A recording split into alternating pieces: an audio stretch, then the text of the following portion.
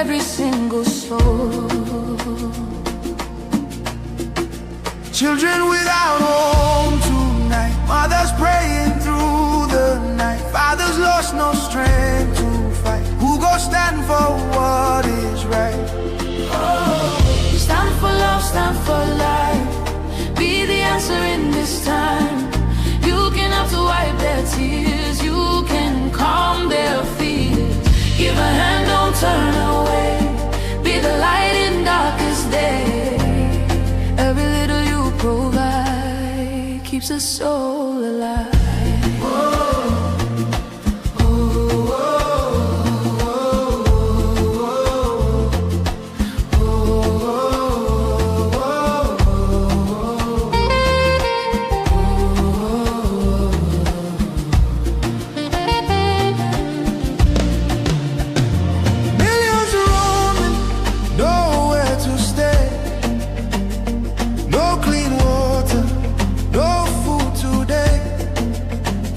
Voices grinding chains, silent echoes filled with pain. 19,000 churches gone, but faith still rising, holding on. In the ashes, hope remains. Love can heal the deepest pains. Shelter broken, dreams erased. Hungry hearts we can embrace. Let compassion take its place. Now's the time to show His grace. Stand for love, stand for life. Be the answer in this time. You can help to wipe their tears. You can calm their fears. Give a hand, don't turn away. Be the light in darkest day. Every little you provide keeps a soul alive. Food, water, shelter, hope. You can be the miracle they pray for.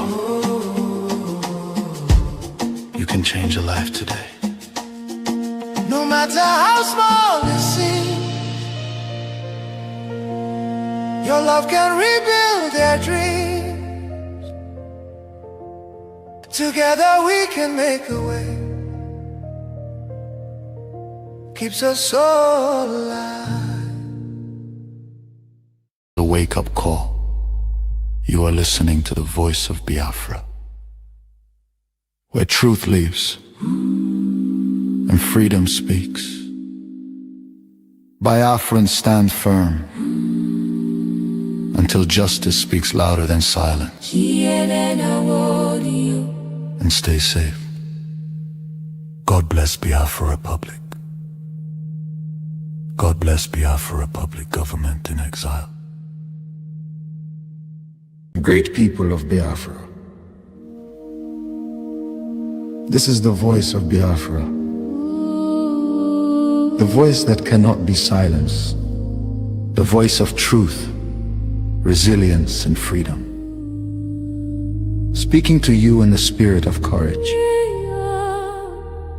and in the language of liberation. Nigeria government has lost control over insecurity.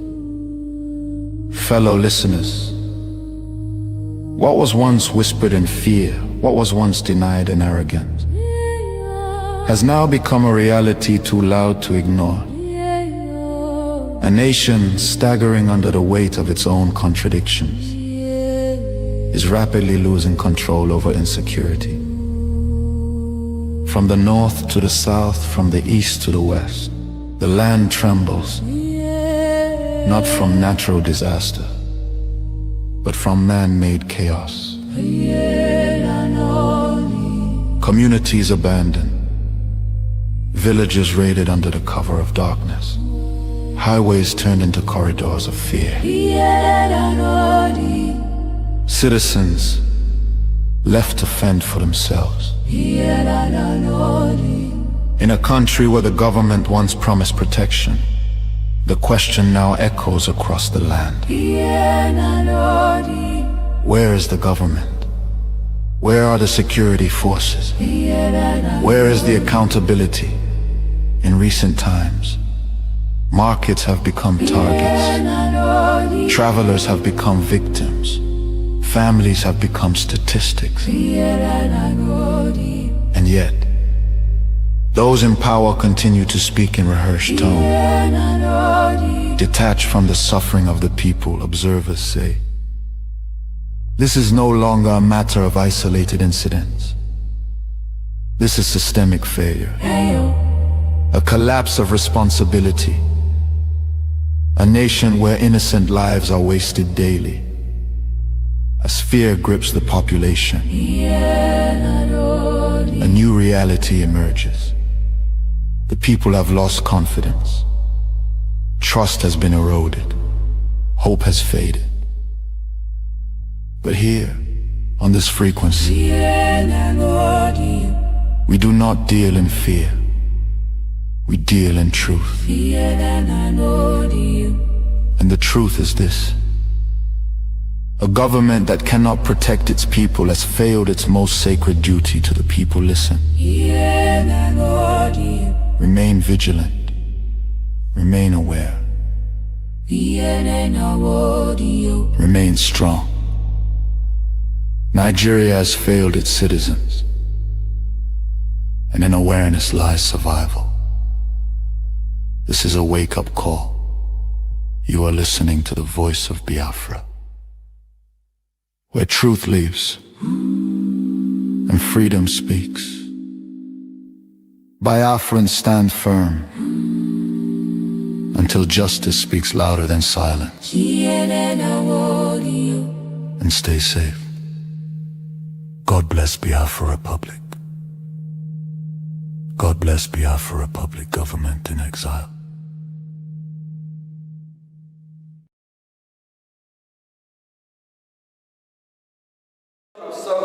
That bipartisan act, drafted amidst the triumph of liberal democracy and the multinational world order, following the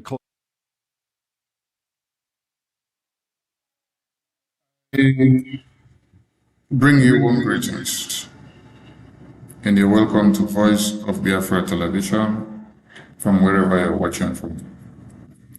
We salute all of you, and as you join us, please call on other people and let them know that Voice of Biafra Television is live and we are on air from all platforms.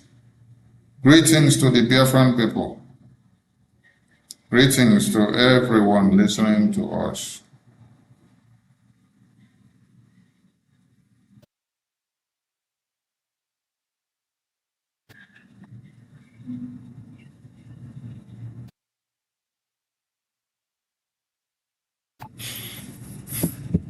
Welcome to Voice of Biafra Television, and in this frequency, we give you the news the way it is.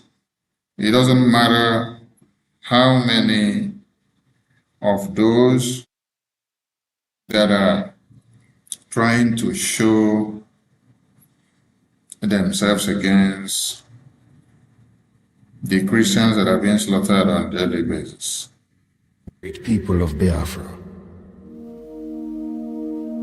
this is the voice of Biafra, the voice that cannot be silenced, the voice of truth, resilience, and freedom. Speaking to you in the spirit of courage and in the language of liberation. So in our renewed quest for Biafra, we are Moreover, not the driving. administration has not made its Yes, good to have you all back again, and I hope we are coming out very clear. Let's check if we are very clear, if we are loud. All right, we are live and direct on all platforms. We are on Facebook, we are on Twitter, we are on YouTube, and we are also on the Voice of Biafra Television, coming out live the entire region of Africa.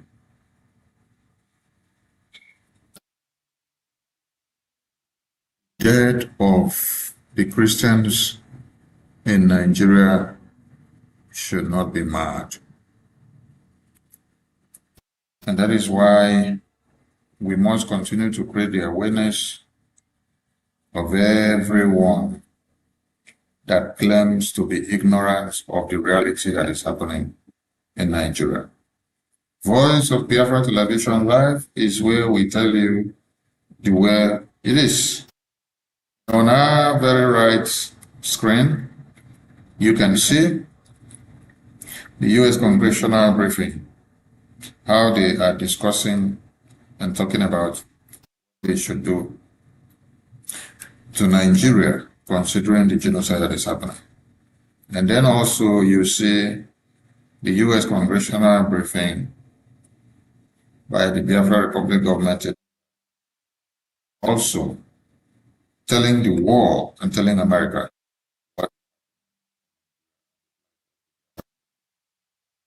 Greetings once again, and you're all welcome.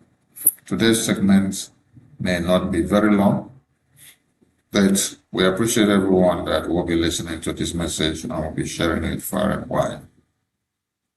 Yes, let us start by appreciating the U.S. government, what they've done, and appreciating the entire Biafran people who are standing their ground, Biafra Republic government in exile. The Biafra Republic government in exile has come to stay, and it is the only voice of the Biafran people that speaks from Washington, D.C. The voice of the hopeless, the voice of the battered, the voice of the hungry, the voice of the motherless, the voice of the fatherless, and the voice gives assurance and hope to every Christian in Nigeria, letting them know their cases are considered and not forgotten. Appreciate those that are piloting the affairs of Biafra at this time, His Excellency Honorable Okechukwu and the entire cabinet of Brgie. If you do not know this man standing here, where you see the American flag behind him, then you are living in denial, because this is the man that is shaking Nigeria from Washington, D.C. He's done it not once, not two, not three, not four. And he continues to. Nigeria is in quagmire. Nigeria is receiving the pain of the good works that he's doing in Washington, D.C. It is through his political and diplomatic campaign that Biafra has been brought up in the U.S. Congress. For the very first time in history, it is through his political and diplomatic engagement with the U.S. lawmakers that has made the American lawmakers now have the boldness to speak of Biafra and to drag out Nigerian government is really in reality. Because they have been telling all of you long before now that the situation in Nigeria is about climate change, that it is about the economy, that it is about the changes in geographical areas. They've told you that it is because the inflation that is happening in other parts of the world is what is driving the insecurity in Nigeria. No. This has been a fat lie. The Biafra Republic government in exile have been able to bring these issues up and to let the entire world know and understand that Nigerian government have been lying. The big question is, why will Nigerian government be lying? Yes, Why will Nigerian government just decide to lie for what they are not supposed to? Are they lying because they just love lying and they enjoy the lying? Or they just want to keep the entire world in the dark? Yes, they want to keep the entire world in the dark because they see it very important that if they do so, nobody will take anything serious that comes out from you that lives in that contraption called Nigeria. But it is incumbent on you to wake up and to tell the entire world that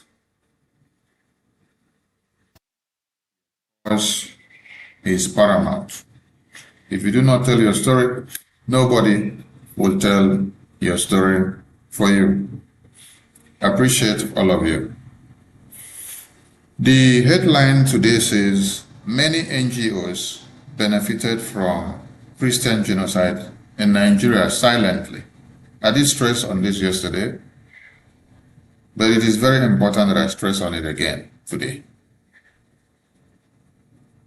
And also, for the first time, I'm going to display something on the Voice of Biafra television, so that some of you will see. And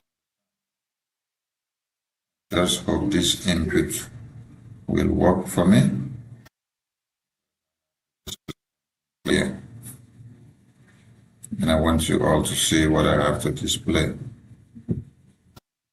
Yes. The entire world looks up to see a society of serenity. And in this same society of serenity, you also look up to see evil. That is why the people of Biafra let it go and will not let it be. Those that say we should not be alive, they themselves will not also. Yes. It is only the Biafran Republic government in exile that speaks for the Biafran people. Yesterday, I stressed this issue, and that is the only government of Biafran people. That is why today, from the back end video you can see here, you see the U.S. congressional hearing, and then you see the Biafra congressional briefing that happened on the 18th of September. So as to connect the dots. Yes. Biafra Republic government in exile was created for a reason. And for that very reason, we are here to uphold that very reason, which the Biafra Republic government in exile was brought about. We are not going to allow anybody to destroy that very reason that the Biafra Republic government in exile was brought about. You may not have seen all our leaders that started the Biafra Republic government in exile till today here with us, but I tell you, that mandate and that vision which we all had and brought up to this very day is what this very Prime Minister and the Biafran people and the entire. So if there is any monkey that is raising their heads from anywhere and thinking that they can be able to destroy that very cause, I tell you, you have made a very big mistake and you are playing with fire. Tonight,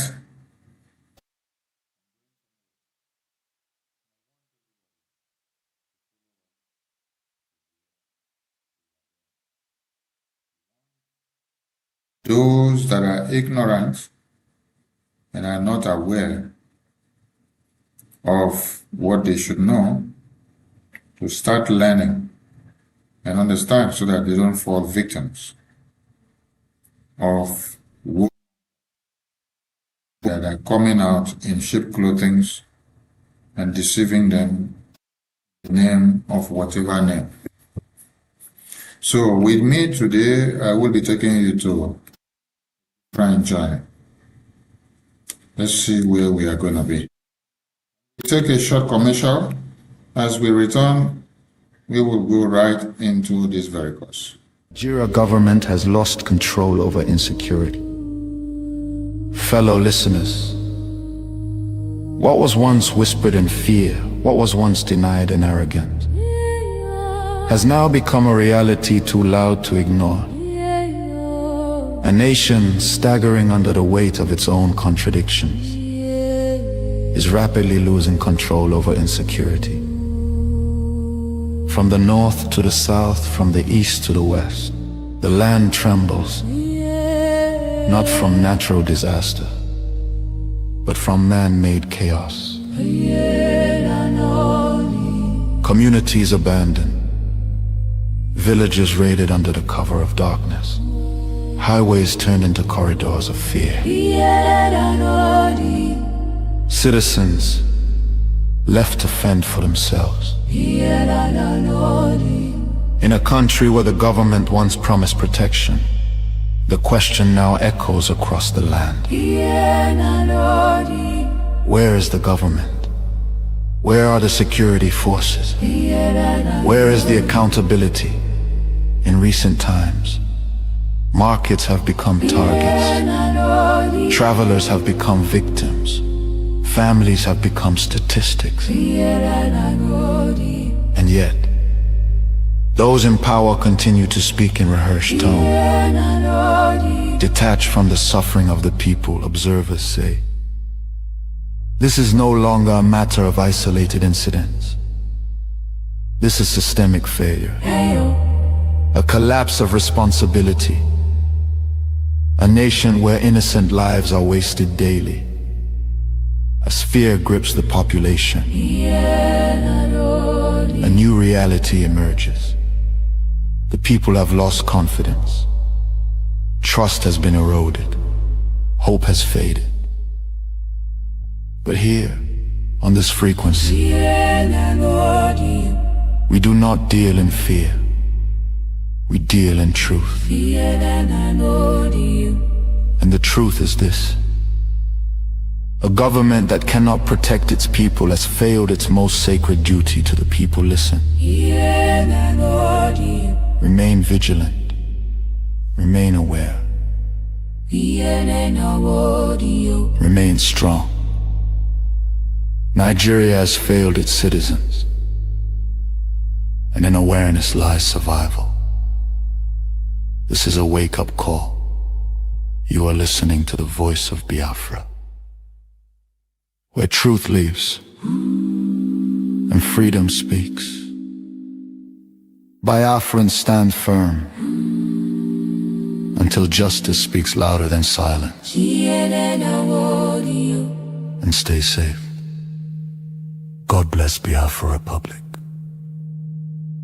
God bless Biafra Republic government in exile.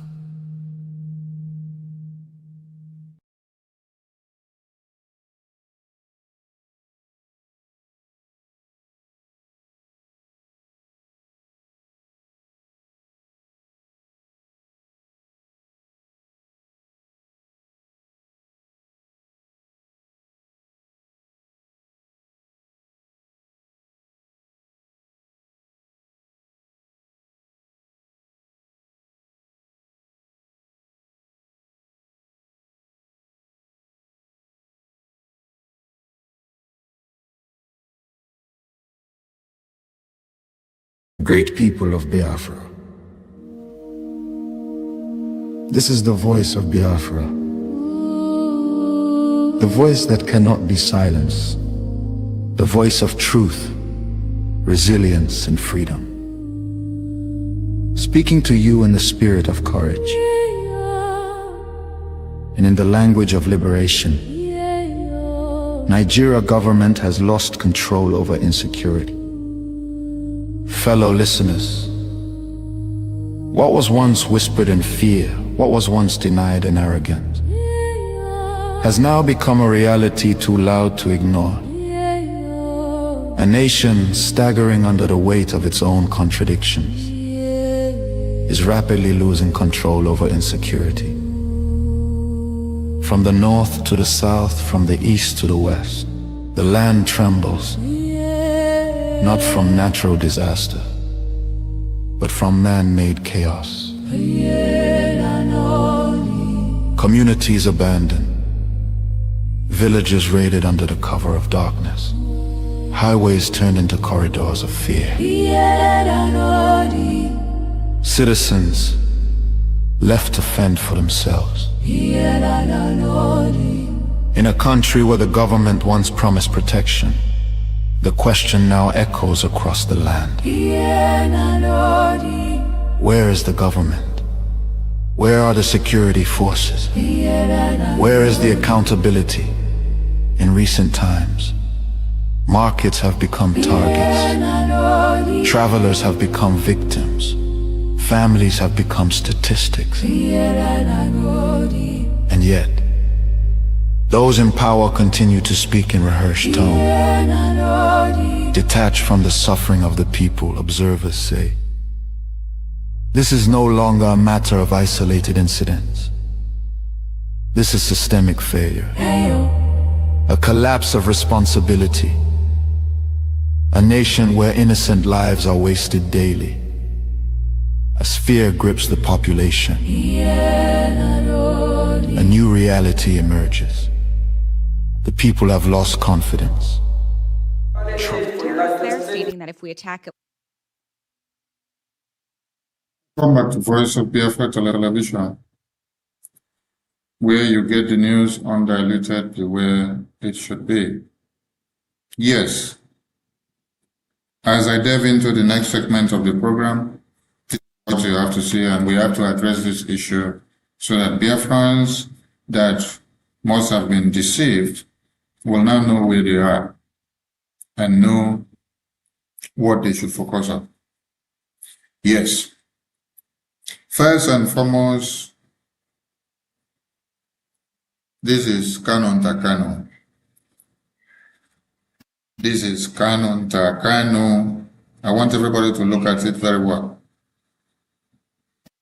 This is Canon Takano.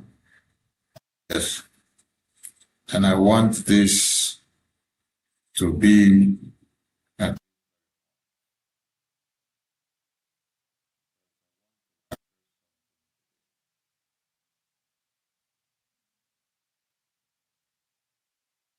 then this is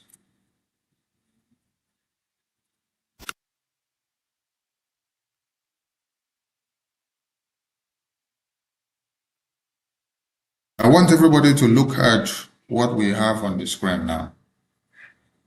And I believe my voice is coming out loud. Yes. I believe my voice is coming out. Everybody to pay attention, pay keen attention to what we are doing. Pay keen attention. Pay keen attention. Yes, I'm checking the phone and our voices are coming out very, very clear. Pay keen attention to what we are doing. Now, on this very flyer on the screen, where you see Canon Takano, what is written there? What is written there is that those who claim to be fighting for the restoration of Biafra in IPOB is the same rogue element are attacking.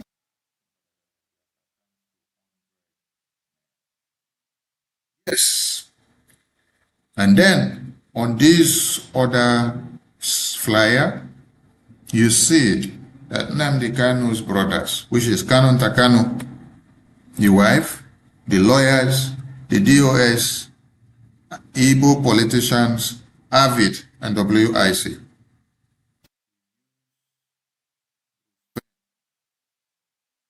that letter to EU President to imprison Mazi Simon Ekpa and deport all Biafrans supporting Biafra Republic government in exile for the release of Mazi Nnamdi Kanu and Biafra recognitions. So we ask the question, who did worst?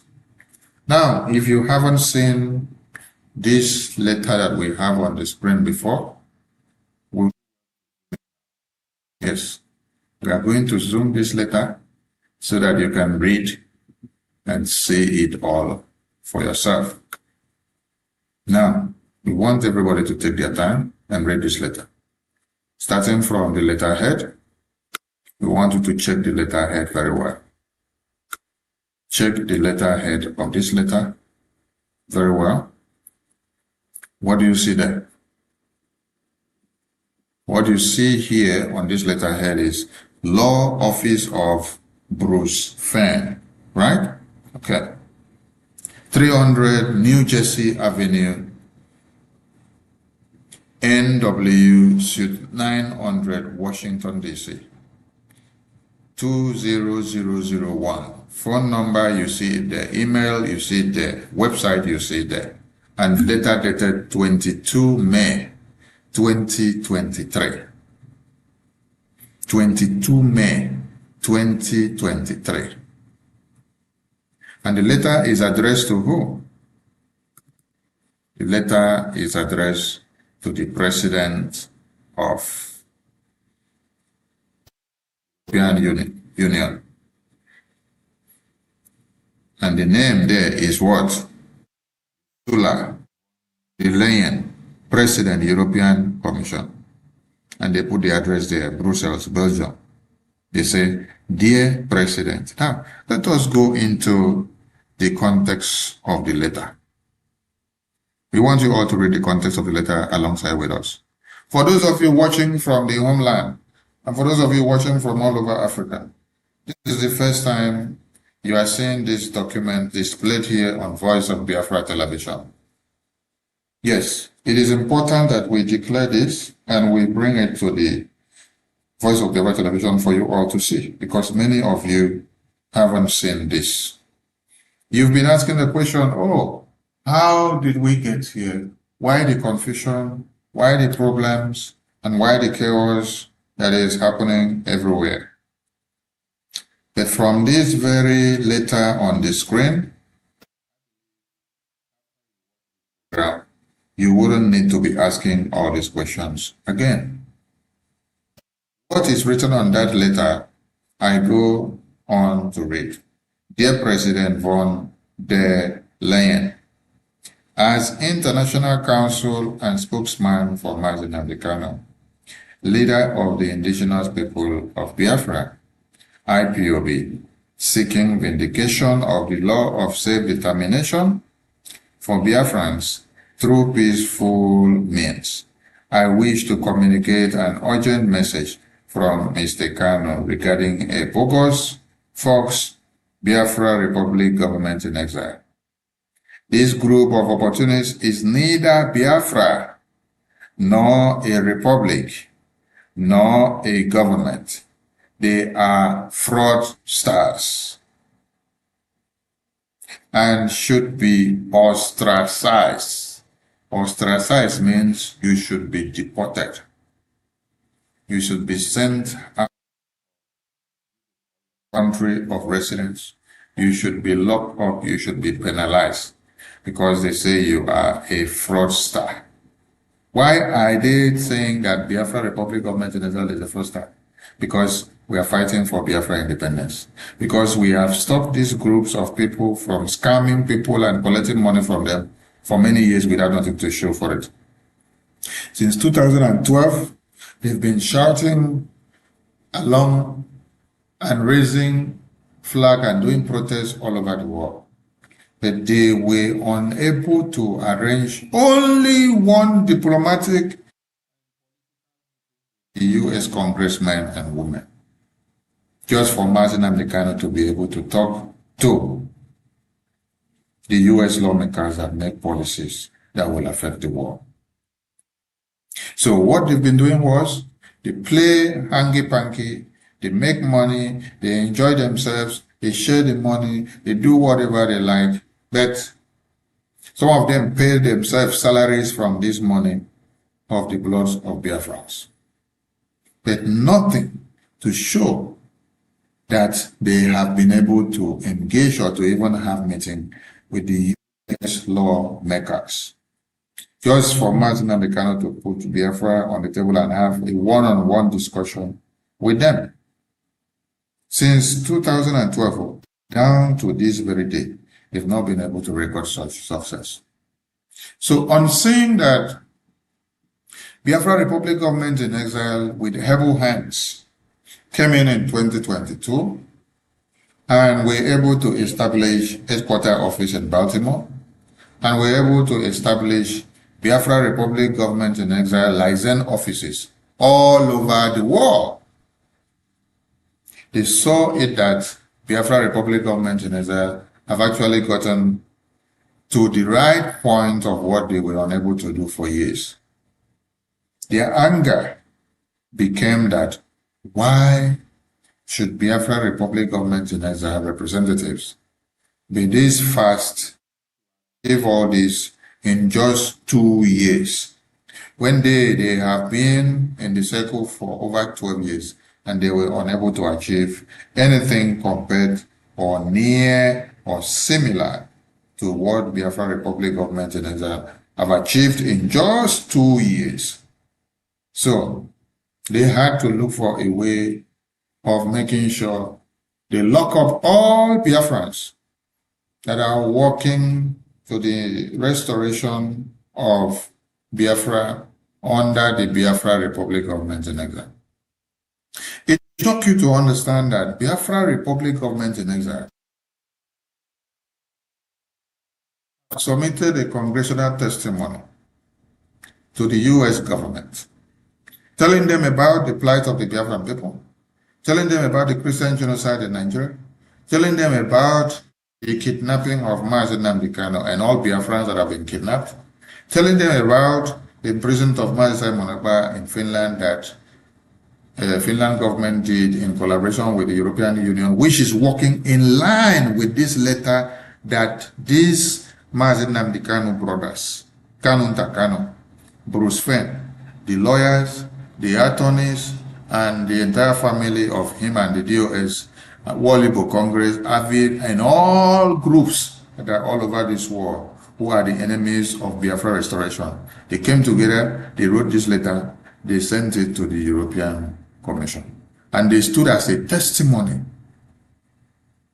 They stood as a testimony to Nigerian government. They supported Nigerian government to tell Europe that Biafra Republic government in exile are fraudsters. But this is the same Biafra Republic government in exile who is taking the cause of Biafra to Washington D.C. for Washington D.C. to hear our voices and to hear our cries and to come to the aid and to the recognition of Biafra. The people that did this are not too far from you. This was done by Kanu Ntakanu, Mazi Nnamdi Kanu's brother. This was done by Emmanuel Kanu, Mazi Nnamdi Kanu's brother. This was done by the wife of Mazi Nnamdi Kanu, Uchechi Kanu. This was done by DOS.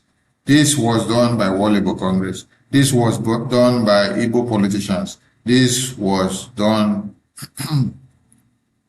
by World Igbo Congress, Organizing Igbo, AVID groups, and all the groups of criminals who do not want Biafra to come, but they want to be making money and continue to shout all hail Biafra from January to December and from the first year to the 20th year.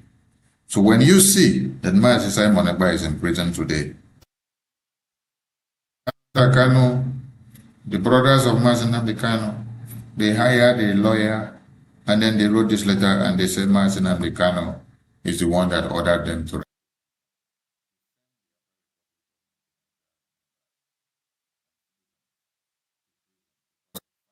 of his own release. Yes, and because of fighting for the restoration of Biafra and the recognition of Biafra. We are reading this letter to you today for you to understand why. They staged a protest in Finland. They gathered in Finland in 2023. And then they submitted this letter in the same 2023. Yes, this letter you see here was submitted in 2023. You can see the date today, May 22, 2023. And then they staged a protest. And in that protest, they carried a placard which they rated the Biafran Republic government in exile is a fraud. Who did they use to do this? They used Bruce Fein. That is why you see that the Biafran people got so vexed when they see that anybody has made his or herself a willing tool and useful to be used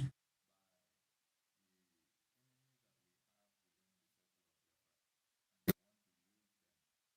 capitalize on the destruction of the recognition and restoration and the state at which the Biafra Republic government in exile have gone in diplomacy and policy making in America. Biafra Republic government in exile have gone very, very far.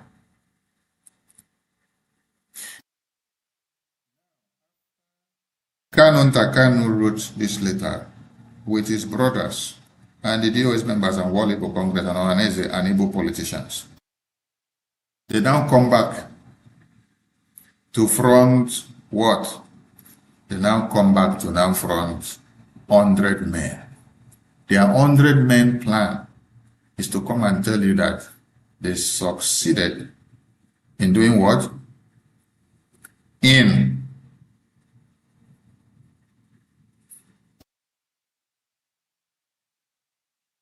tell you that they succeeded in doing what? In sending the Biafra Republic government in exile members to prison, Simon Agba to prison, and that they are looking up to send many other Biafrans to prison. That is what you see from here. And what they are doing now is to front the 100 men madness. Now, I ask you, Biafra Republic government in exile have held a congressional briefing in the US Congress. The Prime Minister of the Biafra Republic government in exile goes on and on educating the US lawmakers on a daily basis about the plight of Biafran people. Very congressional briefing that you see on the screen behind where the US lawmakers talking. It was on the 20th of November, 2025. And in that very briefing, what did they do? The lawmakers that the Prime Minister of Biafra Republic government in exile have educated so much about Biafra took up Biafra in that very congressional hearing. And they had to hear about Biafra spoken for the first time in the US Congress, where they were having a public hearing, where nobody had expected that such will come up. Nobody expected that such will be coming up in the US congressional briefing. So it shocked everyone to have seen that Biafra was spoken of in the US Congress on 20th of November. All glory to the Biafra Republic government in exile. When you now see Kanu Takanu, after they have written this other letter and sent to the European Union, telling them that the Biafra Republic government in exile stars and that they should be ostracized, sent out of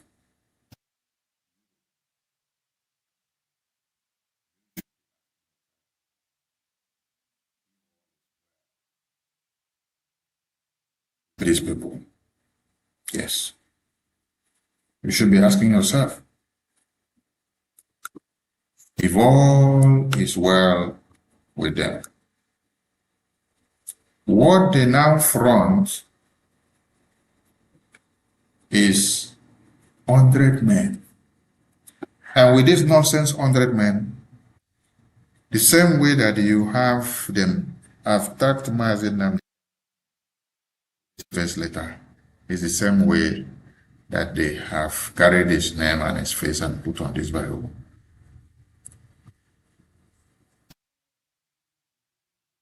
We're working so hard to see that Biafra is recognized in Washington D.C. I want all of you to ask Canon Takano and ask Emmanuel Kano and ask Ejimako and ask Maxwell Okpara and ask Bruce Fenn and ask the wife of Martin Amdekano and ask Walibo Congress and ask Johannes and ask all these groups of lunatics what they had done or what they had achieved. Let them tell us what they had achieved for the past 12 years that they were shouting IPOB, one family. They were just doing protests and going about with flag, shouting IPOB, one family, carrying the biggest of flag and making noise everywhere. Until now that the Biafran people decided to come together and then form a government. They are not happy that there is a government, and it's not just a government, but a proactive government that is doing something. Many of you have fallen for this trap of 100 men. I wonder how you will fall for a group of blind people who have lived for the past 15 to 20 years, but they could not go into Washington, D.C. to deliver anything and to have the result. But Okenkere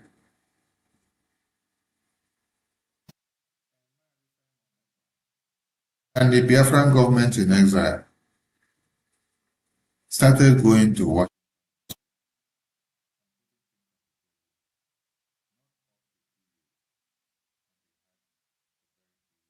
Difference.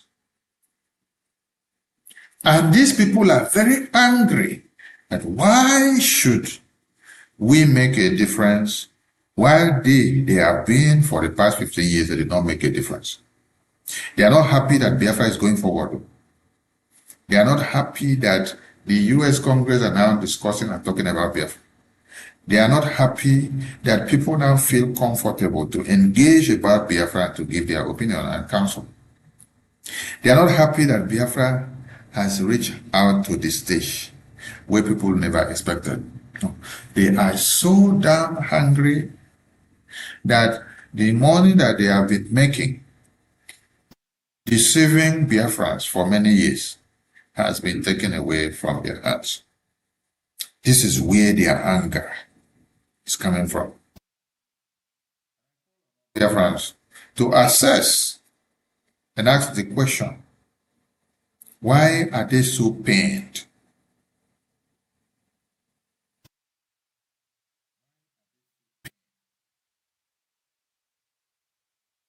So pained, and who will help them out? Pain in them is so much that they don't know what to do, and they don't know how to be able to hide it. Because we are not stopping them from doing what they were supposed to have done. If they were doing well, I tell you, we wouldn't have had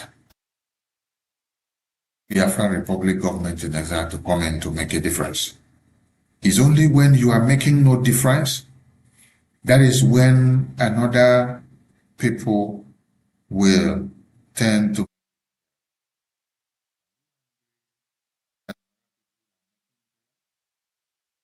angry because you made no difference. Are you angry because you have been a failure and you continue to be a failure? Oh, come on. Biafra Republic government in exile did not stop anybody from doing what they are supposed to do. Rather, the Biafra Republic government in exile wants to see you all do that which you are supposed to in doing that you're supposed to do. Instead, what you're doing is to look for the downfall of Biafrans, the downfall of the good work of the Biafra Republic government in exile in every way possible. Biafra has come to stay, and the Biafra Republic government in exile is unshakable. So, Kano Takano, the question now is, you brought about Ejimako, you brought about Bruce Fenn, you brought about your brother, Emmanuel Kano, you brought about the DOS members, you brought about Uchechi Kano, you brought about Walibo Congress, you brought about Ohaneze Ndigbo and Igbo politicians,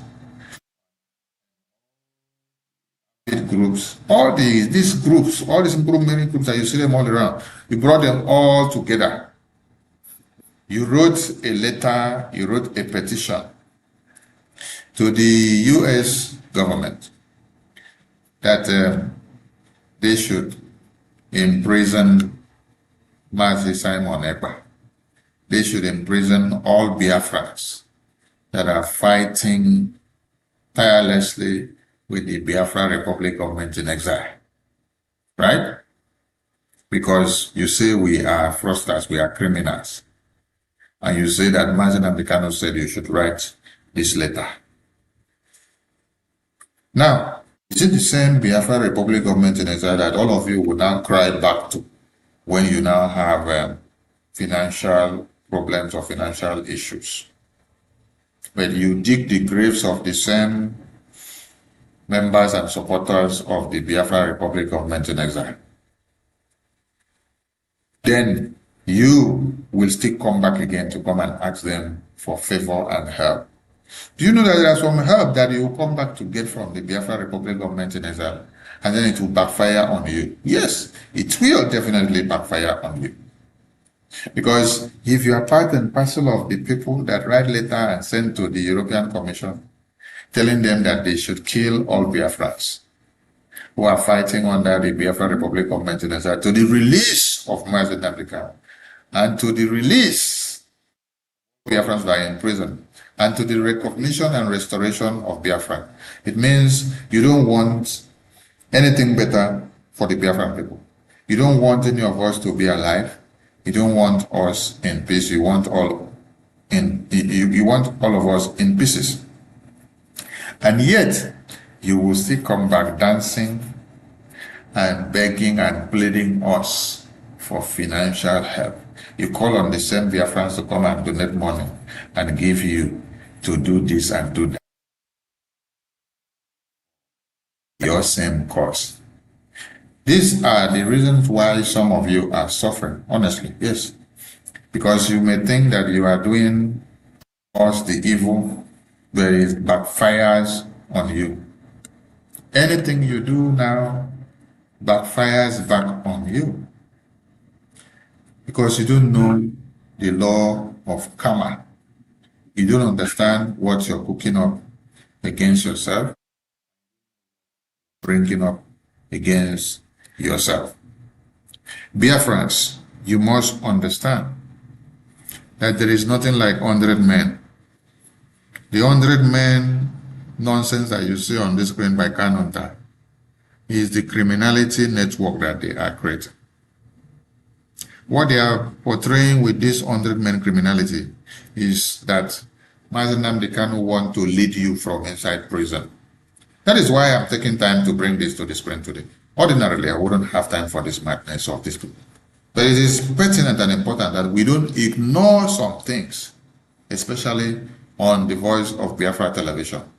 We need to bring it to the screen. We need to shred it to pieces. We need to educate people so that when they see it out there, they will know where to stand and what to do, so that they wouldn't be misled.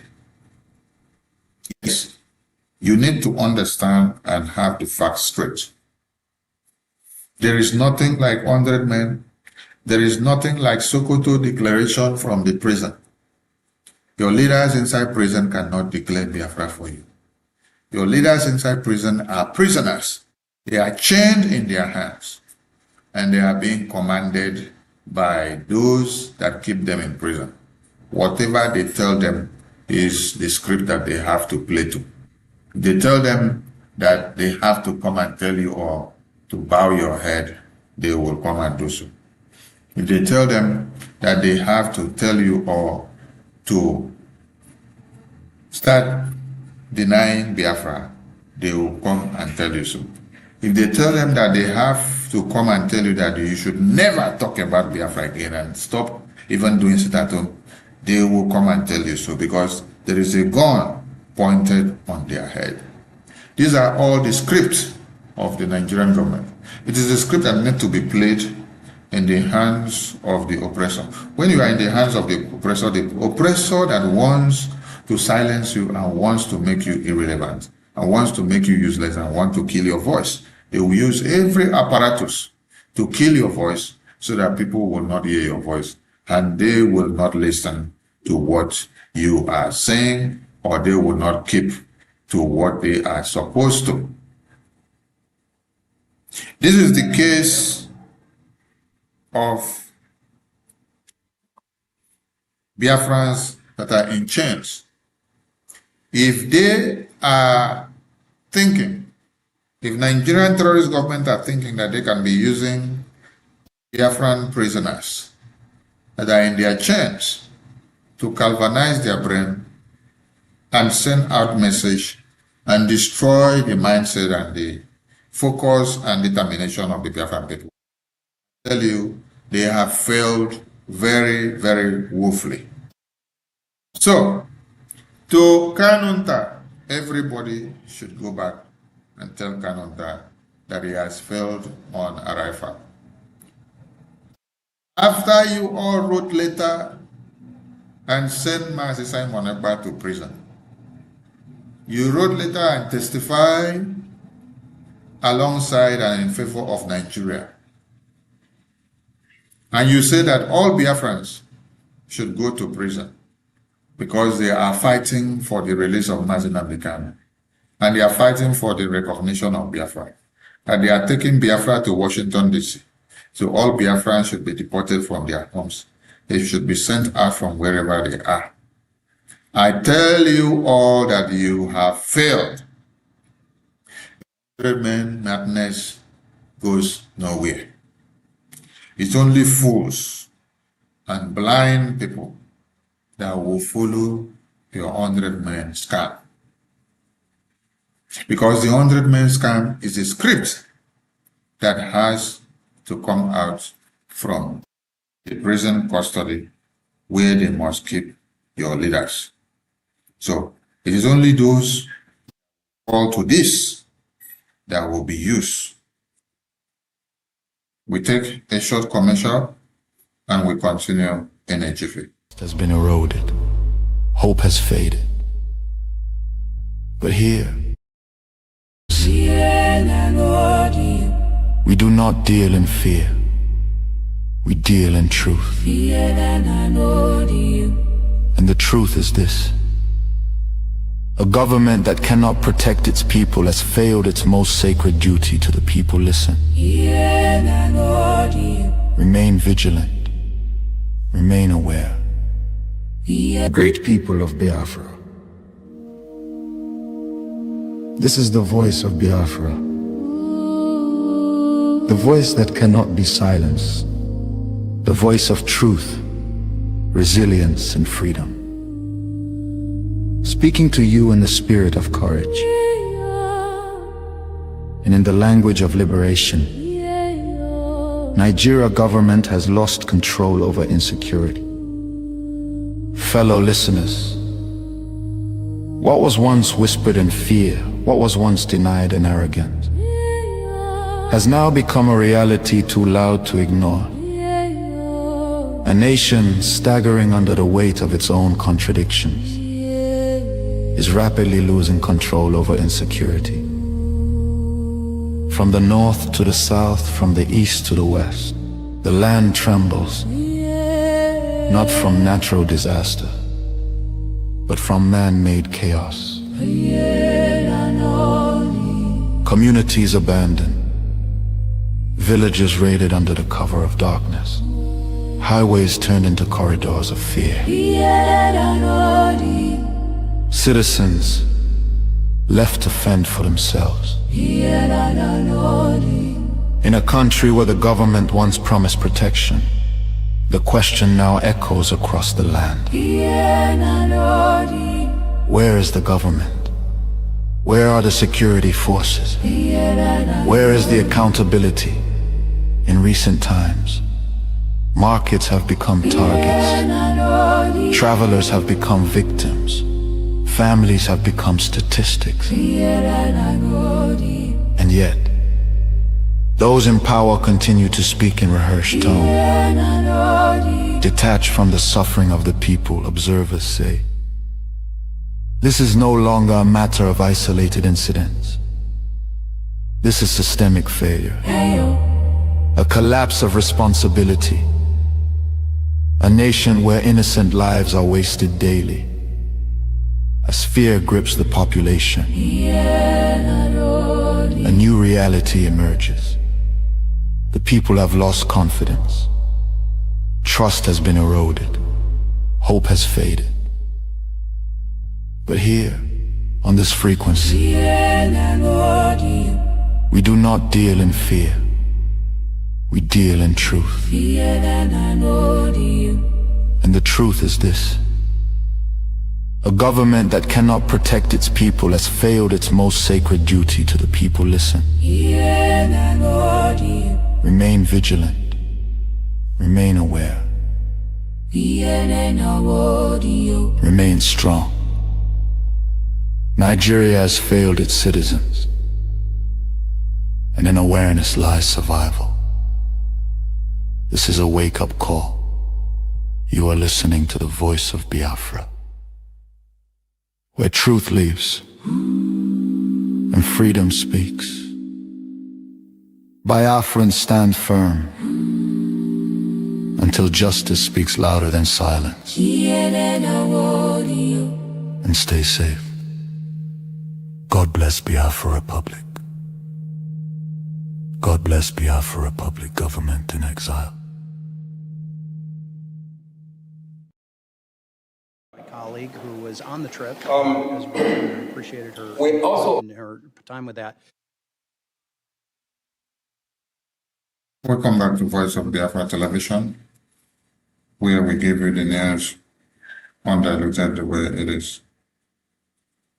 Yes, this is what we've been talking about. Taken time to address this today, so that those that are falling victims of this scam will not continue. Before you follow somebody, ask of result. Before you follow somebody, ask of antecedents. Before you follow somebody, ask of what they've been able to do. Ask them how far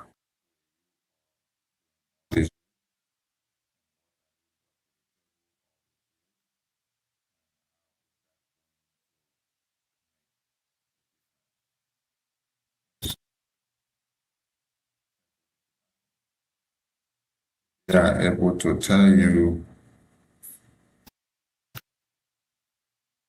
about what they are going to achieve and what they have achieved before now. When you look at their report card and you see that they have done anything to pick off and to follow, then you can be able to. But for these people here that are campaigning and pushing these 100 men, they are the same people that sent Mazi Simon Ekpa to prison. They are the same people that came together with World Igbo Congress and Igbo politicians. They testified in the court of Finland against Biafra Republic government in exile.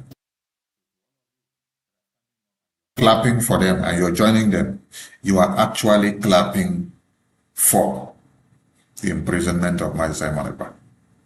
You're clapping for the imprisonment of all Biafra Republic government in exile members.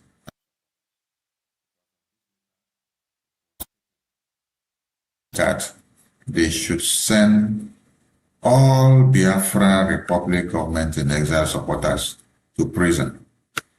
They should extradite them. They should ostracize them. They should send them away from the country that they are. Why? The only crime they said they committed is that they are supporting the Biafra Republic government in exile, them as fraudsters and criminals, and say they are not fighting for Biafra. The people that are saying that we are not fighting for Biafra, we have not seen them been to Washington, D.C. to see the U.S. lawmakers. The people that they say are not fighting for Biafra are actually the people that we see in Washington, D.C. They are the people that we see with the U.S. lawmakers. The people that are having all these meetings with the U.S. congressmen and women are no other persons than the same people that they themselves say that are not fighting for Biafra. The Biafra Republic government in exile is the Biafra Republic government in exile that is meeting the U.S. congressmen and women every time, educating them and telling them the plight of the Biafran people. Also telling them about the Mazi Nnamdi Kanu that was imprisoned, that was kidnapped all the way from Kenya, taken to Nigeria. And these people that we talk about, they cannot take Mazi Nnamdi Kanu case or Biafra case to Washington, D.C. to meet the U.S. lawmakers because they don't have what it takes. But they were able to have what it takes to write a letter petition. Should imprison all Biafrans who are aligning or identifying themselves or supporting the Biafra Republic government in exile. So when you are thinking and asking,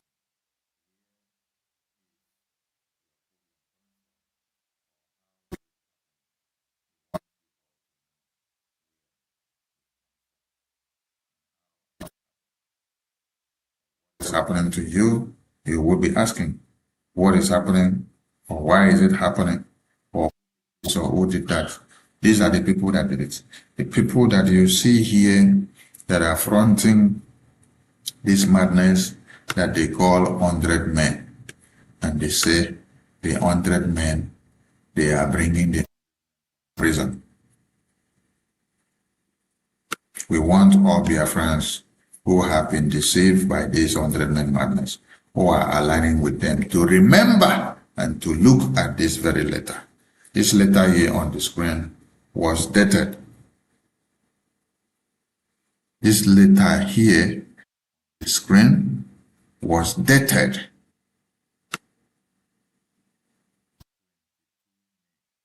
2023.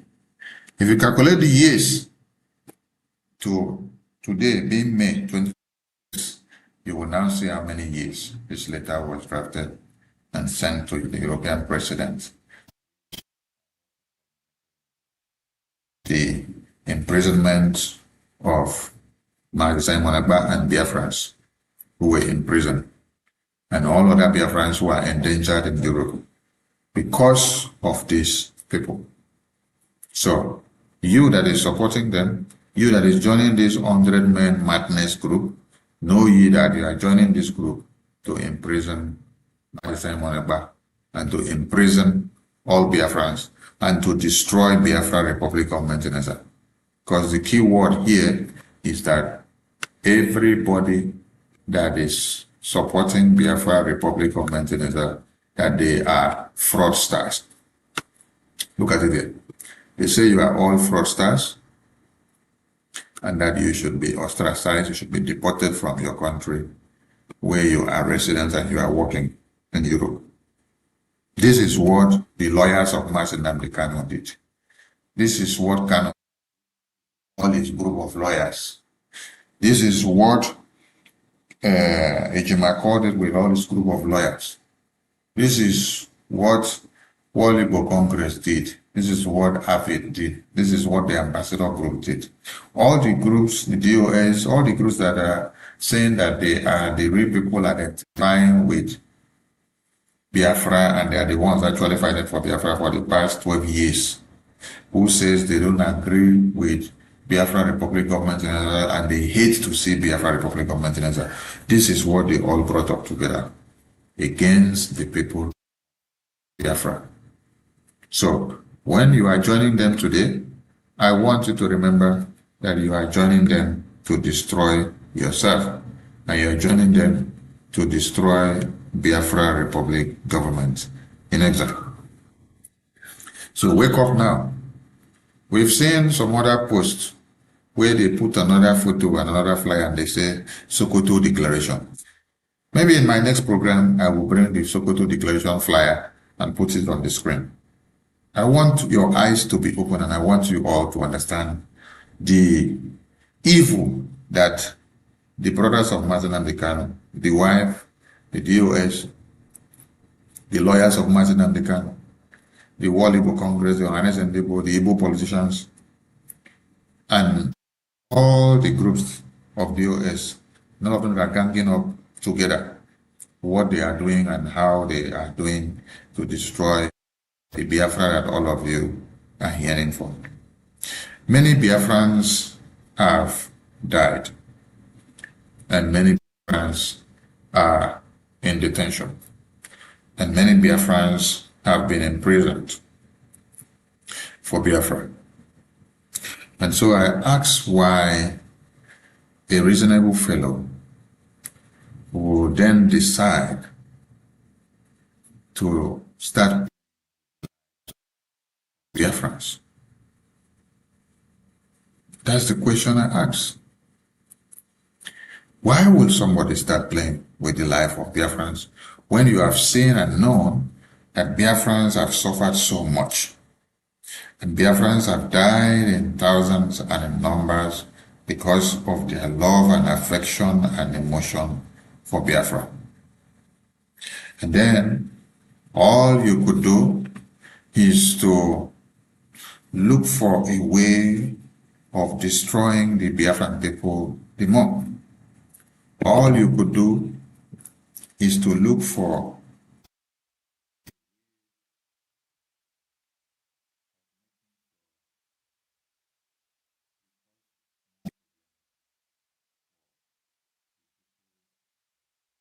Biafra that have sacrificed so much already.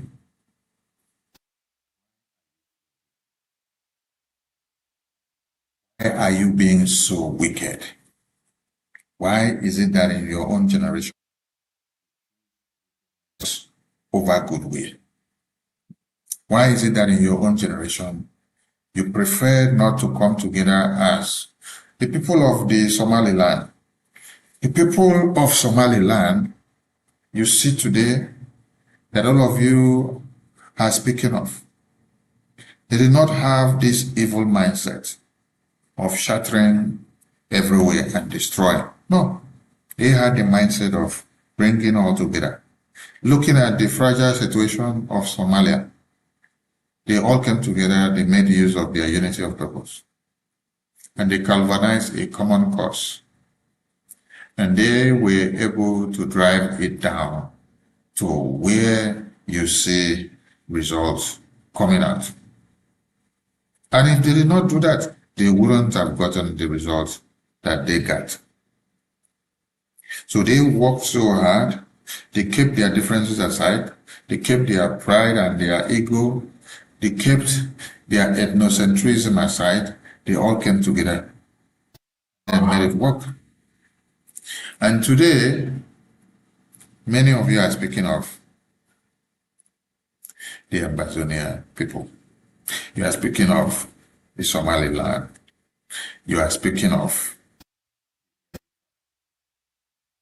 while in Biafra Republic government in exile and while in Biafra cause, you are working so hard to destroy of the Biafra Republic government in exile. What will it profit?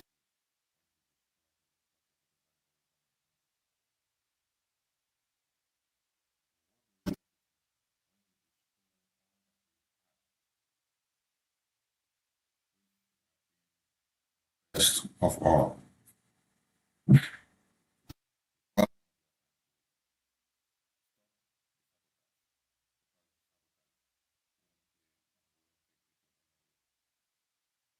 Nigeria is on the crossroad. You sleep and wake up and you see a series of genocide happening in Nigeria today. Have you ever wondered why it is happening so?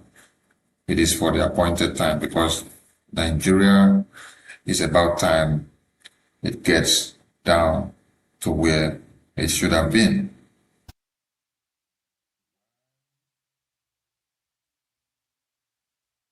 We're not talking about the genocide that is happening.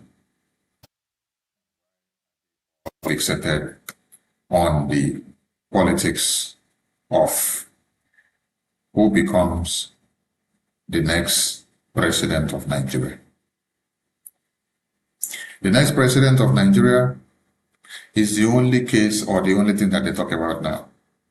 But while you are shouting the next president of Nigeria, how many people are dying?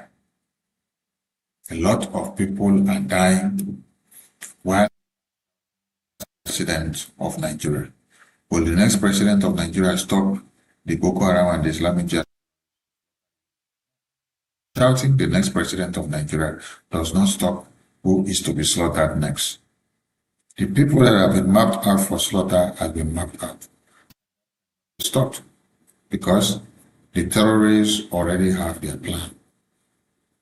Many of you are now hell-bent on only posting the videos and photos of the people that are massacred and slaughtered after they have been massacred and slaughtered. The videos of the massacred and slaughtered. Is that all you got? Oh, you have nothing else. Oh, I see. All you got is what is to be massacred and slaughtered, and you get nothing to offer. You need to wake up, because when they finish in the next community, your own community will be next. Peter Obi is an agent of Nigeria.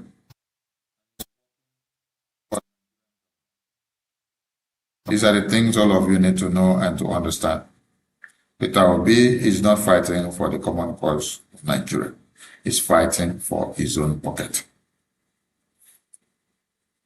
Peter Obi was used by the British government in 2023 to distort the minds of Biafrans on their determination for Biafra independence.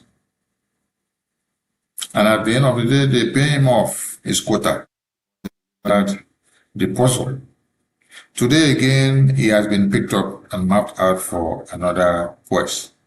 This time, they toss him around from Labour Party to ADC. From ADC now you see him in NDC. Very soon you will see him again jump out from NDC to another party. The Northerners have understood that he is playing the game of Britain, and at this time the game is not going to favor them, because the Biafran people have unanimously come to a crossroad and said enough is enough. Is either you let Biafra go or you get it hot. So Peter Obi must find a way to play the game that he has played in 2023. Ask yourself a very simple question. Why didn't they bring Peter Obi, or you did not see Peter Obi since the time of Buhari, or since the time of Murtala Mohammed, or since the time of Yaradua, or since the time of Goodluck Jonathan. As at that time, how was the Biafran momentum? The Biafra independence momentum, how was it? How did it wax and how far did it go? Has the Biafran people then gotten to Washington, D.C.? Have they gotten a lobbyist and attorney then that speaks for them and become their eye and nose and ear in Washington, D.C.? Have they had the opportunity to put congressional testimony before the U.S. Congress? Have they had the opportunity to appear before the Congress to give a congressional briefing, testifying all that has been happening in Nigeria? And they never had such opportunity. That means Biafra did not hit the limelight then. But now that Biafra has hit and reached the apex, and it almost at the climax, that is why Peter Obi is brought out for this very purpose that you see today. So for those of you that have become so foolish and so gullible, and you play to the gallery of pretend designed hegemonic tendency using Peter Obi to keep Nigeria as one, you will all regret this. Because when the next set of Boko Haram terrorists invades your community, slaughter and maim and destroy, Peter Obi will be there to help you.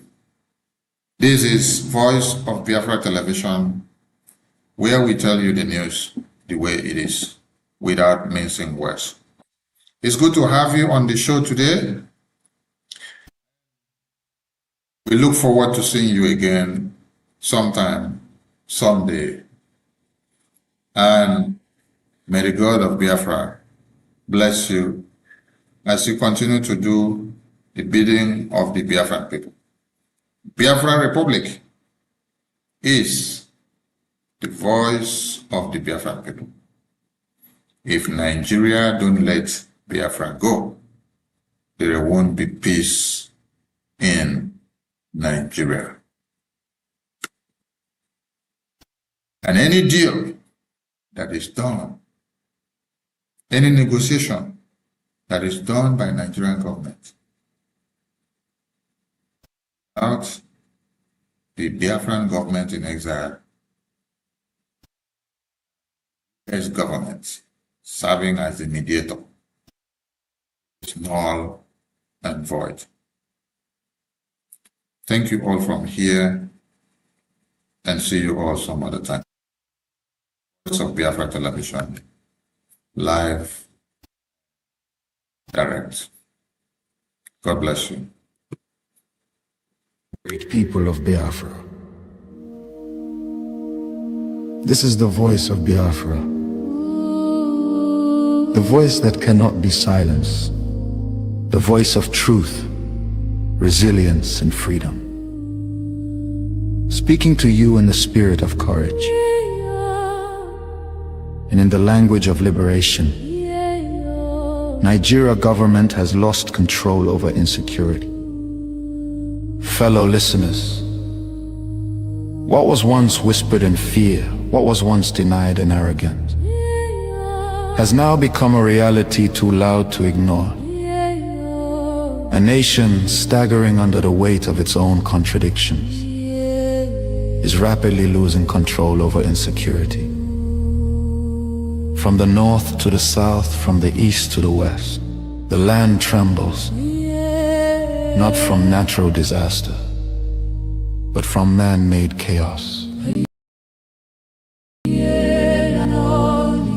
Communities abandoned, villages raided under the cover of darkness, highways turned into corridors of fear. Citizens left to fend for themselves. In a country where the government once promised protection, the question now echoes across the land. Where is the government? Where are the security forces? Where is the accountability? In recent times, Markets have become targets. Travelers have become victims. Families have become statistics.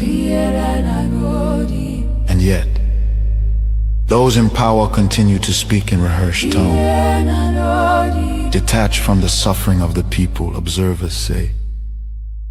This is no longer a matter of isolated incidents.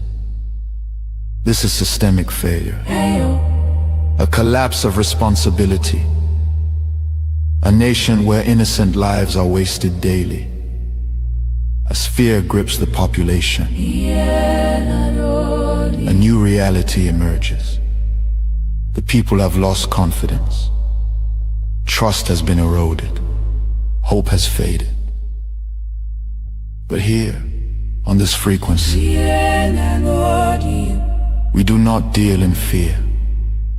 We deal in truth. And the truth is this. A government that cannot protect its people has failed its most sacred duty to the people. Listen. Remain vigilant.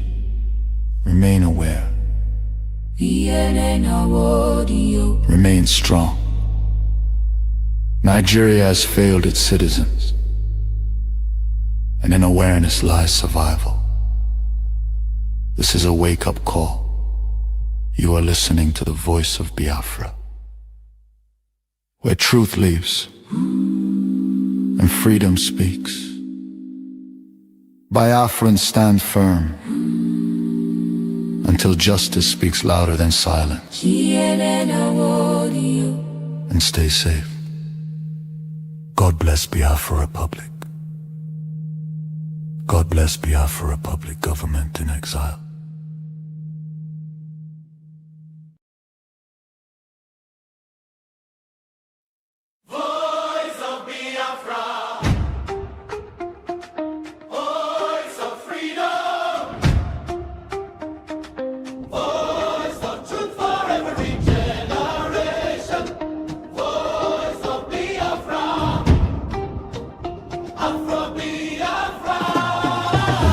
From the land of the rising sun, from the land of courage, from the people of truth, rising above every silence, speaking hope to the world. Voice of Biafra, voice of freedom, voice of truth for every generation, voice of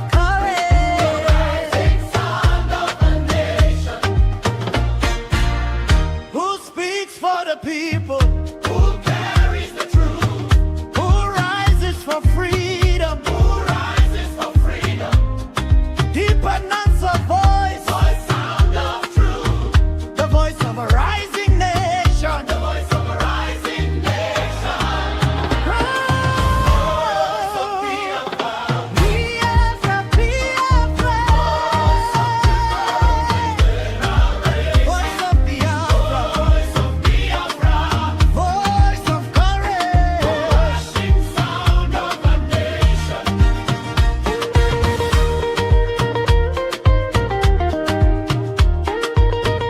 Voice of Biafra, voice of Biafra, voice of truth for every generation. Voice of Biafra, voice of Biafra, voice of courage, the rising sound of a nation. Voice of Biafra, voice of Biafra, voice of truth for every generation. Voice of Biafra, voice of Biafra, voice of courage, the rising sound of a nation. Voice of Biafra, the pride and sentence. Voice of truth for every generation. Voice of Biafra, voice of Biafra, voice of courage,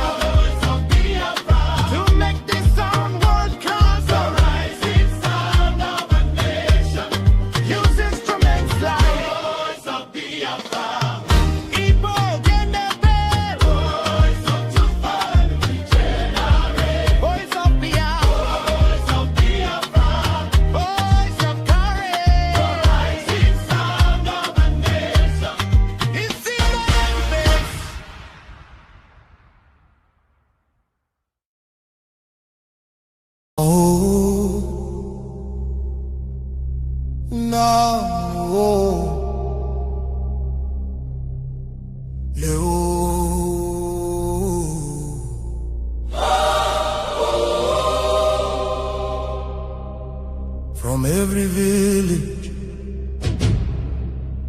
every city, from homeland to diaspora. Hope is rising again.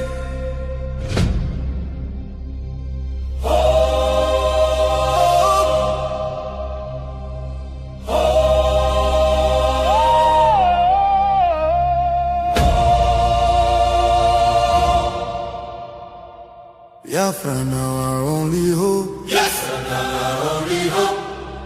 Hope for today, hope for tomorrow. No more pain, no more sorrow.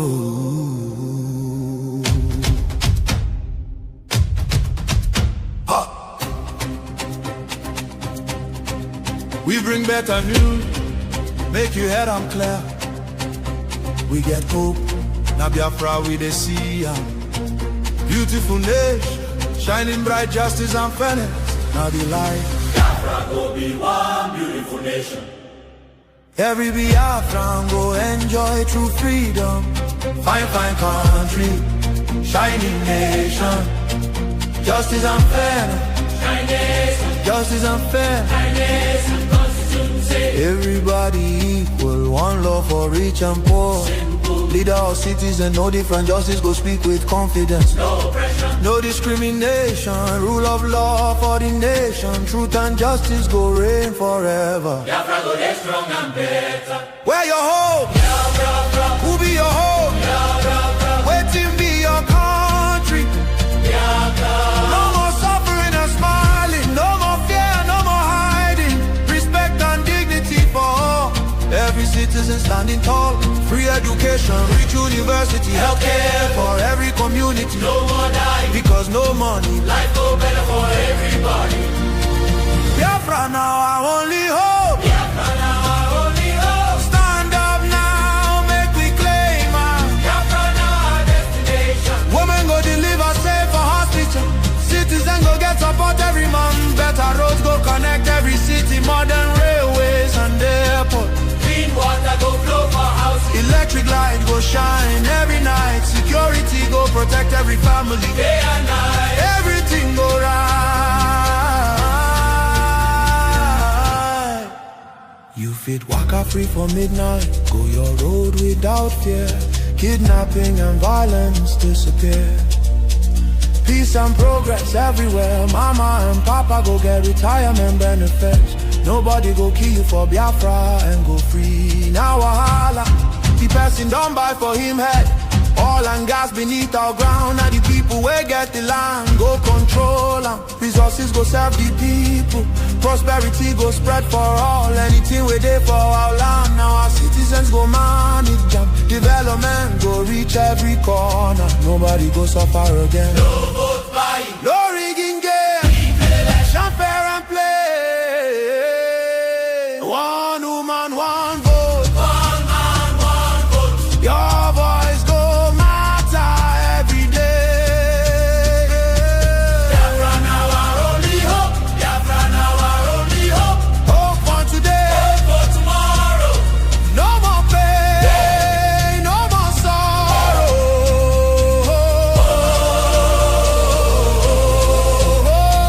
Biafra now our only hope. Biafra now our only hope. Hope for today. Hope for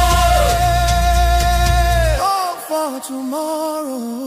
No more pain, no more sorrow. Biafra. our home. Our country, Our future. our future. Biafra now our only hope.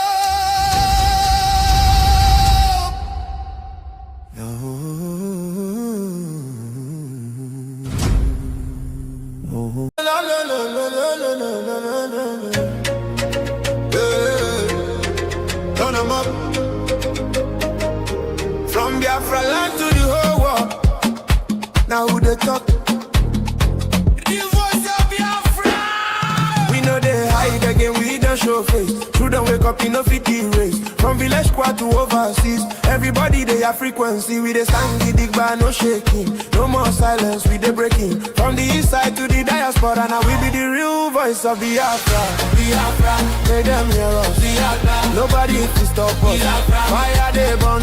Anywhere you they make you tune and turn. Signal down strong, you don't reach everywhere. From Africa go Europe, then they hear I'm clear. We they talk truth, we know they fear.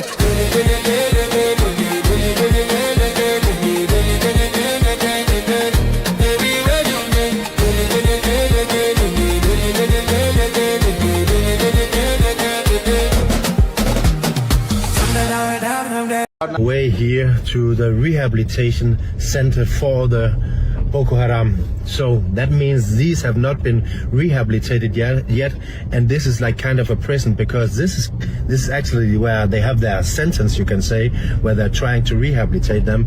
So this will be even more risky than before, but let's see if we get the allowance to get in. So this is not so easy to get into this rehabilitation center. So the people are very friendly, and the one is calling his boss, and another is calling his boss, and another was calling his boss, and now we're going to meet with our general of everything. Yeah, they are imprisoned inside here. I'm not sure if these are, they're probably not. If maybe they are, they could be Boko Haram, and then they are allowed to get outside, because he just told me some few of them will get a pass or something to get outside to, yeah, get some water here from the well, or maybe, yeah, little by little try to go out in the town to rehabilitate. So it could be, but they are inside here, and there's like 100 plus Boko Haram members inside here.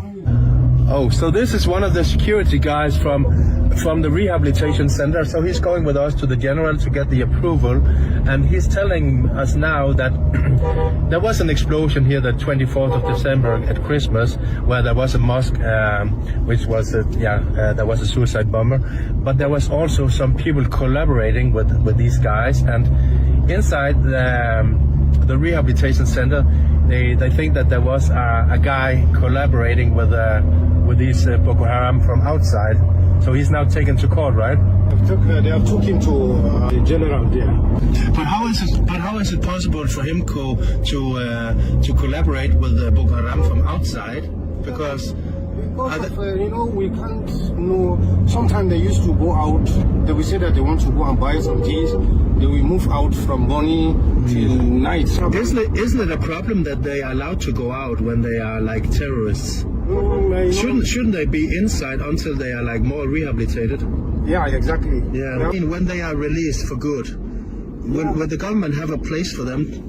No, the problem with, when they release them for good, the government will give them some money and give them to start some business. So they will release them to go back to their area. So after a long meeting with that very important person inside that office here to get into the rehabilitation center, or at least he thought himself that he was very important, a little annoying type, if you know what I mean. But the thing is, it got me in more troubles than a solution to get inside the rehabilitation center, because it seems that all the stuff I was doing, I just been doing, you know, I was not allowed. I needed a permission for everything from the governor, not even from the general. I mean, I needed from the governor to visit all these other places with the Boko Haram and the ones who fight them and everything like that, to document it. He was like, which company are you from? Where are you from? I never heard about that, anyone like getting a permission for that without a license from the governor and etc., etc. So I was just like, no, don't worry, I just got a picture with them because I could see where things were going, right? Did you take any videos and stuff like that? But I was like trying to kind of man flirt. I'm like, okay, I see, I totally understand. So you're from here, I heard you were in the military doing a really good job, so I just changed a little subject, he forgot about what I actually just did, which was not allowed. Anyway, I don't give up so easily, even rejected with a warning from the general. So we head on to another Boko Haram rehabilitation camp, trying to get access, this time the biggest with many hundreds inside. This is the place. Yeah, this is the headquarters of the rehabilitation center. near Maiduguri, which is the rehabilitation center of Boko Haram, basically. I managed to get inside for a short while, but without filming much, because all eyes were on me, and suddenly I needed to speak with the manager running this place. He told me politely I needed to leave immediately. My contact also told me the general from before had called all the rehabilitation camps and likewise places, warning them. But this is filmed from inside the rehabilitation camp, and this is Boko Haram. Salam. Then I heard that the Boko Haram repenters, or as you know, many still with Boko Haram minds, were preparing to get out in the bush and fight. So now the military armed them, so we drove back. But it definitely didn't feel more secure. Not me, thank you. Oh, a little more to think about now, because all of them, they have like weapons here as well. So they are former Boko Haram, so you will never know what they're going to do. But they're actually going in the bush now, right? In the bush. Even here in the night, they will go out. You will sleep in the bush also? I'm living like 1 month in the bush. So they're spending month in the bush before come back. Ah, so now when they go, there will be 1 month? There is some people now, they come. Some people, they come. They go and replace the person they come and relax more. Ah, so they go on shift? Yes. Yeah. Some come in, some go. Yeah, so they will go out and hunt their old friends, I guess. But it's still very crazy to think about that these people, they have killed a lot of people when they were like in Boko Haram, and then so just now being here with all these former Boko Haram is just crazy, because as you probably know, they did a lot of evil stuff, all of them probably, but now they are trying to do the right thing, or I'm not sure if they are forced to it, and they can probably turn side every moment.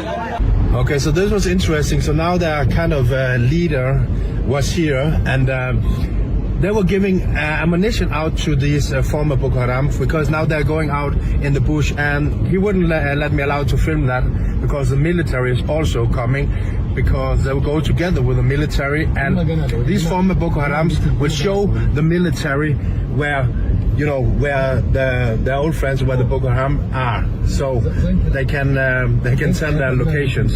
So that's why they go together with the military to hunt them down and fight them. Repenters are former Boko Haram. So all these people here, they were Boko Haram. They killed a lot of people, but they went into rehabilitation. Now I want to ask these old Boko Haram, but now repenters, some questions. When the 14 Boko Haram da suka yi repentance, suka yi switching, suka dawo suna taimakawa vigilantes, civilian JTF suke fighting da su, shine ke son yi. Was it because of money or Saboda kudi ko saboda poverty? They say they doesn't have this answer. They don't want. Shima yace, don't worry. Shima yace, if there is any answer, if you doesn't refuse to answer, just say you don't have answer. Yeah, that's okay. You can refuse to answer also. Boko Haram, they are killing people. So what's the reason they are killing people? Because of the money, or because of the religion, or because of what? That's why you want to know. Yeah. I'm thinking about now, when you see a white person like me now, because you were indoctrinated to hate me, you were indoctrinated to kill me, you should kill all Westerns, right? How do you feel when you see me now? Do you feel the same, like, is he bad, is he evil, or how is it?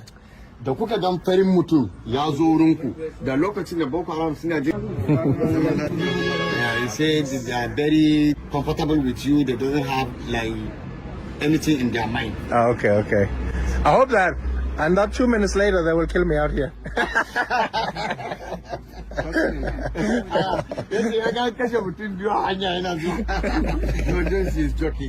I'm joking. Just when I'm standing here, joking, thinking I'm okay, there comes this man from the side with something hidden inside his jacket, approaching me, but luckily getting stopped by one of the others. They took him away, and I was later told he had a knife in his jacket, which he tried to attack me with. This is where I realized that many of these people will never change. They are still Boko Haram terrorists inside, now just being paid by others for a moment. Many don't regret a single thing, and this guy would have been a hero of Boko Haram if he stabbed me and finished the white Western guy for good. And later my contact contact was told he had a knife under the jacket, but I guess he's just taken into the rehabilitation camp again, or probably just still walking around freely. Stop him, see why you are. And their mind are already fucked up. Yes. So you never know what they can. Yes, that's why you stop him. Yeah. That's why you stop him. Because maybe if he killed me, if he go back to Boko Haram one day, he would be a hero. Yes. That's why. Yes. That this is actually very dangerous to be here. Yes. For a white man, because their mind can just change like that and then stab you. Yes. I'm very happy that you saw the same as me. But back to this meeting with these former Boko Haram, or still Boko Haram, who knows? That they see, you know you, me, I don't know you, I know they tell you. You understand? Yeah. Because he say you are a news person, Yeah. and he can't tell you his story because just like that he doesn't know you. No, he doesn't know I where you understand. come from. He can. No problem, no problem. When they are killing people out in the bush, I mean, why do they also kill other Muslims? Me yasa mutane suke kashe musulmai irin Boko Haram? Me yasa suke kashe musulmai a jeji tunda sun ce wancan musulmai? A yanzu a cikin wasu. So as a Boko Haram, how many people did you kill, you think? No, you're not answering. You're not answering. This man say he killed like 100 people. 100 people. So you killed, I mean, normal people around Maiduguri and in the bush. Only in the bush. Only in the bush. What was your age when you started? 10 years. 10 years, starting with a gun. Yes. And the elders, they forced you to kill. Manyan da suka dinga sa ku kuna kashewa. Manyan ne suna nema kuma. Yes, the elders they give them instruction to kill. Wow. Yeah. So this guy, he killed more than 100 people. Yeah. And now he's hopefully on the right path. You needed to burn villages. You even needed to kill children and women, like everyone, right? That's how it is. Yes. No, they say the big one. They are married. If they capture the ladies, they can't kill the ladies. Okay. They are married them. Let me narrate in the Hausa. In an kama mata ba a kashewa ana aure ne. Am I right? Yes, they are married. If they catch the women, so they are spraying their married women because they doesn't have plenty women in the place. No. So that they doesn't kill women. If they carry women, they marry her. So they can't kill it. And the small kid, they can't rape it because they never reach that age. Okay. You understand? Look at this. Who would have thought that I could just go here and meet these former Boko Haram and without killing me now? More Christians are killed for their faith in Nigeria than anywhere else in the world. Since 2009, Islamic jihadists have murdered more than 50,000 Christians in Nigeria, and more than 20,000 churches, schools, and religious institutions have been destroyed, most burned to the ground. Scores of Christians and several others were kidnapped over Holy Week. Nigerian officials have been, unfortunately, complicit in facilitating these atrocities. At the state level, a dozen Nigerian states implement Islamist blasphemy and Sharia laws. At the federal level, the government looks the other way at Islamist violence. The result is, unsurprisingly, yet more jihadist violence.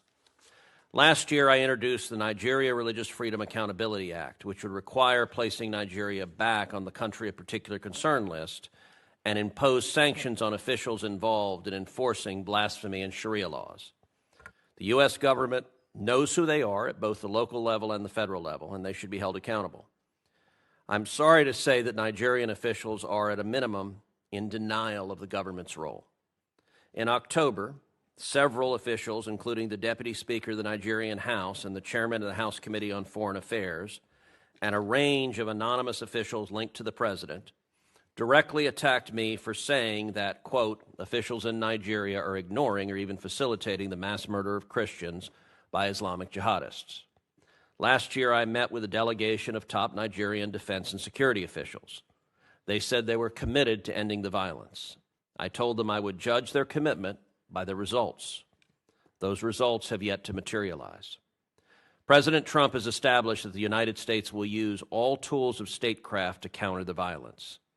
He ordered that Nigeria be added to the CPC list, and in December he ordered the Department of War to target ISIS terrorists in response to their massacre of Christians. I'll note that the Nigerian government said at the time that it welcomed and indeed requested the actions. I find their statements to be somewhere between hypocritical and infuriating. In December, the president said that jihadists had been targeting Christians in Nigeria, quote, at levels not seen for many years and even centuries. What does the situation look like now, several months later, and what can and should the United States do to stop the mass murder of Christians?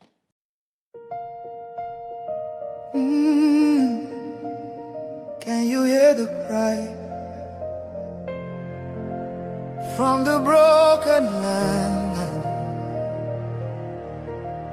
from the wounded hearts?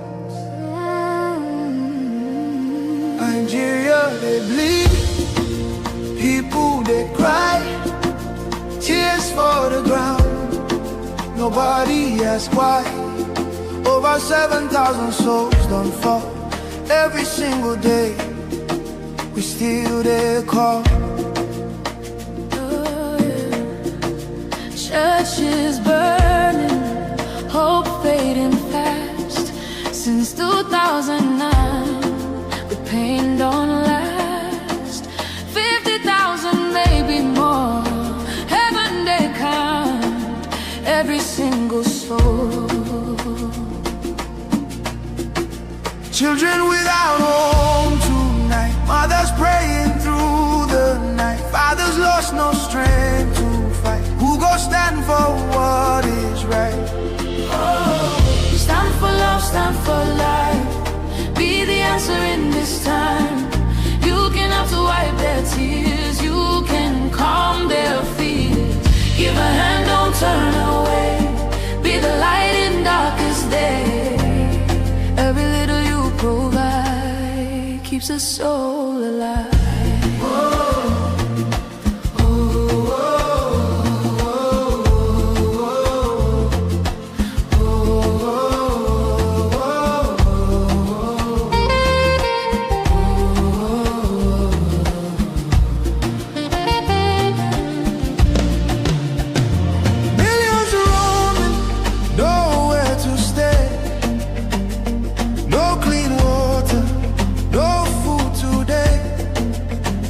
Voices crying in chains, silent echoes filled with pain. 19,000 churches gone, but faith still rising, holding on. In the ashes, hope remains.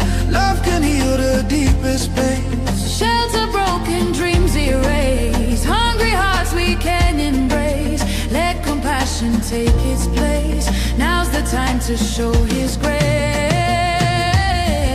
Stand for love, stand for life. Be the answer in this time. You can help to wipe their tears. You can calm their fears. Give a hand, don't turn away. Be the light in darkest day. Every little you provide keeps a soul alive. Food, water, shelter, hope. You can be the miracle they pray for. You can change a life today. No matter how small it seems, your love can rebuild their dreams. Together we can make a way. Keeps us all alive. Oh, no,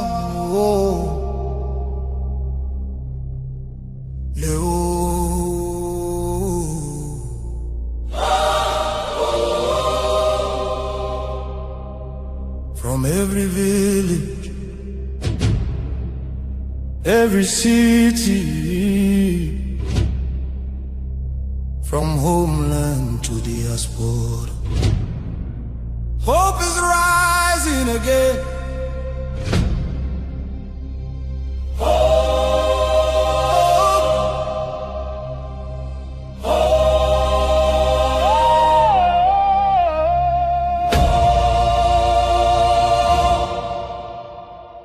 Biafra now our only hope. Yes, now our only hope. Hope for today, hope for tomorrow. No more pain, no more sorrow.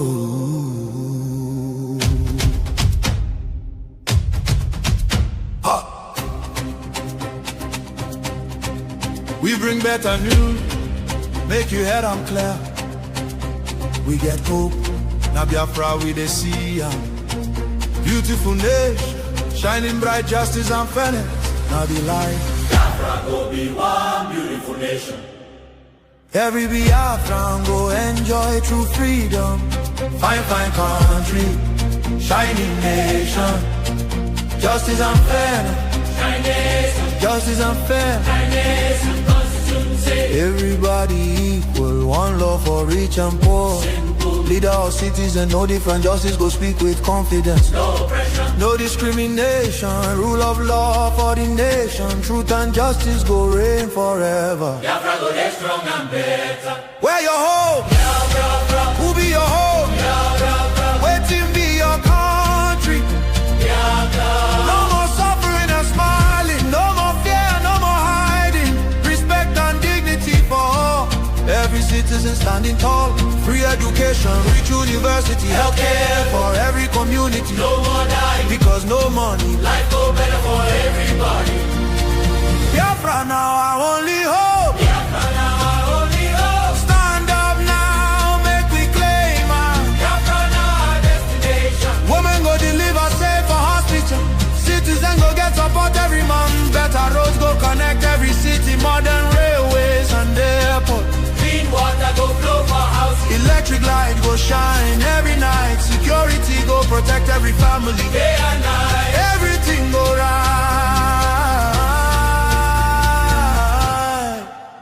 You fit waka free for midnight. Go your road without fear. Kidnapping and violence disappear. Peace and progress everywhere. Mama and papa go get retirement benefits.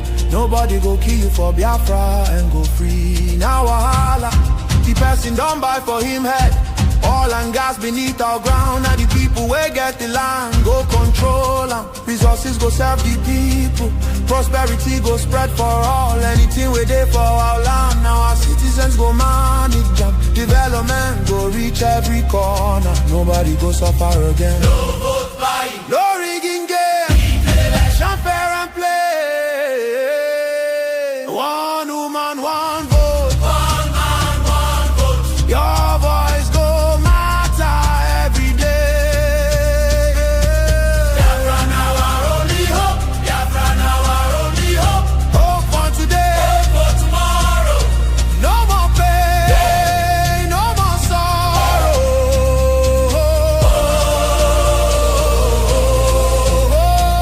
Biafra now our only hope. Biafra now our only hope. Hope for today. Hope for tomorrow. Hope for tomorrow. No more pain, no more sorrow. Biafra. Our home. Our country. Our future. Our future. Biafra now our only hope.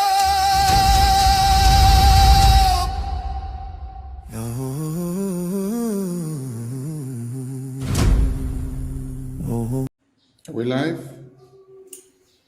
Yes. Greetings to everyone, and you're welcome to Politics Insight on Voice of Biafra Television once again. And with us in the studio today, we have Michael Rubin. And I will leave the stage to the Prime Minister and Michael Rubin to do the finishing. Dr. Michael Thank Rubin, you very much, welcome to Minister of Information. It is a great honor to be here today with Dr. Michael Rubin, one of the most respected think tank official and foreign policy leader in Washington, D.C., and a great friend of Biafra and Biafra Republic government in exile. He is more his impressive biography. Here is more of his impressive biography. Michael Rubin is a senior fellow at the American Enterprise Institute, where he specialized in Iran, Turkey, and the broader Middle East. A former Pentagon official, Dr. Rubin has lived in post-revolution Iran, Yemen, and both pre- and post-war Iraq. He also spent time with the Taliban before 9/11. For more than a decade, he taught classes at sea about the Horn of Africa and Middle East conflict, culture, and terrorism. To deploy U.S. Navy and Marine units, Dr. Rubin is the author, co-author, and co-editor of several books exploring diplomacy, Iranian history, Arab culture, Kurdish studies, and Shiite politics, including several pillars. What really causes instability in the Middle East? AER, Press 2019, Kurdistan's Rising, AEI, Press 216, Dancing with the Devil, The Perils of Engaging Rogue Regimes, Encounter Books, 2014, and Internal Iran Continuity and Chaos. Paragraph 2005, Dr. Rubin has a PhD and MA in history from Yale University, where he also obtained a BS in biology. Thank you, Dr. Rubin. The question goes, we have a lot of questions, but because of time, we just take as much as we can.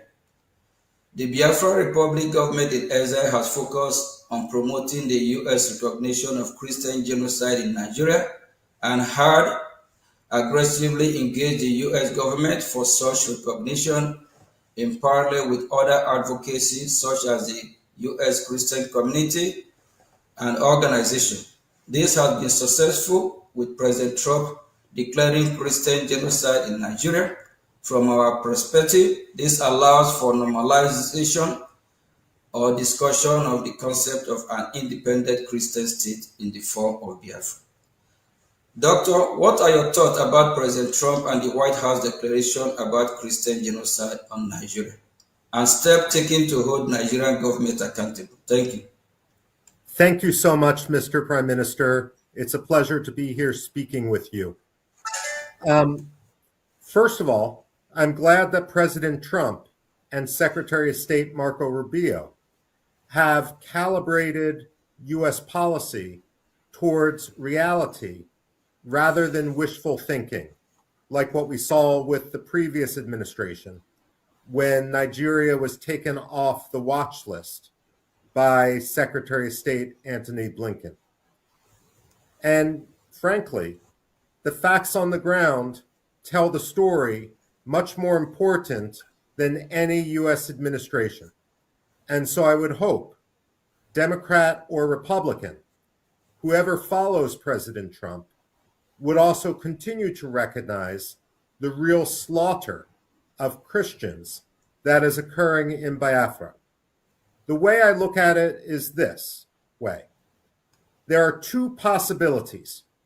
Number one, either the Nigerian government is directly and purposely slaughtering the Christians in Biafra. The second possibility is the Nigerian government is too weak to prevent the slaughter of Christians in Biafra. Either way, however, the fact remains that there is an ongoing genocide. If the Nigerian government is purposely and directly seeking genocide against Biafra, then the United States must recognize Biafra to help protect it.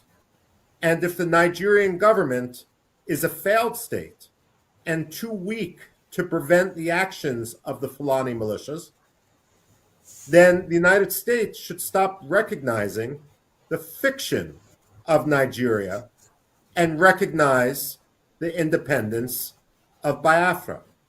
In reality, Nigeria is a colonial empire. It's an artificial state, and it's a failed state.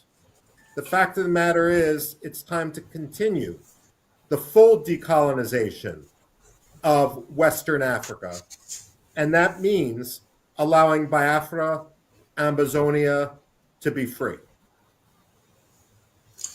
Thank you very much, Doctor.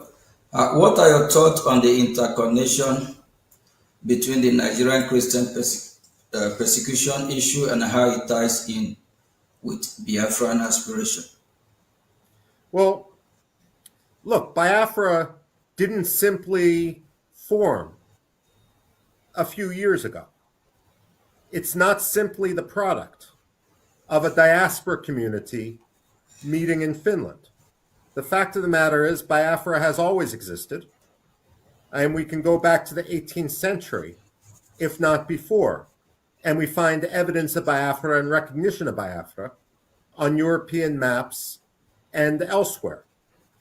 But certainly, Biafra showed its desire back in 1967, and unfortunately, for cynical reasons relating to the Cold War, for cynical reasons relating to Nigeria and its economy, we have a situation in which Nigeria was quite literally allowed to get away with murder, allowed to get away with genocide.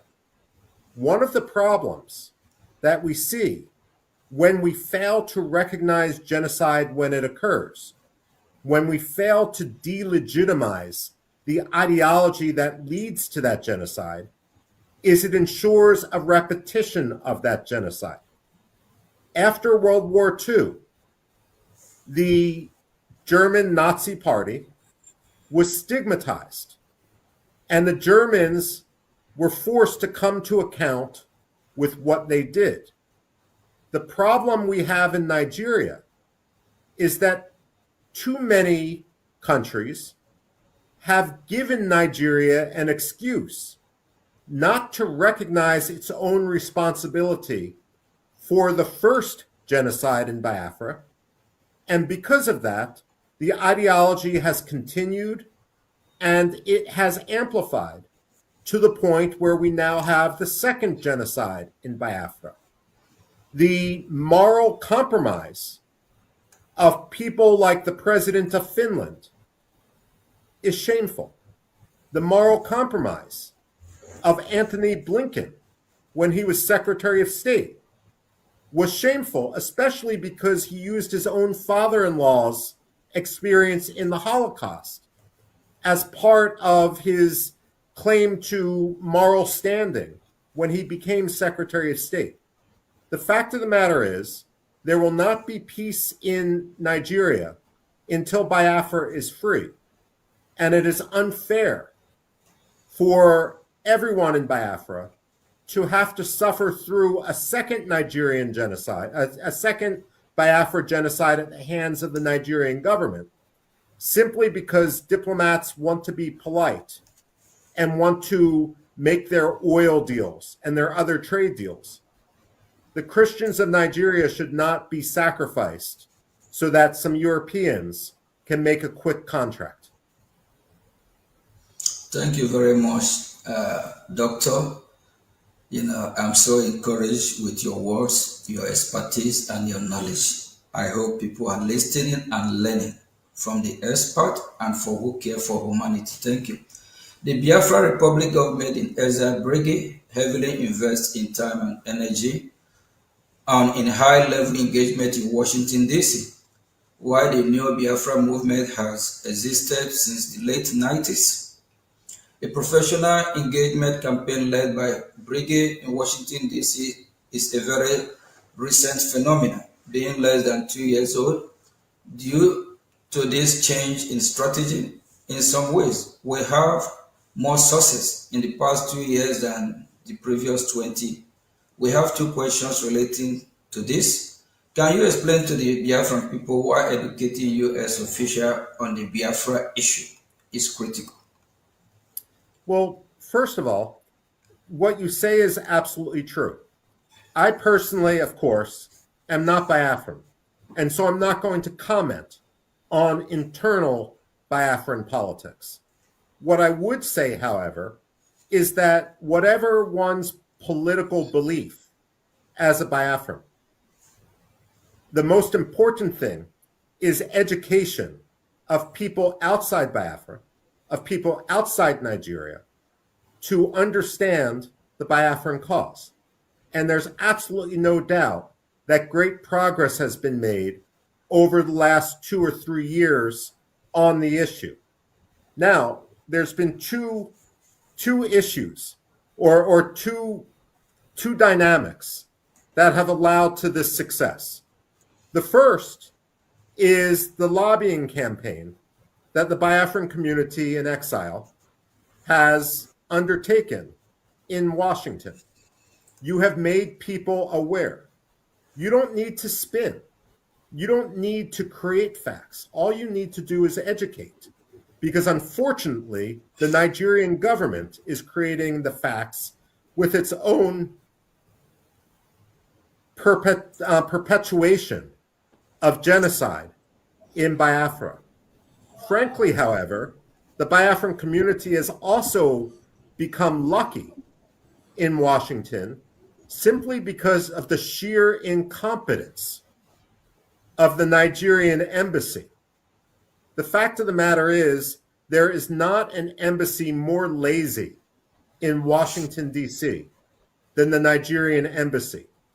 Even when I talk to State Department officials who do not necessarily agree with the idea of an independent Biafran state, they will acknowledge that the reason why the Biafran cause has sunk such deep roots now in Washington, D.C. is not only because of the lobbying efforts, but also because the Nigerian government has not managed to contradict or explain any of the assertions made by the Biafran community or its own Nigerian actions. So the fact of the matter is, you have had great success. And the reason why this is important is because genocide happens in the dark. When you shine a light on the slaughter of Christians in villages and towns in Biafra, then their deaths are not in vain. There is accountability. We can look at any number of episodes. Kosovo in 1999 with Bill Clinton, or more recently, the military action in Iran. And we can recognize the importance of understanding how the slaughter of a country's own people led to intervention. And so, in the case of Nigeria, while no one is talking about intervention right now, the fact of the matter is people are talking about sanctions against Nigeria. And frankly, the Biafran case for independence is going to become even more important as an element of U.S. national security, as a U.S. interest.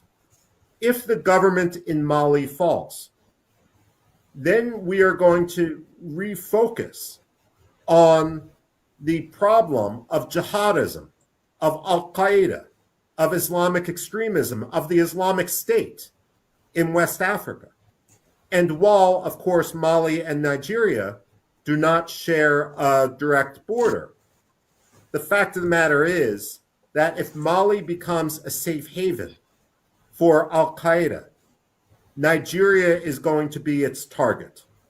And if the Nigerian government is as incompetent and as permeated by Islamists as we've seen over the last several years, then the United States, not for reasons directly of religious freedom, but for reasons of stability and security in West Africa, will have absolutely no reason, no choice, but to recognize the state of Biafra as an independent country. Wow. Thank you very much. And the Nigerian terrorist government, they always make our job easier for us. The Biafra Republic government in exile has a transactional approach in engaging the U.S. government, making a beneficial offers in the areas of defense, security, and natural resources in exchange for U.S. political support, similar to what Somaliland is doing. What are your thoughts on this approach? Well, look, when it comes to the aspirations of Biafra, just like when it comes to the aspirations of Somaliland, another country which had suffered genocide, in this case at the hands of dictator Siad Barre, who, by the way, after he was overthrown, was granted asylum by the government of Nigeria, a fellow genocidaire government.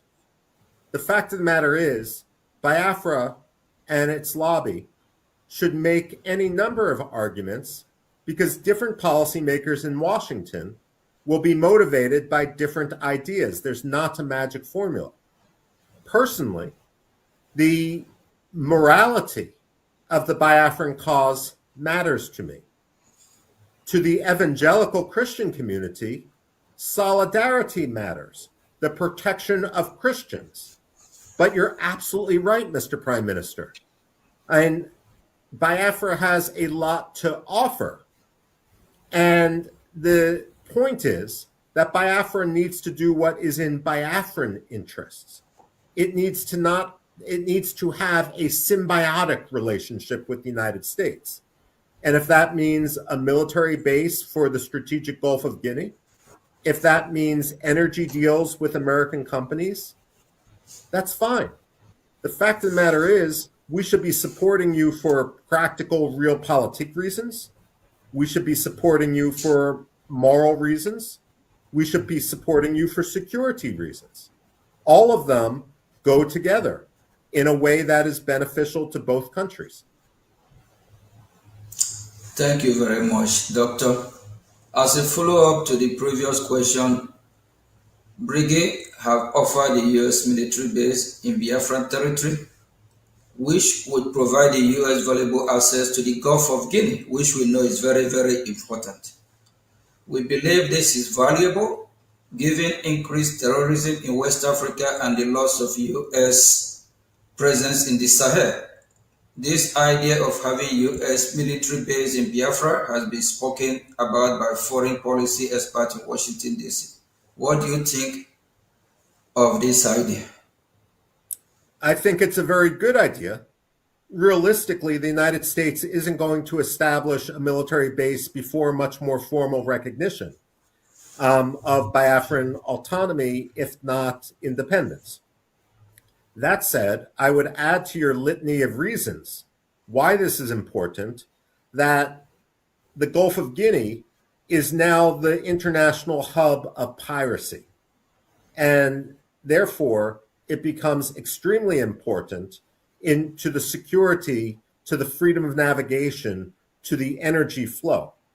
Now, technically speaking, when it comes to maritime law, piracy is an act that occurs 12 miles outside of a country's borders, once it's outside on the high seas, outside of its territorial waters.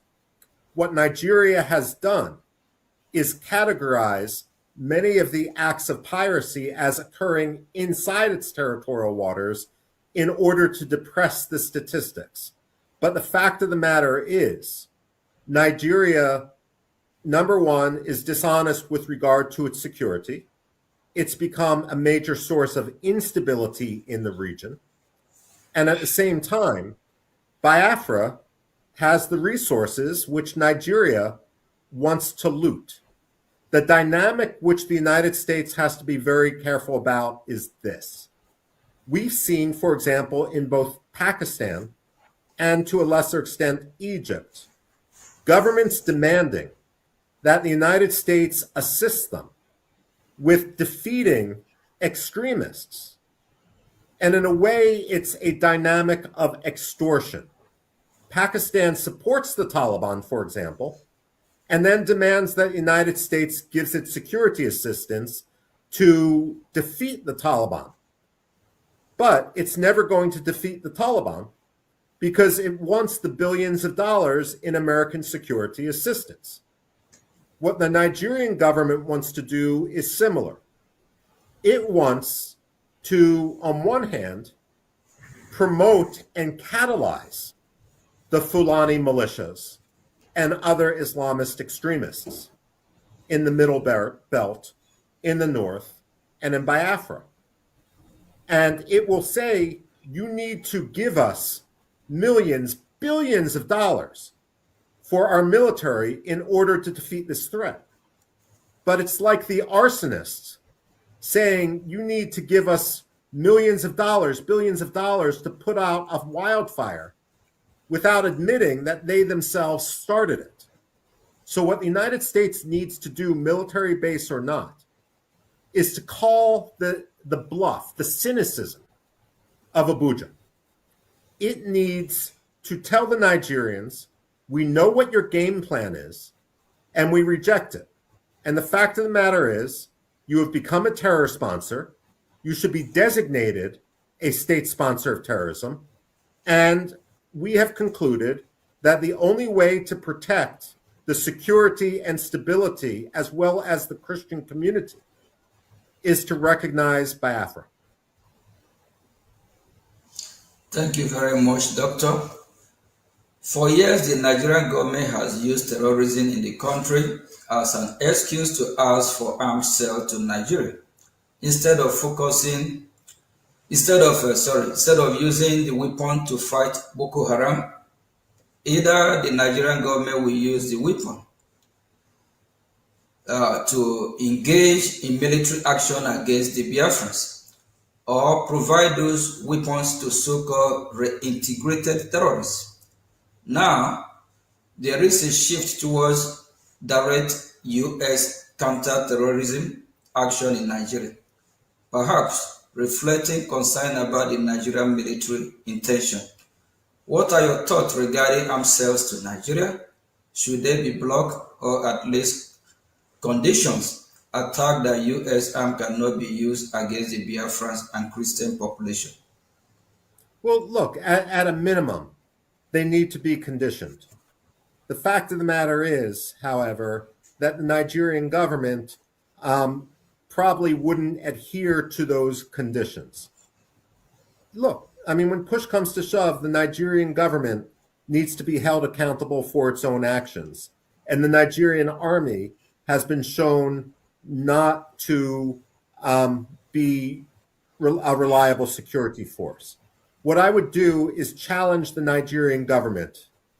I would demand that any weapon sales be preconditioned on the arrest, the trial, and the conviction of any Nigerian officer, any Nigerian soldier who has participated in human rights violations against the people of Biafra. And if the Nigerian government isn't serious enough about rooting out the corruption and the terrorism within its own armed forces, then Mr. Prime Minister, under no circumstances should they get a single weapon or salary assistance to their military, because it's clear that they're insincere and they're playing a double game. Thank you very much, Doctor. Can the Biafra military force, the Biafra Defense Force, Biafra Liberation Army be an alternative for U.S. in the area to the Nigerian military, similar to how the Kurds have been helpful to the U.S. in the Middle East? Should the U.S. military train and professionalize the Biafran force into a professional counter-terrorism force? We have proposed this to U.S. government for consideration. I would say that that is a good aspiration for the future, realistically, until the United States recognizes the autonomy of Biafra, it's unlikely that you're going to get U.S. trainers descending into Biafra the way they have in Iraqi Kurdistan or more recently in Somaliland. But you're absolutely right. Biafra should have the ability to defend itself to the best of its ability, especially if its neighbor cannot be trusted and indeed is the main threat to its security. Thank you very much, Doctor. The government of Nigeria has relationship with U.S. adversaries, including the Islamic Republic of Iran. In fact, Nigeria at one point brought Iranian officials into the parts of Biafra which remained under government control last year. Nigeria is also trying to bring a Turkish military presence into the country. This is unacceptable to the Biafra Republic government in exile. We are eager to work with the U.S. to counter this malign influence. Should the U.S. also view supporting Biafra as combating malign foreign influences, such as from Iran? Yes, although, frankly, I see Turkey as a much greater threat right now.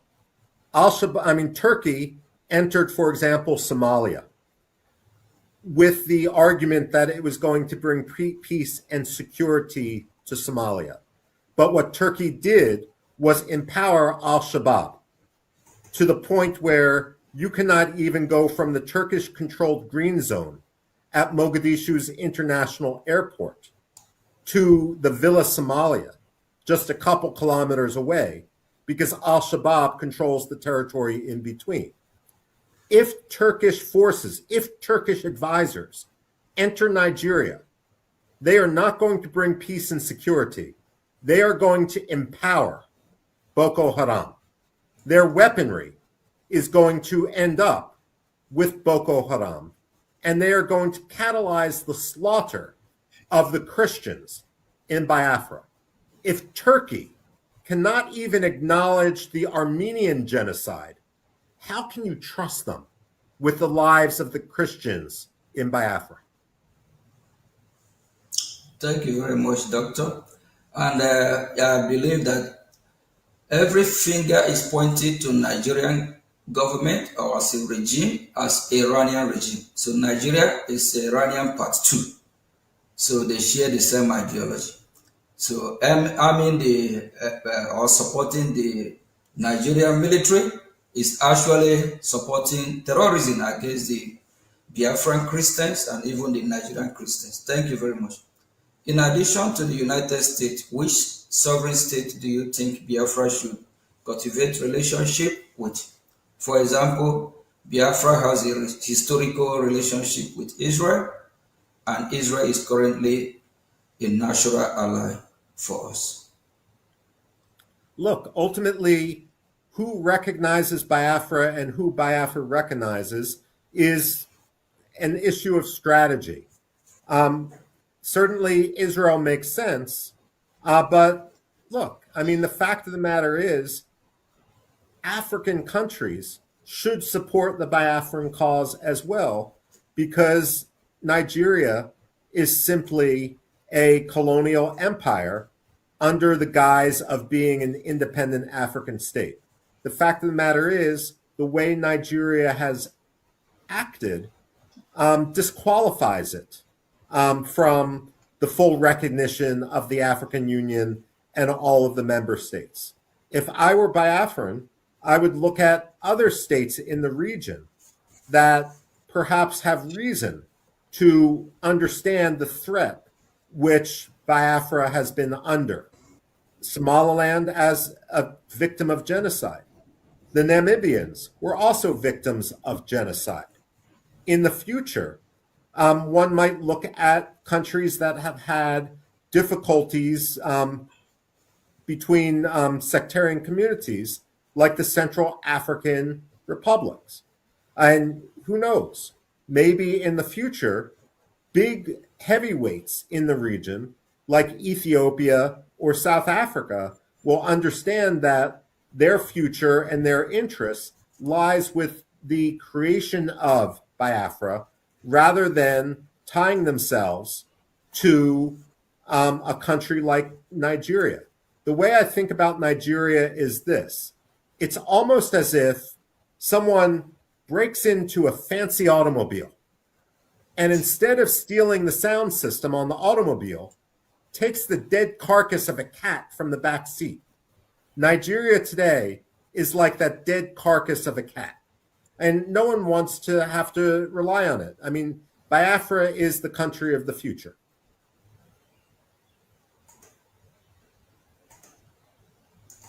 Thank you very much, Doctor. Are there other independence movement or non-state actors you think Biafra should have relationship with? We have contact with the Ambazonia. Somaliland is being pointed out as a successful example. Well, I mean, certainly Somaliland is successful. And the reason Somaliland is successful is, like Biafra, it has a clear history and clear borders. And it also has a national unity that is born from the trauma of the initial genocide. And Ambazonia makes sense as well, simply because, look, Ambazonia should be independent. Cameroon had its opportunity, and it failed in its compact, much like Mogadishu, Somalia, failed to uphold its contract. And when you fail to uphold your contract, the contract is violated, and then you can go in the other direction. So when it comes to Ambazonia, I mean, absolutely,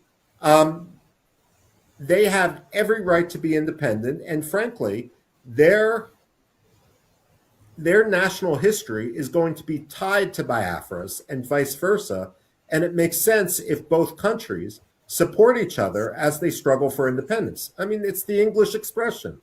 The whole is greater than the sum of the parts.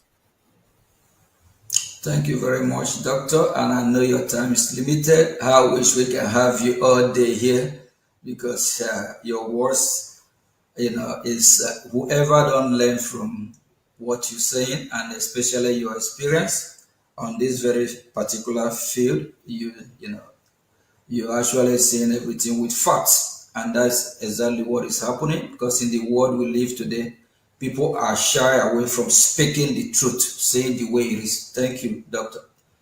Biafrans and people around the world are closely monitoring the war in Iran. You have written extensively about the Iranian democratic opposition, including Reza Pahlavi. What lesson do you think the Biafrans can learn from the successes and missteps of the Iranian opposition, both of which you have wrote about? Okay.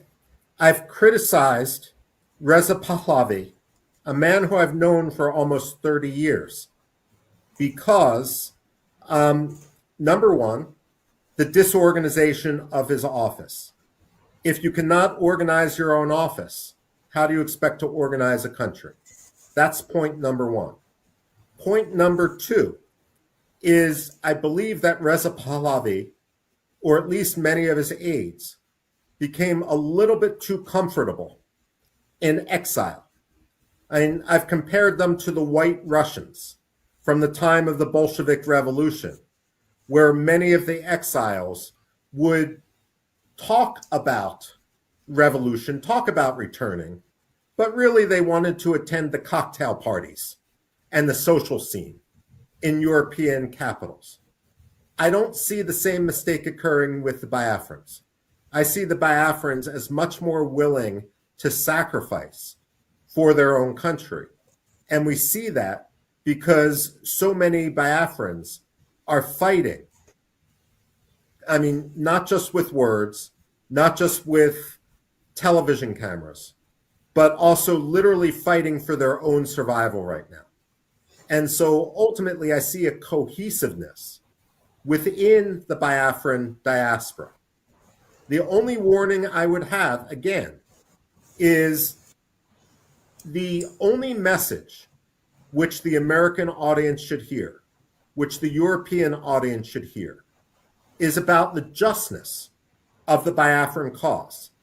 if there are disputes politically within the Biafran diaspora, those should be handled internally.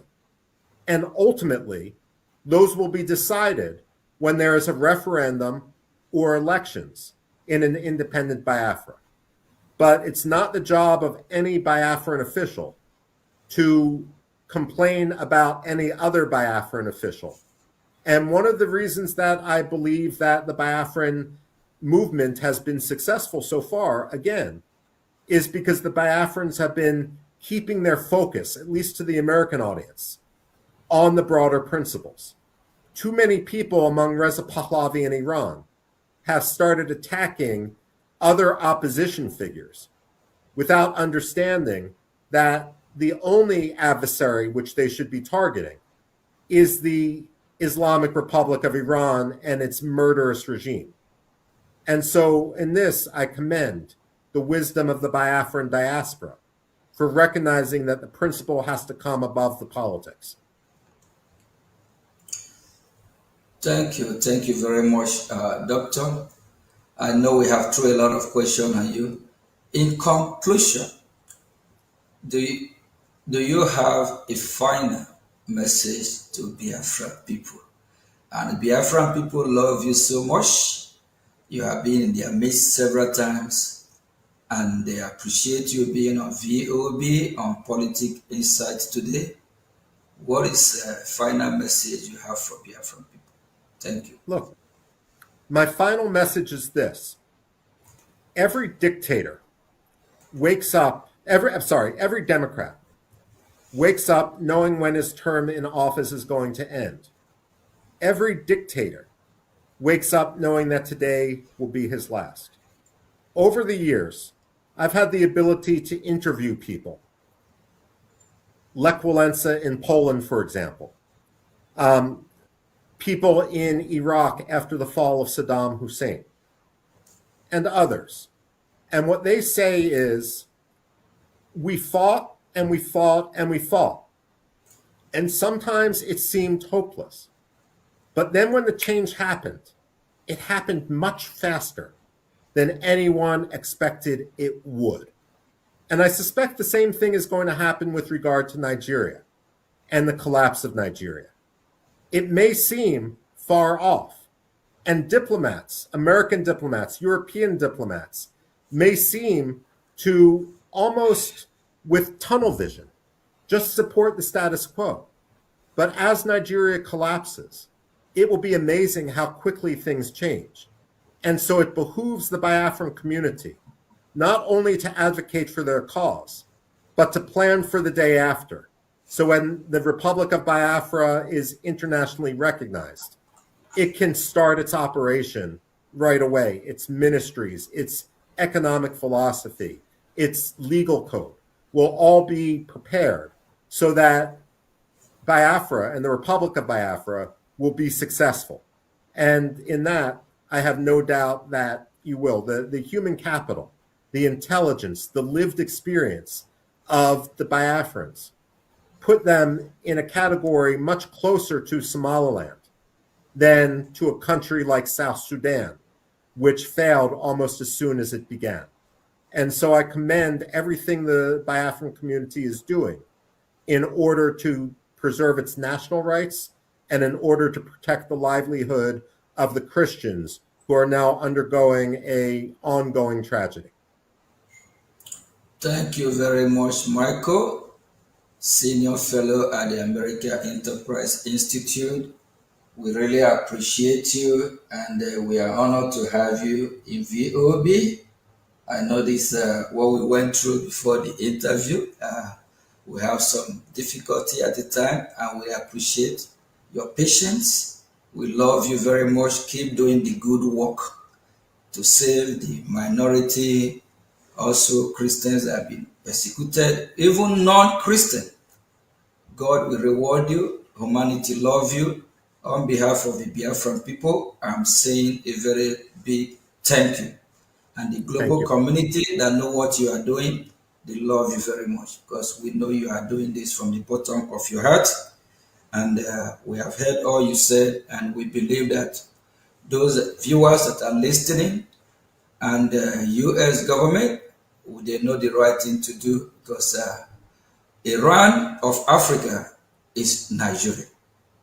And if Nigeria is not disintegrated after taking down the terrorists over the Sahel without, on the Middle East, without dealing with Nigeria terrorists, because Nigeria have been a safe haven for the terrorists. Even they have Hezbollah in Nigeria, over 22 terrorist groups. So after Iran, we believe Nigeria should be next, and Biafran people should be free, and every minority in that region deserves to also get their freedom. Thank you very much. We appreciate you.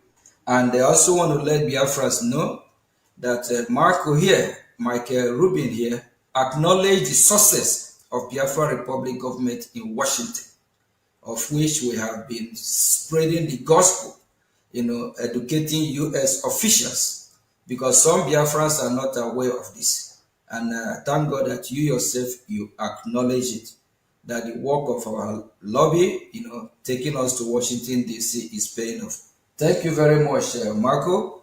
Honorable Minister of Information, please, before we let Michael Rubin go, we have, we run out of time already. So just go ahead. Thank you. Thank you, Dr. Michael Rubin, and we appreciate you so much. The Biafran people love you from the bottom of our heart. But there is something that is bothering us, the Biafran people. How is it possible that you predict the future? Well, we don't predict the future. You need to work for the future. And that's what gives me such hope when I see the Biafrans work to that common goal. Wow, thank you very much. In 2025, you said after Mali, Nigeria fall is the next. And today what you said has come to pass. That is why I asked the first question. How do you do it? The same way you had written and predicted about Iraq, Iran, and many other countries and many other nations, most especially every conquest agenda team that has to come to Islamize the entire nation. You're always on it. Michael, what is the secret of how you go about getting these facts aligned that they come to pass the right way? There is no secret. Look, I'm not a diplomat. I put diplomacy aside. Foreign policy needs to be based on reality and not wishful thinking. And when it comes to, and certainly not greed and commercial contracts. So when it comes to Alexander Stubb, it's clear that he's motivated by commercial contracts. When it comes to Anthony Blinken, there was too much wishful thinking. All one needs to do is look at what's happening on the ground in a country like Mali or in a country like Nigeria, and then that's the only thing which you should base your analysis on, even if it makes people, even if it's uncomfortable, even if it makes officials in Abuja uncomfortable.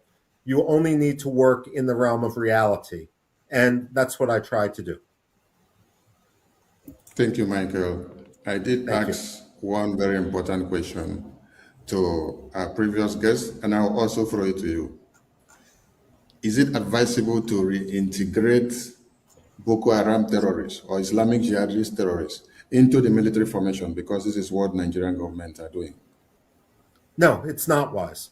It would be self-defeating, and ultimately it would be laundering terrorists. Those who are in Boko Haram should be held accountable for any violence which they perpetrated, and those who were kidnapped into Boko Haram or who may not have been directly involved in violence should be rehabilitated, but not under arms in the military. And countries like Rwanda and countries like Morocco both have experience in how to accomplish this.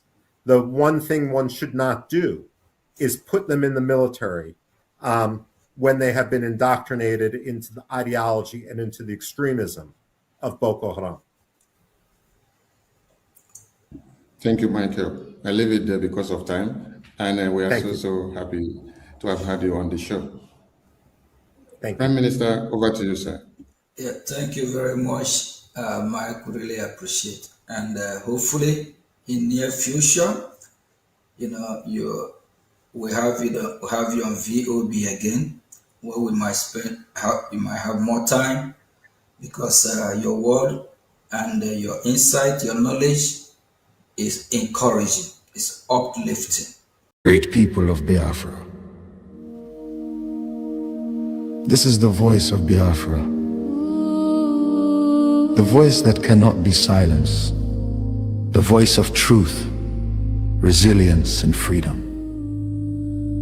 Speaking to you in the spirit of courage and in the language of liberation. Nigeria government has lost control over insecurity. Fellow listeners, what was once whispered in fear, what was once denied in arrogance, has now become a reality too loud to ignore. A nation staggering under the weight of its own contradictions is rapidly losing control over insecurity. From the north to the south, from the east to the west, the land trembles, not from natural disaster, but from man-made chaos. Communities abandoned, villages raided under the cover of darkness, highways turned into corridors of fear. Citizens left to fend for themselves. In a country where the government once promised protection, the question now echoes across the land. Where is the government? Where are the security forces? Where is the accountability? In recent times, markets have become targets. Travelers have become victims. Families have become statistics. And yet, those in power continue to speak in rehearsed tone. Detached from the suffering of the people, observers say, this is no longer a matter of isolated incidents. This is systemic failure. A collapse of responsibility. A nation where innocent lives are wasted daily. As fear grips the population, a new reality emerges. The people have lost confidence. Trust has been eroded. Hope has faded. But here, on this frequency, we do not deal in fear. We deal in truth. And the truth is this. A government that cannot protect its people has failed its most sacred duty to the people. Listen. Remain vigilant. Remain aware. Remain strong. Nigeria has failed its citizens, and in awareness lies survival. This is a wake-up call. You are listening to the voice of Biafra, where truth lives and freedom speaks. Biafrans stand firm until justice speaks louder than silence. And stay safe. God bless Biafra Republic. God bless Biafra Republic, government in exile.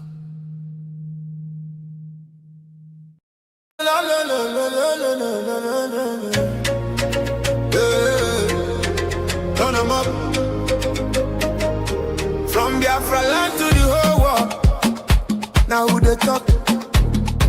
The voice of Biafra.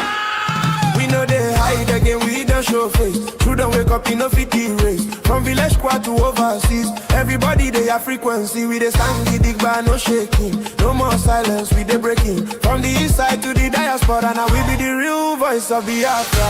Biafra, make them hear us. Biafra, nobody can stop us. Biafra, fire they burn. Anywhere you they make you tune and turn. Signal down strong, we don't reach everywhere. From Africa go Europe, then they hear I'm clear. We they talk truth, we know they fear.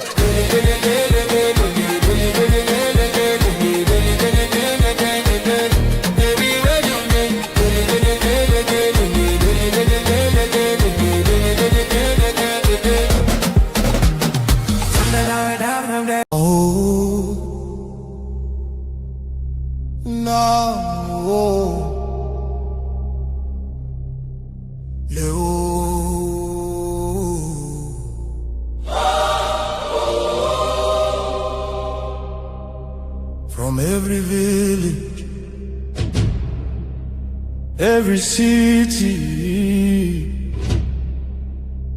from homeland to diaspora. Hope is rising again.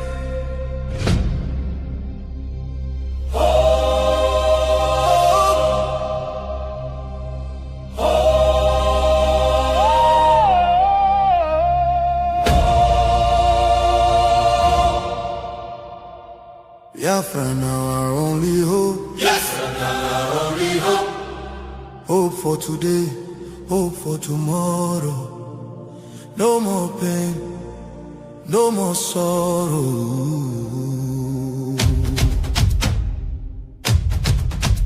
Ha! We bring better news, make your head on clear. We get hope, now Biafra we dey see ya. Beautiful nation, shining bright justice and fairness. Now the light. Biafra go be one beautiful nation. Every Biafran go enjoy true freedom. Fine, fine country, shining nation. Justice and fairness. Justice and fairness. Everybody equal, one love for rich and poor. Leader of citizens, no different, justice go speak with confidence. No pressure, no discrimination, rule of law for the nation. Truth and justice go reign forever. Biafra go get strong and better. Where your home? Biafra. Who be your home? Biafra. Waiting be your country. Biafra. No more suffering and smiling, no more fear, no more hiding. Respect and dignity for all. Every citizen standing tall. Free education, rich university, healthcare for every community. No more dying, because no money. Life go better for everybody. Biafra now our only hope. Biafra now our only hope. Stand up now, make we claim our Biafra now our destination. Women go deliver safe for hospital. Citizen go get support every month. Better roads go connect every city. Modern railways and airport. Clean water go flow for houses. Electric light go shine every night. Security go protect every family. Day and night. Everything go right. You fit waka free for midnight. Go your road without fear. Kidnapping and violence disappear. Peace and progress everywhere. Mama and papa go get retirement benefits. Nobody go kill you for Biafra and go free. Now wahala, the person don't buy for him head. Oil and gas beneath our ground. Now the people where get the land go control them. Resources go serve the people. Prosperity go spread for all. Anything we dey for our land. Now our citizens go manage them. Development go reach every corner. Nobody go suffer again. No vote buying, no rigging game. Election fair and play. One woman, one vote. One man, one vote. Your voice go matter every day. Biafra now our only hope. Biafra now our only hope. Hope for today. Hope for tomorrow. No more pain, no more sorrow.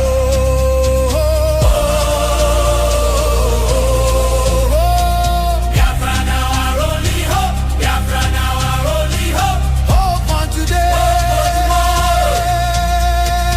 Hope for Hope for tomorrow. No more pain, no more sorrow. Biafra. our home, our country, our future, our future. Biafra now our only hope.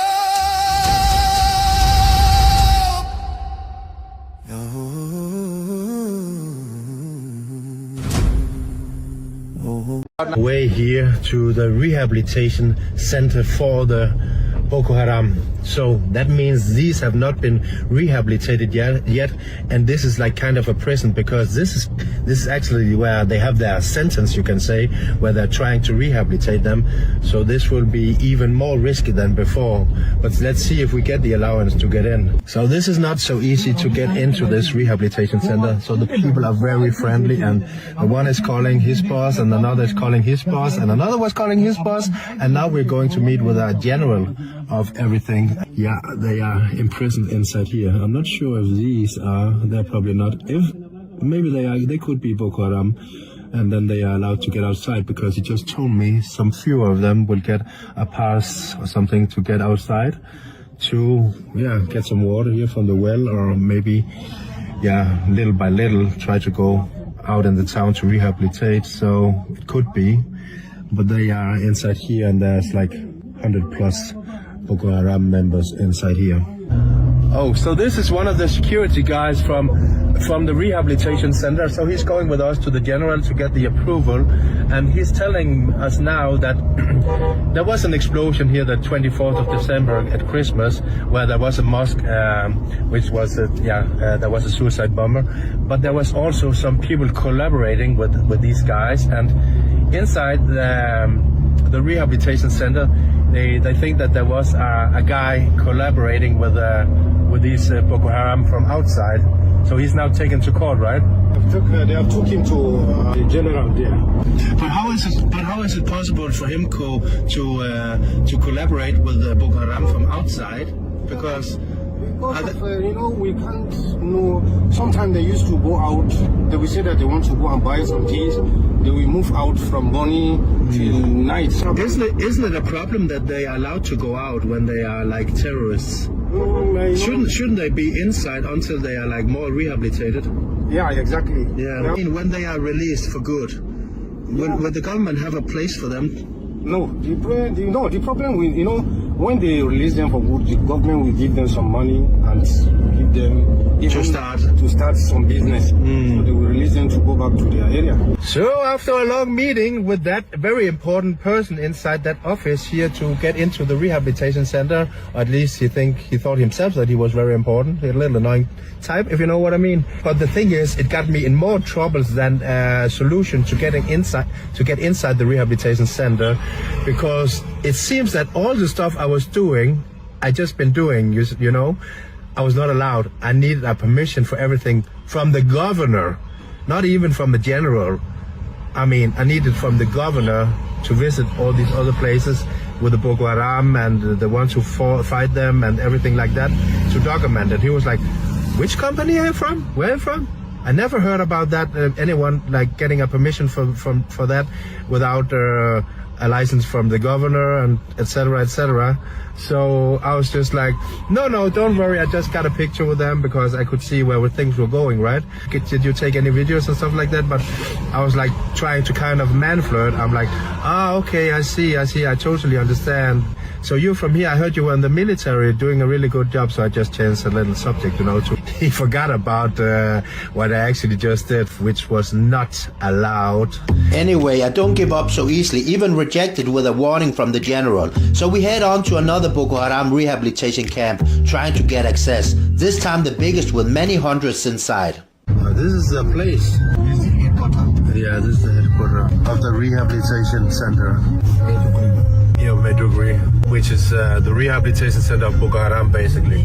I managed to get inside for a short while, but without filming much, because all eyes were on me, and suddenly I needed to speak with the manager running this place. He told me politely I needed to leave immediately. My contact also told me the general from before had called all the rehabilitation camps and likewise places, warning them. But this is filmed from inside the rehabilitation camp, and this is Boko Haram.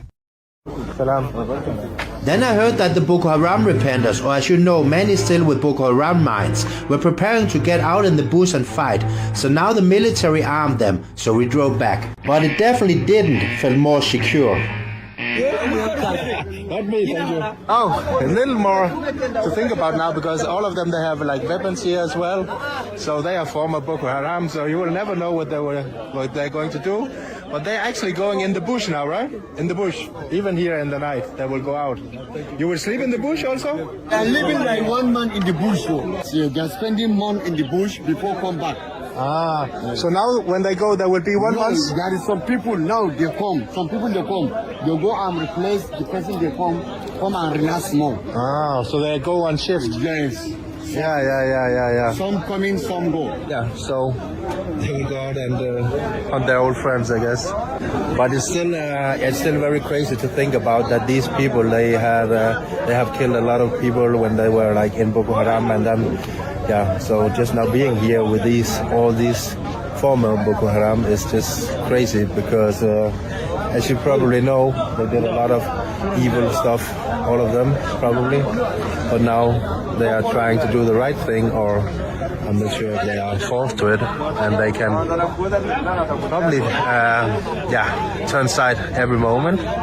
Okay, so this was interesting. So now their kind of leader was here, and they were giving ammunition out to these former Boko Haram, because now they're going out in the bush, and he wouldn't let me allow to film that, because the military is also coming, because they will go together with the military, and these former Boko Harams will show the military where their old friends, where the Boko Haram are, so they can tell their locations. So that's why they go together with the military to hunt them down and fight them. Repenters are former Boko Haram. So all these people here, they were Boko Haram. They killed a lot of people, but they went into rehabilitation. Now I want to ask these old Boko Haram, but now repenters, some questions. The guys in Tambaya, when the 14 Boko Haram, the suka yi repenters, suka yi switching, suka dawo suna taimakawa vigilantes, civilian JTF suke fighting da su, shine ke son yayi. Was it because of money or of poverty? They say they don't have this answer. They don't want. Shima yace, don't worry. Shima yace, if there is any answer, if you doesn't refuse to answer, just say you don't have answer. Yeah, that's okay. You can refuse to answer also. Boko Haram, they are killing people. So what's the reason they are killing people? Because of the money, or because of the religion, or because of what? That's why you want to know. Yeah. I'm thinking about now, when you see a white person like me now, because you were indoctrinated to hate me, you were indoctrinated to kill me, you should kill all Westerns, right? How do you feel when you see me now? Do you feel the same, like, is he bad, is he evil, or how is it? Da kuka dan farin mutum ya zo wurinku da lokacin da Boko Haram suna je. They say they are very comfortable with you. They don't have like anything in their mind. Oh, okay. I hope that, and not 2 minutes later, they will kill me out here.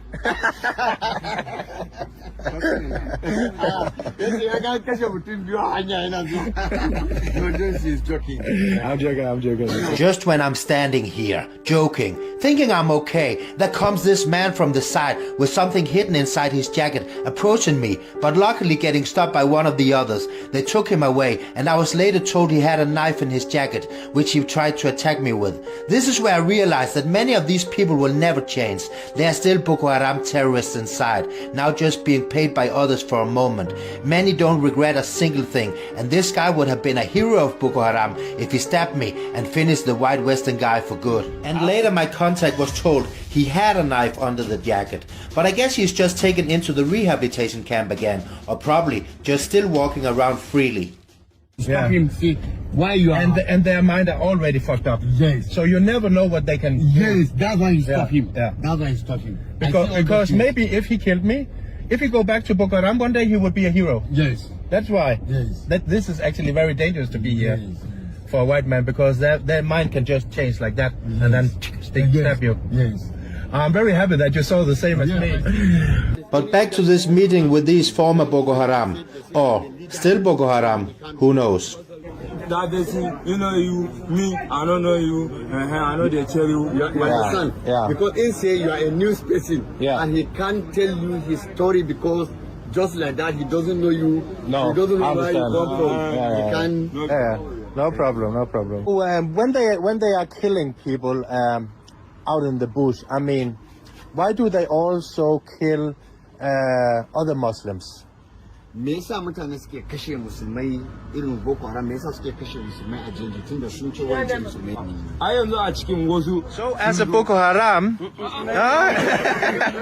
how many people did you kill, you think? No, you're not answering. You're not answering. This man say he killed like 100 people. 100 people? So you killed, I mean, normal people around Maiduguri and in the bush? Only in the bush. Only in the bush. What was your age when you started? 10 years. 10 years, starting with the gun. Yes. And the elders, they forced you to kill. Manyan da suka dinga sa ku kuna kashewa. Manyan ne suna nema kuma. Yes, the elders they give them instruction to kill. Wow. Yeah. So this guy, he killed more than 100 people. Yeah. And now he's hopefully on the right path. You needed to burn villages? You even needed to kill children and women like everyone, right? That's how it is. Yes. No, they say the big one, they are married. If they capture the ladies, they can't kill the ladies. Okay. They are married them. Let me narrate in the Hausa. In an kama mata ba a kashewa ana aure ne. Am I right? Yes, they are married.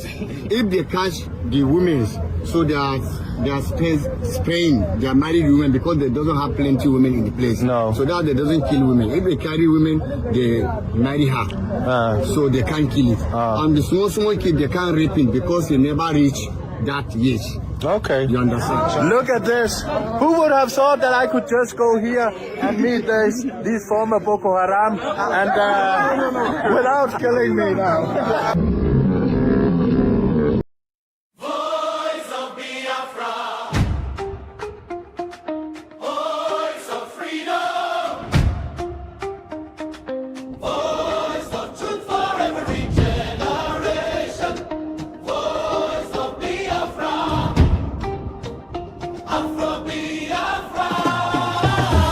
From the land of the rising sun, from the land of courage, from the people of truth, rising above every silence, speaking hope to the world. Voice of Biafra, voice of freedom, voice of truth for every generation, voice of voice of courage, rising sun.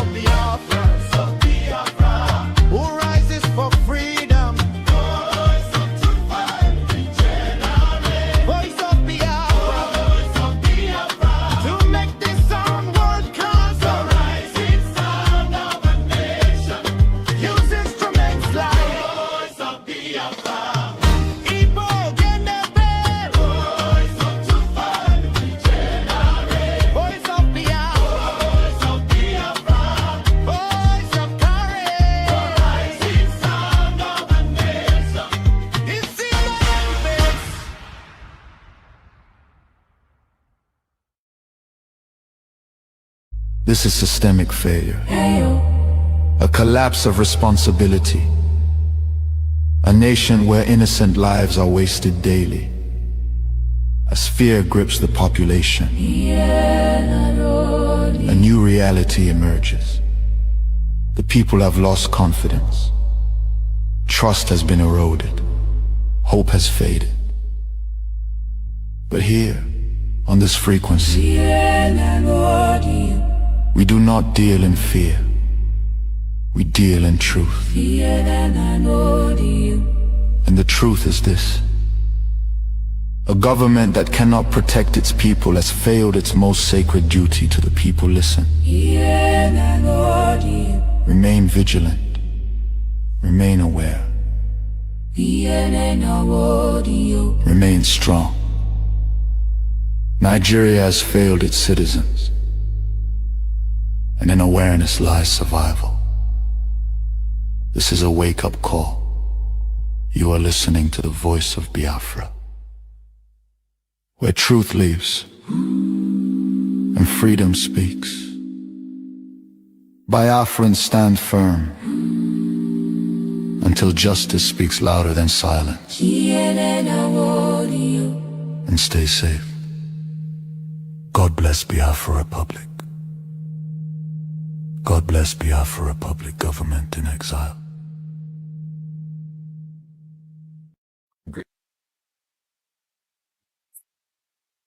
Greetings.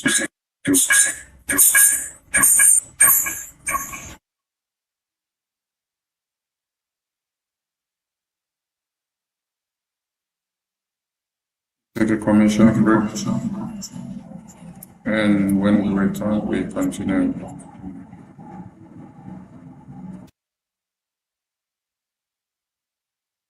People of Biafra. This is the voice of Biafra, the voice that cannot be silenced, the voice of truth, resilience, and freedom. Speaking to you in the spirit of courage and in the language of liberation. Nigeria government has lost control over insecurity. Fellow listeners, what was once whispered in fear, what was once denied in arrogance, has now become a reality too loud to ignore. A nation staggering under the weight of its own contradictions is rapidly losing control over insecurity. From the north to the south, from the east to the west, the land trembles, not from natural disaster, but from man-made chaos. Communities abandoned, villages raided under the cover of darkness, highways turned into corridors of fear. Citizens left to fend for themselves. In a country where the government once promised protection, the question now echoes across the land. Where is the government? Where are the security forces? Where is the accountability? In recent times, markets have become targets. Travelers have become victims. Families have become statistics. And yet, those in power continue to speak in rehearsed tone. Detached from the suffering of the people, observers say, this is no longer a matter of isolated incidents. This is systemic failure, a collapse of responsibility, a nation where innocent lives are wasted daily, as fear grips the population. A new reality emerges. The people have lost confidence. Trust has been eroded. Hope has faded. But here, on this frequency, we do not deal in fear. We deal in truth. And the truth is this: a government that cannot protect its people has failed its most sacred duty to the people. Listen. Remain vigilant. Remain aware. Remain strong. Nigeria has failed its citizens, and in awareness lies survival. This is a wake-up call. You are listening to the voice of Biafra, where truth lives and freedom speaks. Biafrans stand firm until justice speaks louder than silence. And stay safe. God bless Biafra Republic. God bless Biafra Republic government in exile.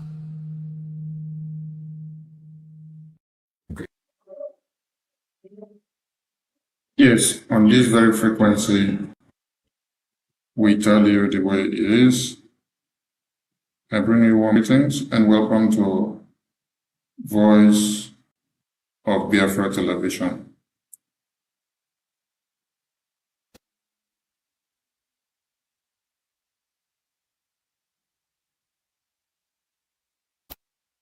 The situation of Nigeria has gone beyond what you can understand or what has been happening before now.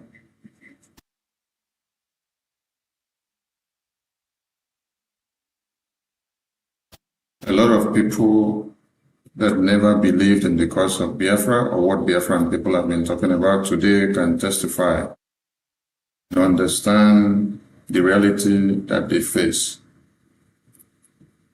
The voice of Biafra is where the voice of the voiceless can be heard, and is where the hope of mankind is embedded. On this frequency, as we said, is where you hear the truth, undiluted. The Biafra Republic government in exile have been on this since 2022. The awareness that the Biafra Republic government in exile have created so far has given room to the US lawmakers to understand the truth about the Nigerian situation. If you claim to be in the dark, it means you are just deceiving yourselves. The photo on the screen here explains and shows to you, photo on the screen on my very left explains to you what you should know, which many have claimed they weren't aware. But if the US lawmakers are aware of Biafra today and they speak bold of Biafra, it means we have done a great job. There are two things you need to understand in the cause or in the work of Biafra Republic government in exile, ably led by the Prime Minister, His Excellency Honorable Okechukwu Nkera, with his entire cabinet. When Biafra Republic government in exile storms the US Congress on the 18th of September 2025, it galvanized a platform and a roadmap to the freedom of the Christians. It also put on the table the plight of the Christians that are slaughtered and massacred on a daily basis. It also put on the table the kidnapping case of Mazi Nnamdi Kanu on the table of the US government. It also put on the table the imprisonment of Mazi Simon Ekpa in Finland by the Finland government in collaboration with Nigerian government and the European government. The plight of the Biafran people and the independence cause of Biafra. It also put on the table deals and opportunities and what America will get from the Biafran people and what the Biafran people will also stand to gain. It also put on the table the prospect of the Biafra of tomorrow that we look up to see and what we envisage. It is important that the American government or the international or political diplomat that makes decisions and policies in the world understand what Biafra is putting up and what they expect to get and what will in turn benefit any country or sector that we are reaching out to. So the U.S. congressional briefing or the congressional testimony that was submitted by the Biafra Republic government in exile in June 2025 and the congressional briefing that was held on the 18th of September 2025 was a milestone. It was the first in history that has ever happened. Never in the history of mankind has this happened before. It was a turning point. It was a confluence, unit, and a point where everything came to connect. After this, Nigeria got into the situation that you find them today. And we are not surprised because many and bodies and governments have benefited so much from the Nigerian situation without paying any keen attention or not minding what happened. They don't bother because they only go in there to get what they want and then give Nigeria what Nigeria wants. There are many NGOs and government bodies and groups and persons and individuals that have enriched themselves so much from the genocide that has happened in Nigeria for years. There are people that have had companies there and they ran the show for 20 to 30 years, 15 years, 18 years, but they never for once cared to bring the Christian genocide to come and speak up. Why didn't they come to speak up? Here comes a very big question, and we will also give you the answer vividly. Do you know why they never spoke up? Because they were benefiting something. They benefited something for the past 15 years or the past 20 years. So they will not in any way come or explain or drag Nigeria out or do anything that will push Nigeria forward to ask them the pertinent question, or to drag them to the international community and to tell them to ask them the questions of why are you killing the Christians in your country or in your communities. This wouldn't happen because if they were running an NGO or they were benefiting from the oil and gas, just like the United Kingdom benefited from the oil and gas in Biafra land in the 60s to 70s, which they were able to slaughter Biafrans, supervise the genocide without any remorse, because their concern was not how many babies, women, and children are dying, but rather what they will get in return is what matters the most. So these private investors, public and governmental investors that have been in Nigeria for the past 60 years, for the past 50 years, for the past 20, for the past 10, for the past 18, for the past 25, they saw the blood of Biafrans, they saw the blood of Nigerians speak. They saw how the Christian genocide has happened. The commercial we just played depicted how many numbers of people have been slaughtered in Nigeria so far. And then you should be asking yourself, why didn't they speak about this? Let's watch this commercial as we return. People of Biafra. This is the voice of Biafra. The voice that cannot be silenced. The voice. Here you saw that first commercial on the screen. The first commercial on the screen talked about how many people were massacred.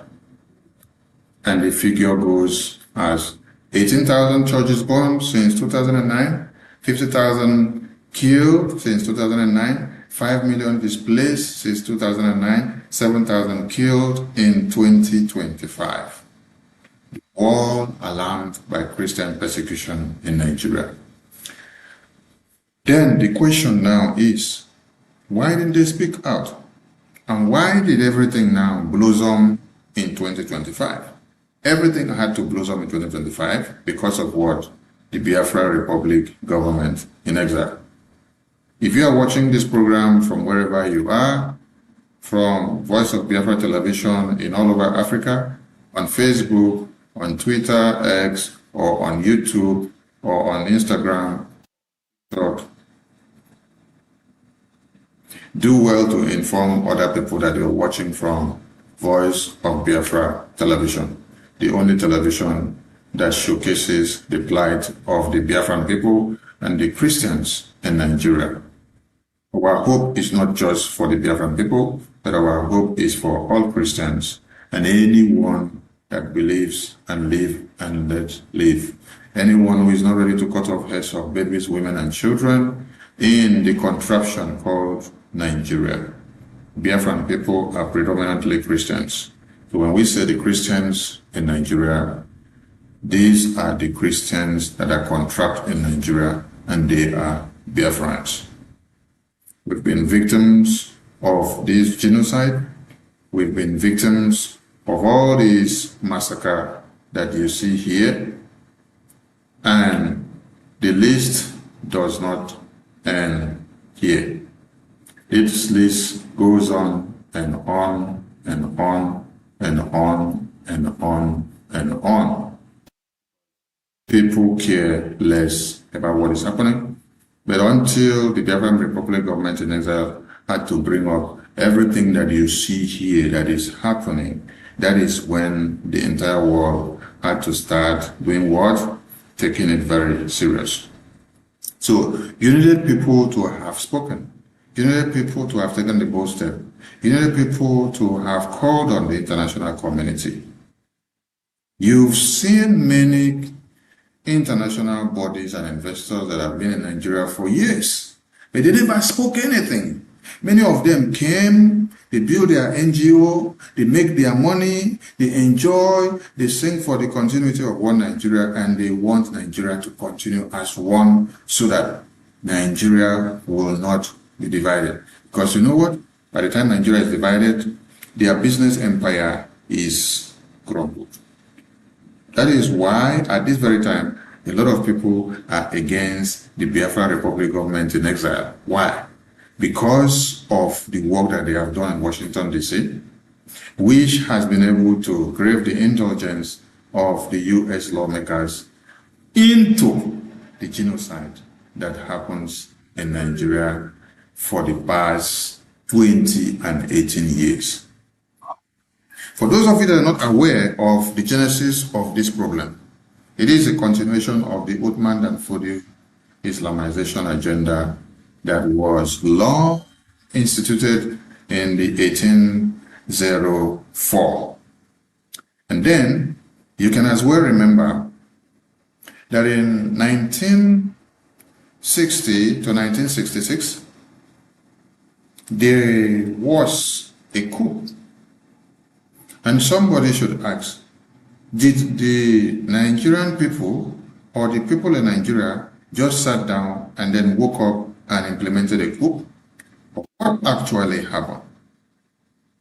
It was a repetition of this Islamization agenda that we all shout today, we all see today, that was engulfing the entire Nigerian state.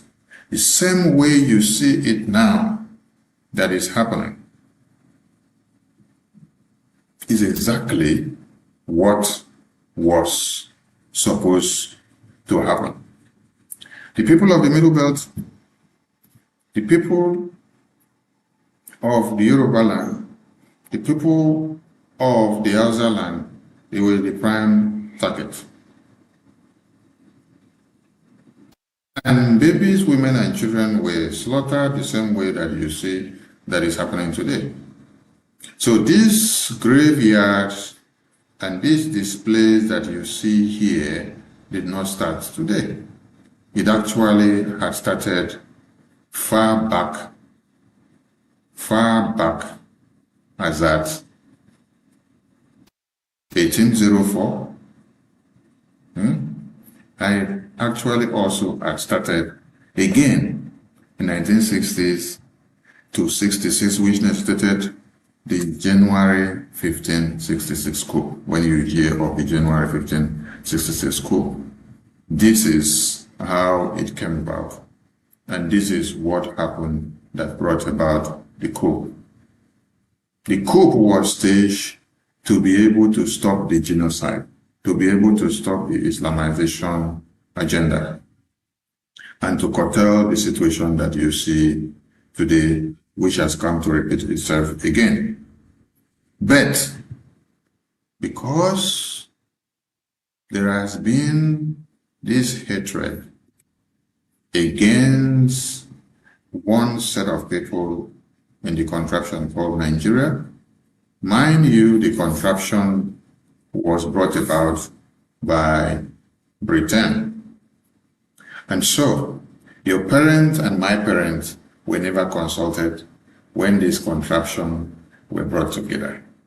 So we were forcefully brought together, and that is why there must always be disagreements, because there was or there were no consultations from all ends before the forceful amalgamation was brought together.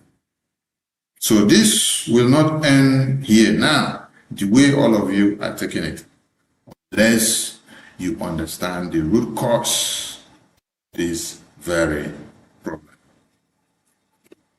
The root cause of this very problem is far bigger than what some people are putting out there. And until it is properly explained, until it is well addressed, Nigeria will be in chaos and will be dismantled. How many babies, women, and children have been slaughtered so far since Friday last week? Today happens to be another new week. Did you check the social media? You are in May 2026. What are the news headlines that you saw in May 2026? What did you see? The genocide increases day by day. It's either you hear about 50 slaughtered in Niger State, or you hear about 20 and 15 in Plateau, in Zamfara, in Benue, in Kano, in Kaduna, in Borno. But do you know the shocking thing? Nigerian government pays these terrorists. They pay the terrorists with your taxpayers' money. They pay them with the dividends of democracy derived from the development or derived from the resources in your lands that are supposed to have been used for your own benefit. That is what is used to pay the terrorists. That's why we will always pose the question to every foreign policy makers. Is it nice or advisable, or are they doing the right thing by paying the terrorists and also reintegrating the terrorists into the military formations? Because we have checked, done research, and we haven't found another country that is doing the same. The terrorist that rips baby off your womb, the terrorist that slaughters and rapes your mothers, women, and children, the terrorist that desolates your communities, the terrorist that takes life, are the same terrorists that the government of the day reintegrates into the society and pays them. They even reintegrate them back into the military formations. And they claim they want to use them to do what? to go after the other terrorists. This is not possible. You don't bring a terrorist and mix up with babies that were raped by the same terrorists and you say you are doing reintegration. You don't go and bring another terrorist and say, I want to use you to go after another terrorist so that I can terrorism. No. It's just like you go and meet Satan. You say, Satan, I want to use you to convert Satan. It will not work. What you will see at the end of the day is that the Satan that you have actually put up, eat up the rest of the people, because they have to rapport and come together with those that you have given license.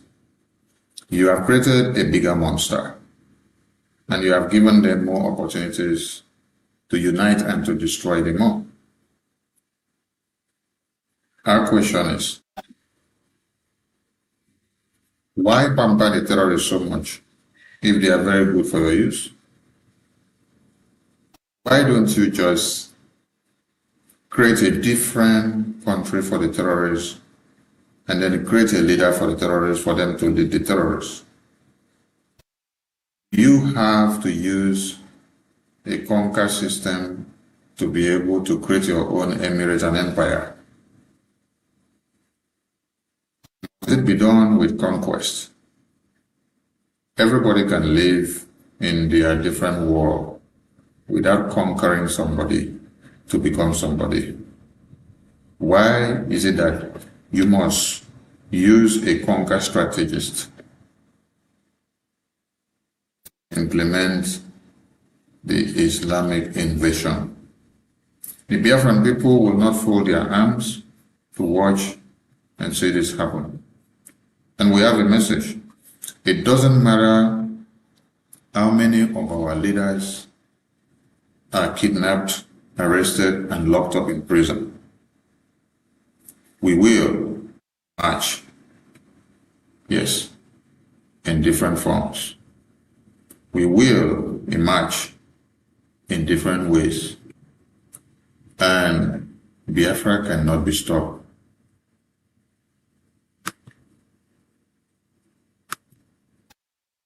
Biafra cannot be stopped. The declaration of Biafra had happened in 1967. And at that time, many of us were not born. We never even had the dream that we will be alive today to be partakers of the realization of Biafra today. But today we happen to be the key pioneers of today's Biafra. That is to tell you that if you take any of us out today, another of us will emerge and the fire will continue to burn. And the situation Nigeria is today has gotten worse than before. Yes, because looking at the situation of Nigeria today, everybody now feels the fury. If everyone weren't feeling the fury before, I believe today everybody can feel the fury. So, do you still disbelieve in the disintegration of Nigeria? Do you still disbelieve or misunderstand? Or do you still cultivate the hopeless hope that Nigeria will ever work? Because that is the mistake that many people have made.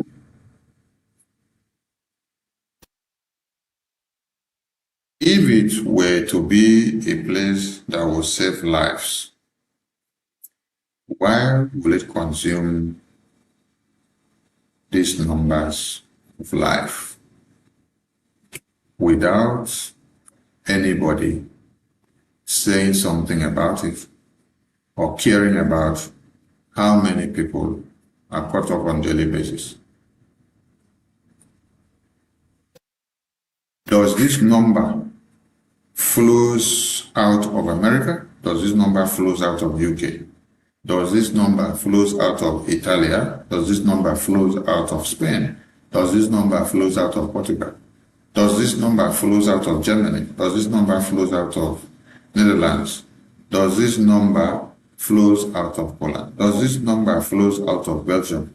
Does this number flows out of all the regions of the earth?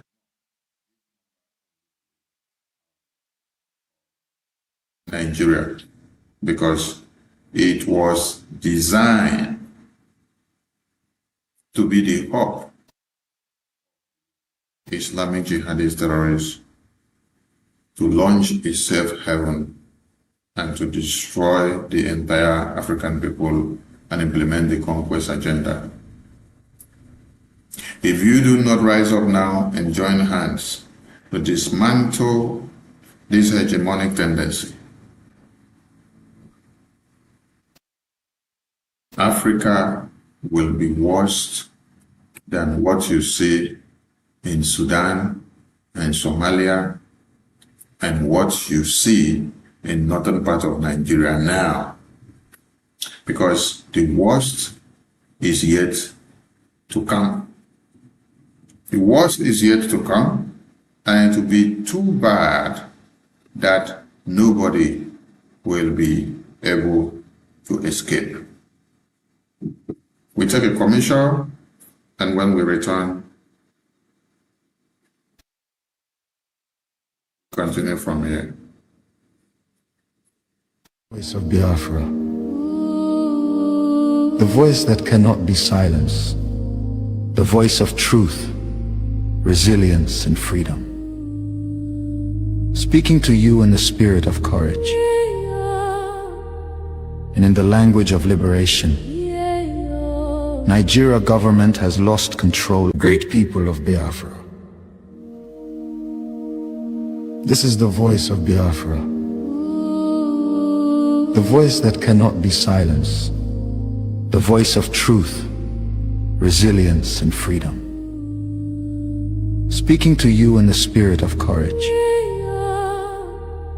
and in the language of liberation. Nigeria government has lost control over insecurity. Fellow listeners, what was once whispered in fear, what was once denied in arrogance, has now become a reality too loud to ignore.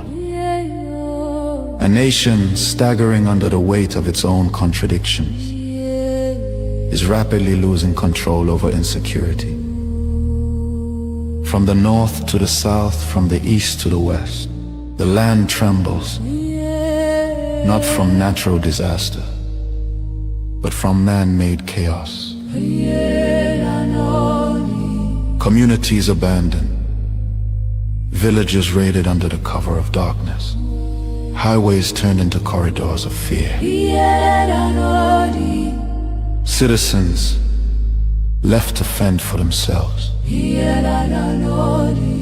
In a country where the government once promised protection, the question now echoes across the land.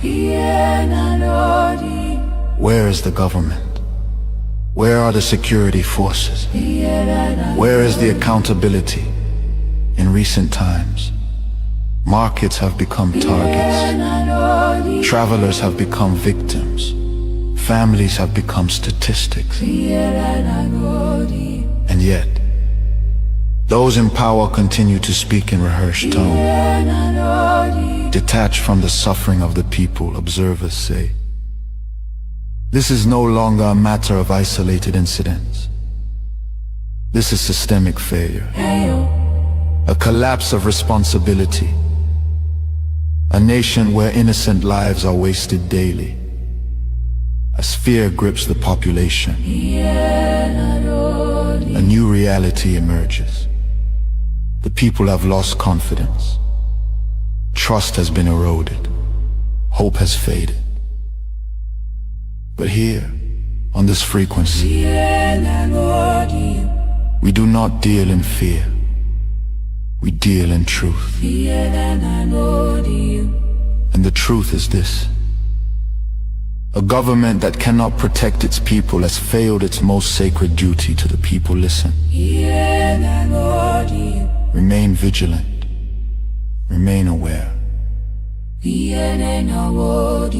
Remain strong. Nigeria has failed its citizens, and in awareness lies survival. This is a wake-up call. You are listening to the voice of Biafra, where truth lives and freedom speaks. Biafrans stand firm until justice speaks louder than silence. And stay safe. God bless Biafra Republic. God bless Biafra Republic government in exile. Great people of Biafra, this is the voice of Biafra, the voice that cannot be silenced, the voice of truth, resilience, and freedom. Speaking to you in the spirit of courage and in the language of liberation. Nigeria government has lost control over.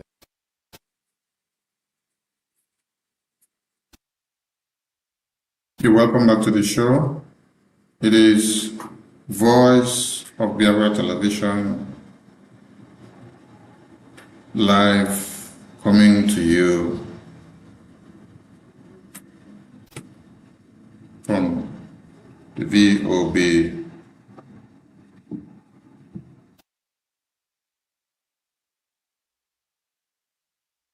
station. You can watch and join us from all over the globe. All you have to do is to follow the frequency if you have a satellite decoder. And we shall be displaying the information on how to join, how to search your system to be able to catch up Biafra Television. Thank you for joining us once again. And the message here is that, considering how the situation of Nigeria has been, if Biafra is not let go, there won't be peace in Nigeria. If Biafra is not let go, not allowed to have their freedom, it happens to be the roadmap to the freedom of every mankind in Nigeria and in Africa. Biafra is not allowed the pathway in Nigeria. There will be no peace in Nigeria, because the Biafran people has the antidote to neutralize the terrorists in Nigeria. The only people that have remained provoked, confronted the Nigerian government in all their dealings and ways and manners that they are using to destroy the lives of people, has been the Biafran people. Only Biafran people have been able to confront them and to bring them down. But every other persons or every other people in Nigeria are afraid of the Fulani terrorists. Maybe because of what they gain, maybe because of their monetary interests or their political interests. But the only people that says they cannot fold their hands and watch as babies, women and children are cut to pieces has only been the Biafran people. They have paid this price before, and they are still paying this price now, as we speak. Mazi Nnamdi Kanu, who happened to speak for Biafra, was kidnapped in Kenya by Nigerian government in collaboration with other foreign governments. Why did they kidnap him? Did they kidnap him because they love him so much? Did they kidnap him because they want him to come and be their friend? Did they kidnap him because he has been giving them food and they did not enjoy the food and they want another food? No. They kidnapped him because he was creating the awareness and exposing and telling people about the Christian genocide that is happening today, the Islamic agenda that is happening today. He was opening the eyes of every Christian and every Nigerian in Nigeria that the jihad is coming. He told the Biafran people that they should wake up and be prepared because the terrorists will come, slaughter them, and Nigeria will be worse than Somalia. So they kidnap him because he happens to be a victim of politics. He happens to be a victim that was brought about considering his identity and his tribe and his ethnicity and his nationality as a Biafran. He identified himself as a Biafran. He rejected Nigeria and said he cannot identify himself with the people that only wants to kill and slaughter their babies, women, and children. Mind you, we've all called for the unity of Nigeria before now. But when you continue to call for the unity of a contraption whose sole and objective is to slaughter your babies, women, and children, it's like you are actually helping them to fulfill their agenda. So a time needs to come in your life which you need to have assessment record of what is happening. Compare and contrast and ask yourself, is it working with this ideology? Is it working this way? Or if it is not working? I've tried this thing to go this way, it is not working. So Nigeria formula hasn't been working for anybody, and it will never work because Nigeria has been designed to be a contraption that will only serve the interests of the jihadist terrorists. So why is he in detention today?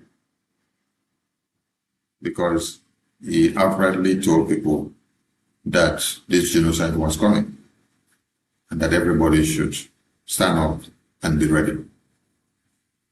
So he is only somebody that tells you the truth, that you will hate the person.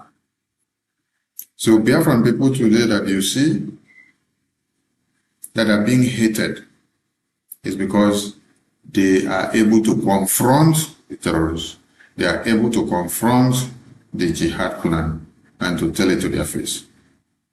And I can also tell you this in the present day and also in the olden days. Everybody were comfortable and enjoying Nigeria with the genocide that was happening in 1945, 1950, 1960 to 1966 until the coup came on. And when the coup came on, they turned the coup against the Biafran people, and they could not stand to watch their babies, women, and children slaughtered. That is why they saw themselves as the endangered species. So they had to form a defense mechanism to be able to stand against the terrorists that have been unleashed on them. The question here is, did you see any other people, apart from the Biafran people, as at then, stand up to say, no, their babies, women, and children cannot be slaughtered? No, there wasn't. It has only been the Biafran people that said they can't watch their babies, women, and children slaughtered. And so they had to do everything they can to put an end to it. So that's why if you don't let Biafra go, there won't be peace in Nigeria until you let Biafra go. Just like Dr. Michael Rubin, a senior think tank group official, a former Pentagon official. This is a top analyst and a researcher. This is someone that affects the policy making in America. This is someone that people comes to seek advice from. This is people that do the things that we see happen. We've had him here in our Voice of Biafra television, Speak to Biafran People. We've also had him in the Biafra Convention in Finland in 2024, December spoke. We've also had him in the U.S. Congressional briefing of the Biafran people. We've also had him in several occasions being of help and assistance and a very focal mind to the Biafran people. He's not asking something in return. All he's doing is to give his aid and help to see that the people that wants to be free finally get that freedom which they yearn for. And he's ready to do everything, and he's doing it on a daily basis, and he will continue to do and do and do to see that the people of Biafra are free.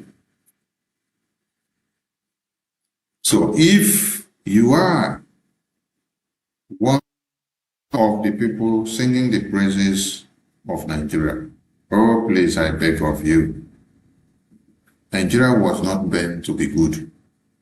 Nigeria was not meant to benefit you. Nigeria is a contraption that is meant for jihad plan to be implemented. That is why we have their antidote to neutralize them. Any other person that have their antidote can as well come out and tell us that he or she has their antidote. But no other person has the antidote of the Islamic jihad. It's only the Biafran people that has the antidote. And as we have the antidote, we continue to call on everybody to realize the dangers that is before them and the dangers that wants to take all of them, because this has been on for a very long time, but many of you have shied away from this responsibility. Many of you have not even wanted to talk about it or to even identify yourselves with the reality on ground. And that is why your babies, your women and children have been the victims. You are a victim today because you were a survivor yesterday. You are a survivor today, you may be the next victim tomorrow.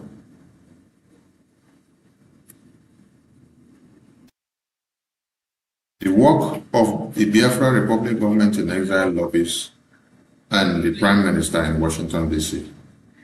must cause stomach ache to many people. Do you know why? Because we are punching those that have been benefiting from the bloodletting of Christians and Nigerians and Biafrans in that contraption. We are punching them in and out. If somebody is coming to remove bread from your mouth to put stone, how will you feel? I want the Biafran people to understand something here. That those you see on the media attacking the Biafra Republic government, Prime Minister, his entire cabinet, the media team, the attorney of Brgie, and everyone that we work with, everyone that supports the quest for the independence of Biafra. Anyone that you see that is attacking our processes, attacking our template, just know that the person was benefiting from the genocide of Nigeria for the past 20, 15, 10, 20, 40, 50 years. So, seeing that we are about to remove the business that has been keeping him or her on, not minding the dead and the blood of the people slaughtered, saying that we are bringing this to an end, they wouldn't be happy. So one thing they will have to do is that they must attack our Republic government in exile lobbies. Mazi Elias. They must attack our attorney Dabiri. They must attack our Prime Minister, Okechukwu Nkere. They must also attack everybody that they see that identifies with us and support our cause and our template and the ways and manners that we go about our awareness in engaging the U.S. foreign policy makers. They must come at us. They must be angry at us. Because if they are not expressing that their anger, if they don't come out to come and create chaos or to destroy one process or another, it will be as if we are not yielding results. It is only someone that is yielding results that will now have enemies. It's only someone that is yielding good results that will have adversaries.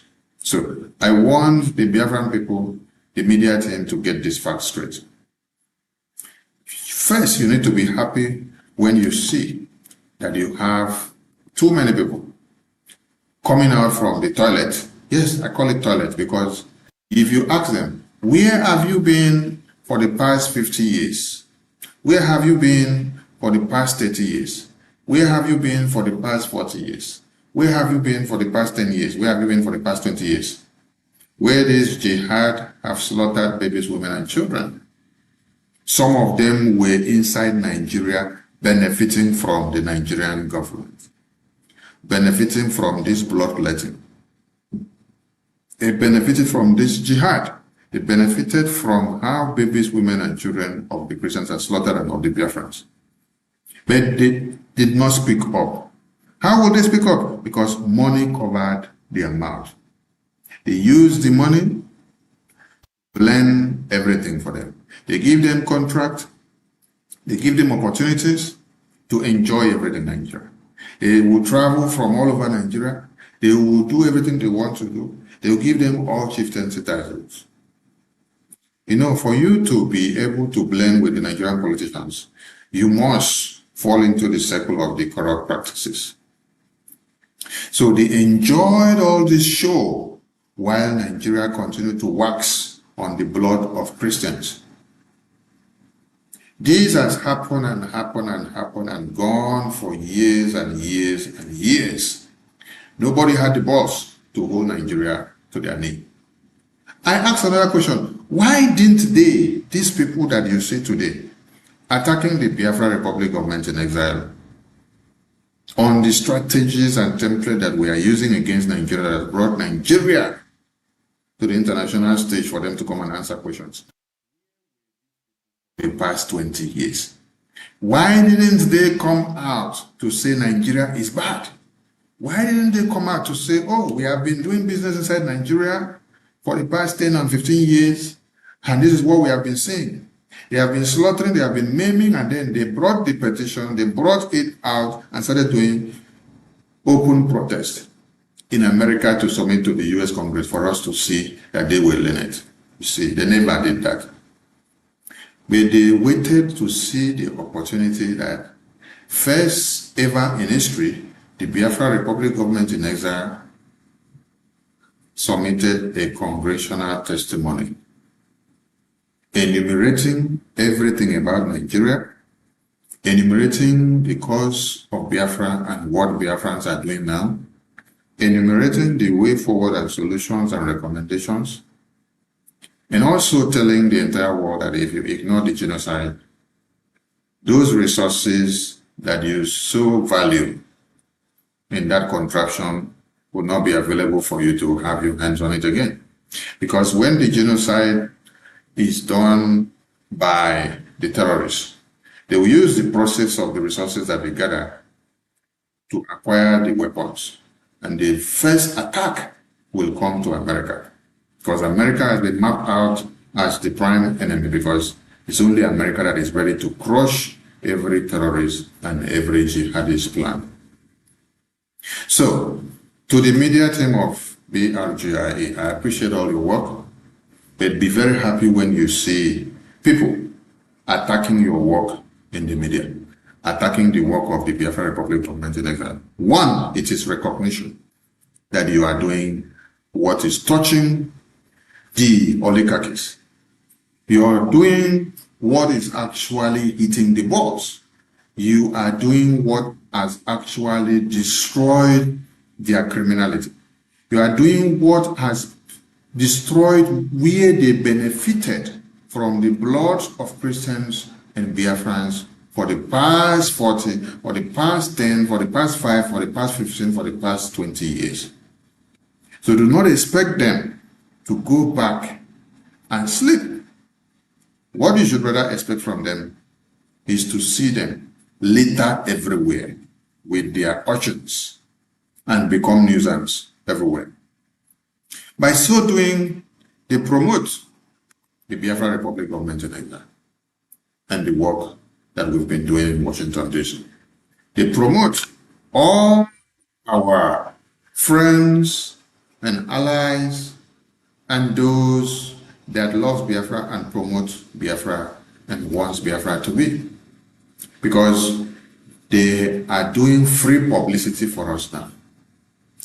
And do not be deceived, thinking that anybody that you see today waking up to start attacking the Biafra Republic government in Israel processes and the template and the achievement of whatever we've done, that they are not aware of who is our lobbyist. No, they are aware.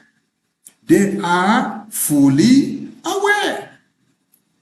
They are fully aware of who is our lobbyist, who is our prime minister, who is our attorney, who have we met in America, what have we done in America, how have we engaged the lawmakers in America. They know.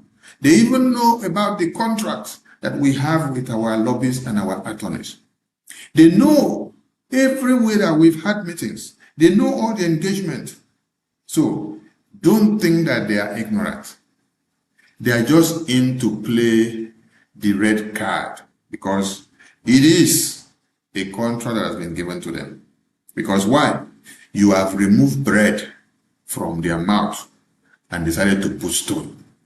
The bread you removed from their mouth and decided to put stone is what they have been benefiting from the Nigerian contraption for the past 10, 20, 15 years on the blood of the babies, women, and children that have been slaughtered, not minding that these are people's children. So they have been enjoying all these things. So don't let any of them deceive you by telling you, oh, they are not aware of what the Biafran Republic government in Israel have been doing. No, it's a lie. They know everything. They know everything. And very soon, they will use their hands to be posting it. That is how God will expose them. And when you check, you will ask yourself, so, you knew that Biafra Republic government in Israel has a lobbyist. You knew that Biafra Republic government in Israel has an attorney. You know that they have a contract with their lobbyists and their attorney. You know that they had a congressional briefing. You know that they have been having meetings with all these U.S. lawmakers. Yes, they are fully aware, but they will come out to discredit your work in the media, to cause dissociation, to cause chaos, and to downplay your effort, to bring in conflict amongst you, so that it will seem as if you have not been doing anything. And yet they are aware. They make research and they know everything. They see your discussions and your meetings that you post and communicates that is coming out and everything you do. So that is why I want you all to understand and remember that they are doing all this because our lobbyists and our attorney successfully, with our PM, in their education and the work that they have been doing, succeeded in activating U.S. foreign policy apparatus against Nigeria. They activated credibility damage against Nigeria. They also activated against Nigerian government and their military formations and even the economy. They brought about political and diplomatic isolation. So Nigerian government and all their allies.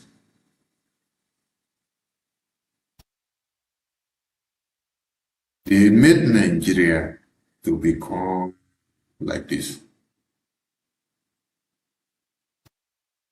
So, why wouldn't those that were benefiting from the death and the blood of Biafrans and Nigerians not come attacking the Biafra Republic government in exile officials and even our lobbyists and attorney and even the US officials that are also speaking in favor of Biafra?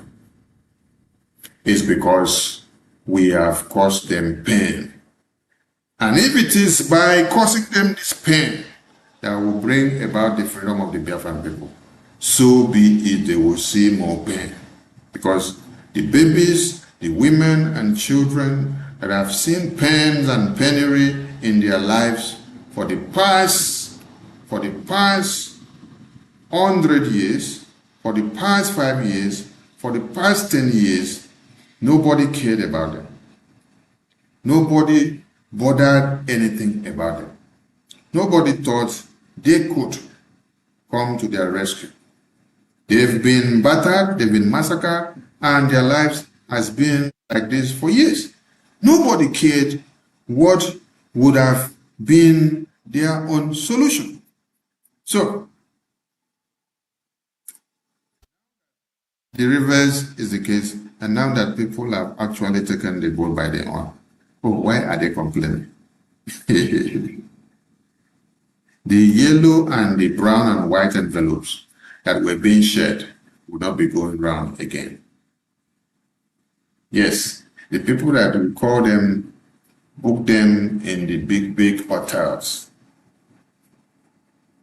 and give them preferential flights and give them everything they need so that they will continue to suck you dry. Such preferences will not be coming anymore. So there must be chaos. So Biafran people need to understand that we must see and have all these kind of people emanating at this point. And I also want to remind all Biafrans that this is part of the mountains that we must face. Because mountains upon mountains has to come in diverse ways. And this is part of it. And facing this one and overcoming it means we are winning. If you all gathered in the US congressional briefing on the 18th of September, a place where people have not gathered before, an event where people have not held before, event where people have not seen before in their lives, you happen to be the first to have done so. First in history, and you expect that those that you have set this trap for or brought them down will not come after you, or you must be joking. You must understand that freedom fighting does not come easy. We take a short commercial and we'll be back. Security. Fellow listeners, what was once whispered in fear, what was once denied in arrogance, has now become a reality too loud to ignore. A nation staggering under the weight of its own contradictions is rapidly losing control over insecurity. From the north to the south, from the east to the west, the land trembles, not from natural disaster, but from man-made chaos. Communities abandoned, villages raided under the cover of darkness, highways turned into corridors of fear. Citizens left to fend for themselves. In a country where the government once promised protection, the question now echoes across the land. Where is the government? Where are the security forces? Where is the accountability?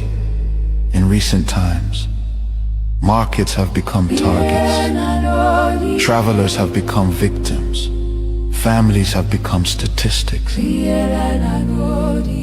yet, those in power continue to speak in rehearsed tone. Detached from the suffering of the people, observers say, this is no longer a matter of isolated incidents. This is systemic failure. A collapse of responsibility. A nation where innocent lives are wasted daily. As fear grips the population, a new reality emerges. The people have lost confidence. Trust has been eroded. Hope has faded. But here, on this frequency, we do not deal in fear. We deal in truth. And the truth is this: a government that cannot protect its people has failed its most sacred duty to the people. Listen. Remain vigilant. Remain aware. Remain strong. Nigeria has failed its citizens, and in awareness lies survival. This is a wake-up call. You are listening to the voice of Biafra, where truth lives and freedom speaks. Biafrans stand firm until justice speaks louder than silence. And stay safe. God bless Biafra Republic. God bless Biafra Republic government in exile. Great people of Biafra. The Voice of Biafra Television, VOB, reaching you from all over the globe. And like we have said, and we continue to say, Biafra is here, and all you've got to do is to key into what we are doing. There is never a freedom fighting or war that is fought without money. And that is why I am coming to the reasons why we must support our freedom with a gemma more and more than we have ever done. Yes, because money speaks in Washington, D.C., and shit does the work. So they say, for us to have had the heavy hands of meeting these U.S. foreign policy makers, educating them and telling them about Biafra, telling them about the Christian genocide, having series of engagement with them, we needed a channel to have gone through. And that channel of communication happens to have been lobbyists and attorneys. This happens to be the connecting rod. This happens to be the intermediaries to make or see the U.S. foreign policy makers. So, if you check the media, you will now see that those that Biafra Republic government in exile have destroyed their business empire in Nigeria. Those that were enjoying the bloodletting of Biafrans and Christians in Nigeria, the first thing they will post is to post our contract, whatever we are paying or what we are doing, or the financial agreements that they see in the media between our lobbies and attorney. Because they are angry. They are damn angry that BRJ are getting results for Biafra with the use of these lobbyists. It doesn't matter how much the pay is, but what speaks volume is that these lobbyists and attorney are delivering on their mandate. Yes. If we were not delivering on that mandate, our voices wouldn't have been heard and we wouldn't have been spotted in the policy circle. We wouldn't have been spotted as being seen within the circle of the policy. So these people are angry that these lobbies and attorney is actually delivering on the mandate. And that is why we want them to cry now. Yes. We love to see panicants cry. We love to see them cry harder and cry bigger because it gives us joy. It helps us to weigh our balances. It helps us to check our statistics. It helps us to see if we are actually getting the result or if we are doing well or not. From what we have seen, with all the panicants that we've seen and with all the cries that they put out there, it simply tells us that we are doing excellently well. So, we need funds to do the political and diplomatic work. We need funds also to do the defense mechanism in the homeland. The Biafran people would have all been running away from their homes now. The Biafran people would have all been slaughtered now. What is happening in the Middle Belt? What is happening in the North? What is happening in Yoruba land would have been happening in a very high level in Biafra land now. Did you know how it was curtailed?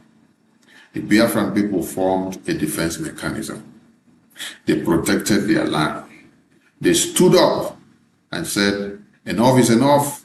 We cannot allow these terrorists to come and slaughter our babies, women, and children while we sit down and look. That is why and how they have been able to curtail this jihad that is happening, that everybody are running left, right, center. You see, now that they are running now, Biafran people are sitting down to watch them from the television and from the big mirror because they have sacrificed so much. From 2019 to this day, Biafran people are bored or had the bad name because of what? Defending their land with everything that they had. They did not defend with saliva. They did not defend with water. They did not defend with sand. They defended it with funds. Men and women that volunteered their lives to defend their motherland, they defended Biafra land. So we need funds. We're calling on all Biafrans to come and support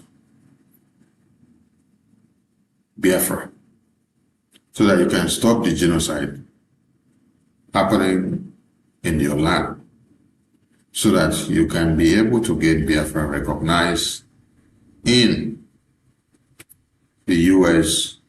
policy making circle. We need the recognition of America. We need recognition of other countries. But you know what? Like our attorneys and lobbyists said, where U.S. leads, others follows, because they are the leaders of the world. That is why our radar is not going to anywhere. Our radar is so fixated in Washington, D.C. Some of you will say, oh, why didn't you go to Europe? Why didn't you go to UK? Why didn't you go to Russia? Why didn't you go to China? I want to also answer you. Has Russia not been seeing the genocide in Nigeria for ages now? Has China not been seeing the genocide in Nigeria for ages now? Has Europe not seen the genocide in Nigeria for ages now? Has UK not been the one supervising the genocide of Biafran people? Has UK not been the one that gave Mazinam the kind of passport to use as a UK citizen? And then when they heard that Nigerian government has kidnapped him in Kenya, what has UK done? Is it not Europe that arrests Mazinam and lock him up and charge him for treason and charge him for terrorism because of fighting for self-defense and freedom of the people of Biafra, the Christians? How is Europe different from Nigeria? And how is Europe different from UK? And how is Europe different from China and Russia? Because China, as we speak, are coming to exploit the situation of the genocide in Nigeria as we speak now. They are suckling the oil and gas and everything that is happening there. As we speak now, Russia is there looking where it will favor them for them to come in. Europe lock up Marcy Simon Epa, and they are ready to lock up Biafrans because of the oil and gas interests that they are having in Nigeria. So you see, then I bring another question. Why is America not arresting all of us? Does America not also have oil and gas interests in Nigeria? America has oil and gas interests in Nigeria. But they put the freedom of people first. They value the life of people first. They prefer to see that you live to enjoy the resources that you have. They prefer to see that you enjoy that resources which you say is your own. They want you to be the one telling them how far. As they negotiate, they want you to also have a say and speak. But what does Europe do? Europe don't care if you're dying. UK don't care if you're dying. America keeps their oil interests aside. They keep every other business aside. And then they sanction Nigeria on the demand of Biafra Republic of Nigeria. They designate Nigeria as a country of particular concern, seeing all the evidences of the Christian genocide and the political aggression or repression that they have used on those that are speaking up. They consider your ethnicity, your tribe, your identity before they pronounce you death sentence in Nigeria. And no other country cares about this. It's only America. It's only America that sanctions countries that are violating human rights. It's only America that is ready to come for you, to speak for you, and to stand in for you. Every other countries are only concerned about how much business and how much money they will make from their deals. It's only America that is ready to defend humanity. Yet America have their interests that they want, but they put your life first. That's the question you should ask yourself. How come America put your life first, but every other countries don't put your life first, but they put the resources that they want to get from you? That is why America deserves to be the leader of the war. Because they have the balls to tell who is doing evil. They have the balls to call you out and punish you. No other country placed sanctions on Nigeria. Rather, they continue to have business with Nigeria on a daily basis.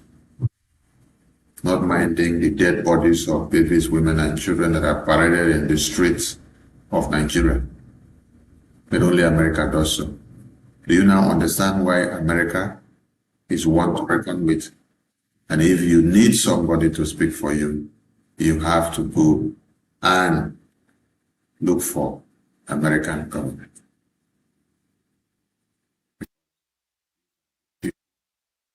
That cares about your life. That the people that want you to be free, not just looking into the oil and gas, but they want you to be free, so that you can also live like them and have a free life. So don't tell us to go to other places, because those other places have disappointed us. Every Biafran should come together at this point, support the Biafran freedom, support the Biafran government in exile, the only government that is speaking for the Biafran people, that carries Biafra on its shoulder to Washington, D.C. to meet all these congressmen and women, is the Biafra Republic government in exile. And that is the Prime Minister that you see. If any of you is calling these our Prime Minister names and these our lobbies and attorney names, and that means you are also calling our past leaders the same names, because our past leaders were craving for the same opportunity to meet the U.S. lawmakers and to tell Biafra. Washignton D.C was singing about if we ever have any opportunity to talk to the U.S. lawmakers for Biafra, but he never had any opportunity because the people that surrounded him were all criminals. Every time he made effort, they thwarted it. That is why you should ask all the lawyers of Washignton D.C and the brothers and all the US. For 12 years, all of you were all around Washignton D.C. You only feed fat on the money that IPOB contributed. How many lawmakers of America were you able to present to Washignton D.C to meet at the table Biafra? They are angry that it is happening now. Monagba had the joy of dancing and giving you good vibes of success because of the good work that was happening in Washington, D.C. While it was in Finland, the team here led by this Prime Minister then, Okechukwu Nkerere, who had happened to be the Finance Minister, were doing the work. And on the detention of Washignton Monagba, this present Prime Minister now has not relented. He has fired the shot more than it was happening before. That is why at this time is when Nigeria got the CPC designation. At this time is when Nigeria got the sanctions. At this time is when visa ban is on Nigeria. At this time is when some officials of Nigeria cannot enter America. At this time is when the U.S. Congress held a congressional hearing on the 20th of November 2025. And upon the education of all these U.S. lawmakers, they had to speak about Biafra and Washignton D.C. on that same day that he was sentenced to life imprisonment. If this present Prime Minister and this government were not doing enough, will these lawmakers of America have had the knowledge and the opportunity to have craved such indulgence with boldness in the U.S. congressional hearing that happened? So anybody that tells you that he is not aware, anybody that tells you that he is not aware of the good works or whatever that Biafran government in exile are doing, tell that person that he or she is a joke. Because he is fully aware. Yes. The person is fully aware. The judge decides to deceive his or herself. Yes. Because everything we do, we give the updates on the media, and you can find it there on the media. Why do we put it on the media? We put it on the media so that you will not say we do Photoshop. So if we do Photoshop now, I believe the lawmakers that we use their faces to do Photoshop should have been coming to meet us and ask us, why are you using my face to do Photoshop? Right?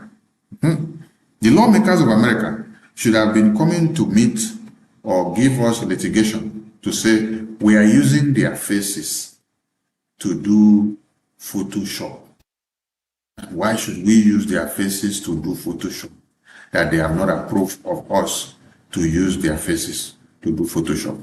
This is a very pertinent question that you should be asking all the nonentities and the idiots that you see there on the social media talking trash about the Biafra Republic government, diplomatic and political engagement in Washington D.C. Ask them a very simple question. You say we are doing Photoshop videos and photos. Please, why don't you get to these U.S. lawmakers, ask them to place a litigation against the Biafra Republic government in Ife for using their photos for impersonation and blackmail and slander without permission. Yes.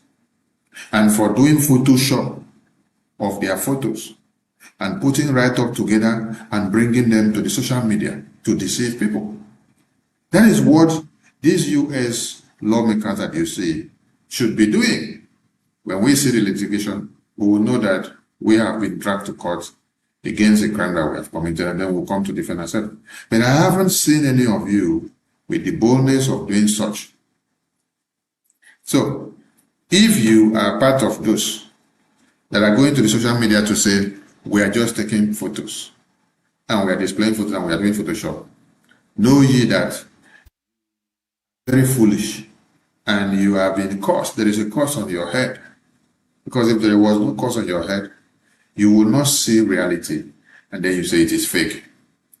If you say we are making photos with the U.S. lawmakers and foreign policy makers, please, we want to also see your own photo. If it is easy to also go and have the same kind of meeting with these lawmakers that we have had, and then bring your own photo. Yes.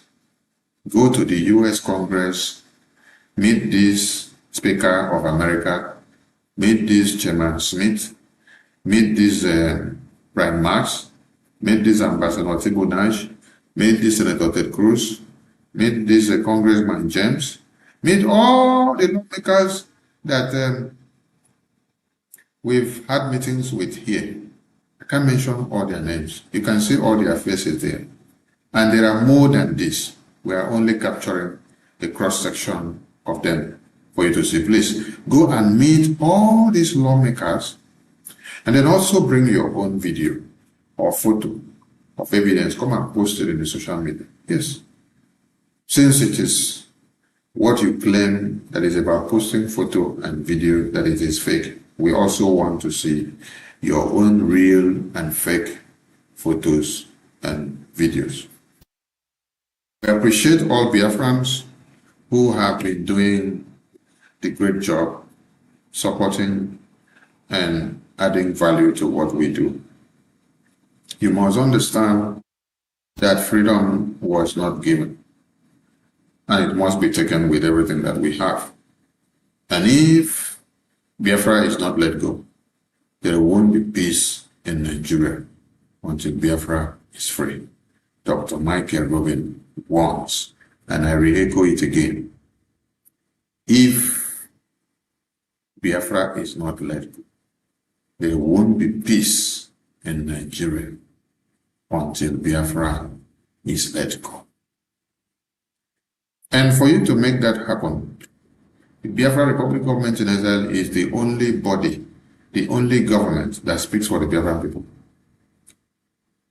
It's not the criminal politicians that align with the same terrorists to kidnap our babies, women, and children. It's not the same criminal politicians that dig our graves. It's not the same criminal politicians that wants all international communities to deport us back to Nigeria so that we will be locked up in prison like the way they did to Mazen and Bekano, simply because we are fighting for the freedom of our people. No. The Biafran people have a government. That government is called Biafra Republic Government in Exile. Headquarters is in Baltimore, Maryland, USA. And without this Biafra Republic Government in Exile and the US government serving as a relation with Nigeria, any Biafra settlement or negotiations that Nigeria is putting up with the Nigerian politicians, using any of our leaders that are in the prison, is null and void.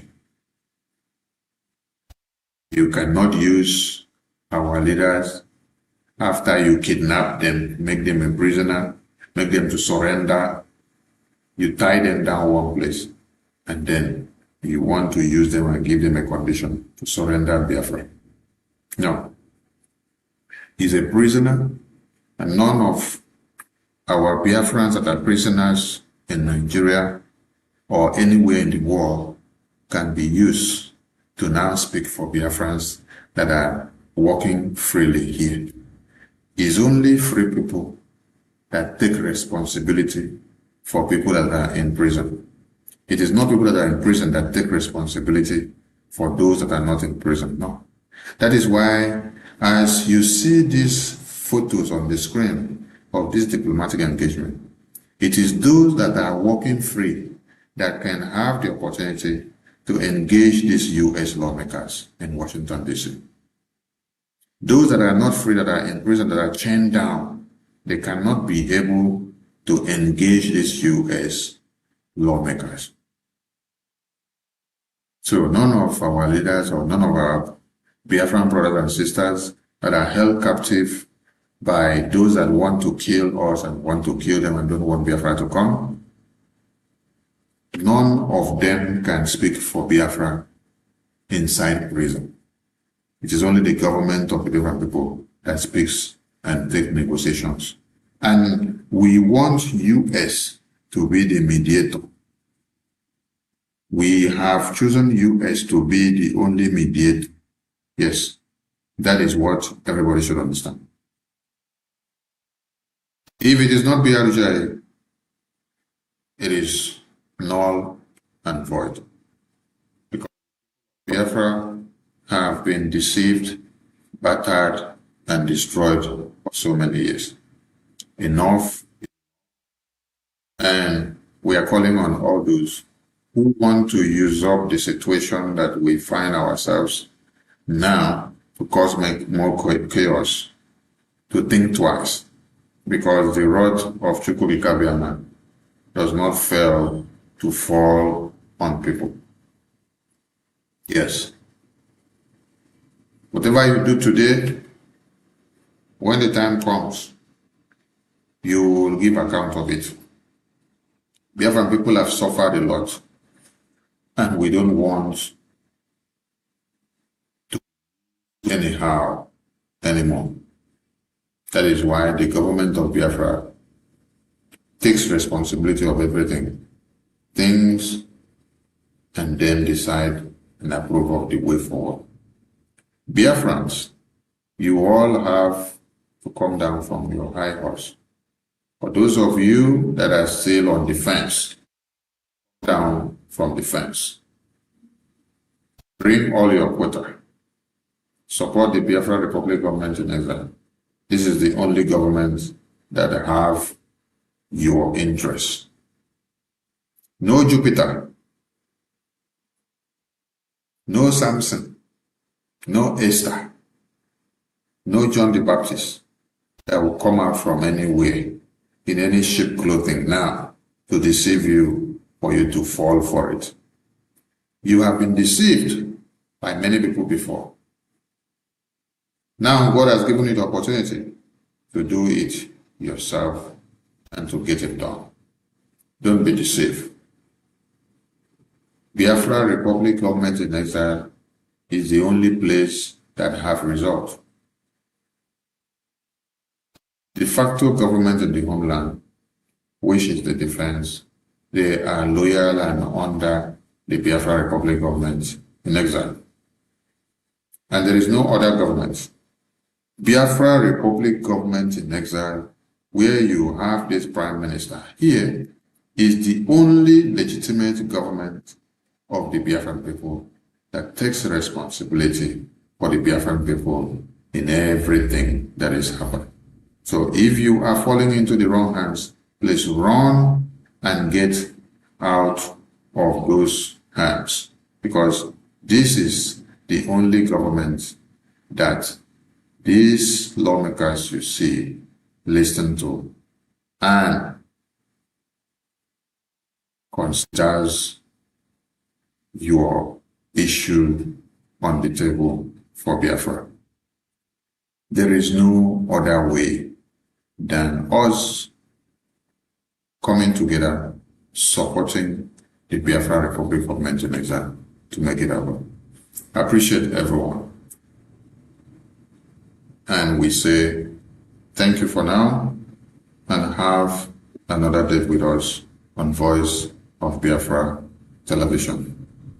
Do not forget to get your own decoder if you are listening in Africa, and tune into the Voice of Biafra Television and stay connected, because this is where we give you the news the way it is, undiluted, and this is where we tell you the truth about the way forward of the Biafra Republic Government in Exile, the only government that has the legitimacy to negotiate Biafra recognition and independence, the only government that speaks for the Biafran people, the only government that stands in the gap, the only government that has been able to establish and do that which no Biafran or no government of the Biafran people or groups have done for years before.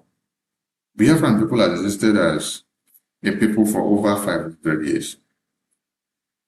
And a Biafra government existed during the government of Ojukwu and Philip Effiong, and they never had the opportunity of meeting or having the open door into the U.S. Congress of America to table the cases or to talk about Biafra.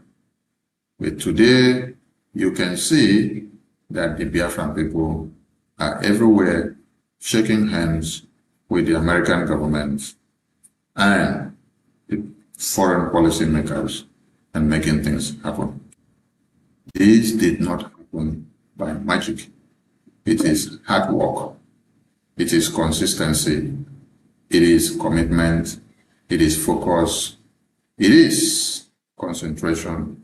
And it is determination.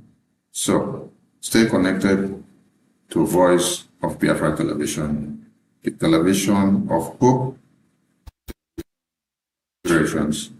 where your hope is restored, and where the voice of the voiceless is heard, and where your children also have hope that tomorrow there is hope for Biafra. Voice of Biafra Television. Thank you for joining the show. This is the voice of Biafra, the voice that cannot be silenced, the voice of truth, resilience, and freedom. Speaking to you in the spirit of courage and in the language of liberation. Nigeria government has lost control over insecurity. Fellow listeners, what was once whispered in fear what was once denied and arrogant, has now become a reality too loud to ignore. A nation staggering under the weight of its own contradictions is rapidly losing control over insecurity. From the north to the south, from the east to the west, the land trembles, not from natural disaster, but from man-made chaos. Communities abandoned, villages raided under the cover of darkness, highways turned into corridors of fear. Citizens left to fend for themselves. In a country where the government once promised protection, the question now echoes across the land. Where is the government? Where are the security forces? Where is the accountability? In recent times, markets have become targets. Travelers have become victims.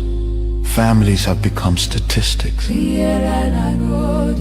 And yet, those in power continue to speak in rehearsed tone. Detached from the suffering of the people, observers say, this is no longer a matter of isolated incidents. This is systemic failure. A collapse of responsibility. A nation where innocent lives are wasted daily.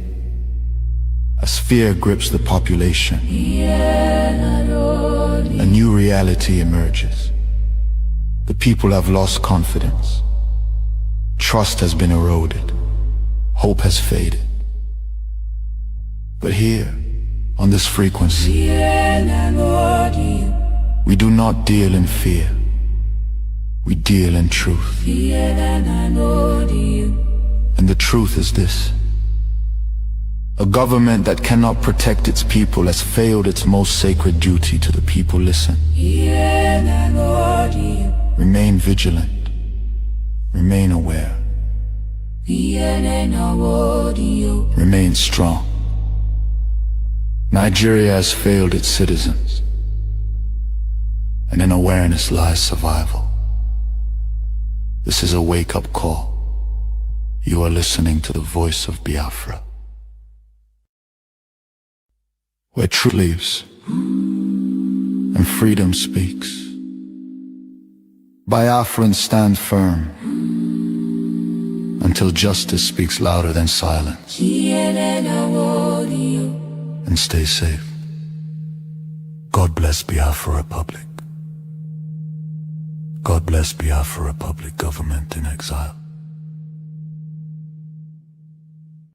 Great people of Biafra. This is the voice of Biafra. The voice that cannot be silenced. The voice of truth, resilience, and freedom. Speaking to you in the spirit of courage and in the language of liberation. Nigeria government has lost control over insecurity. Fellow listeners, what was once whispered in fear, what was once denied and arrogant, has now become a reality too loud to ignore. A nation staggering under the weight of its own contradictions is rapidly losing control over insecurity. From the north to the south, from the east to the west, the land trembles, not from natural disaster, but from man-made chaos. Communities abandoned, villages raided under the cover of darkness, highways turned into corridors of fear. Citizens left to fend for themselves. In a country where the government once promised protection, the question now echoes across the land. Where is the government? Where are the security forces? Where is the accountability? In recent times, markets have become targets. Travelers have become victims. families have become statistics. And yet, those in power continue to speak in rehearsed tone. Detached from the suffering of the people, observers say. This is no longer a matter of isolated incidents. This is systemic failure. A collapse of responsibility.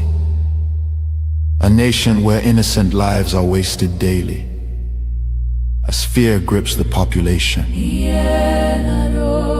a new reality emerges. The people have lost confidence. Trust has been eroded. Hope has faded. But here, on this frequency, we do not deal in fear. We deal in truth. And the truth is this. A government that cannot protect its people has failed its most sacred duty to the people. Listen. Remain vigilant. Remain aware. Remain strong. Nigeria has failed its citizens, and in awareness lies survival. This is a wake-up call. You are listening to the voice of Biafra, where truth lives and freedom speaks. Biafrans stand firm until justice speaks louder than silence. And stay safe. God bless Biafra Republic.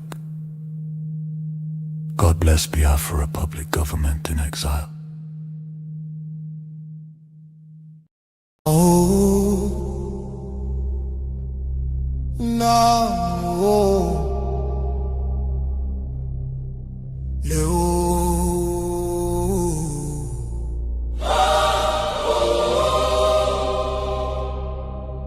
From every village, every city, from homeland to diaspora, hope is rising again.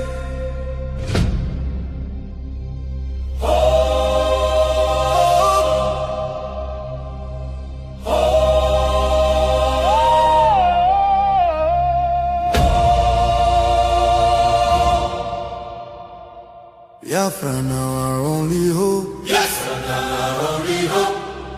Hope for today, hope for tomorrow. No more pain, no more sorrow.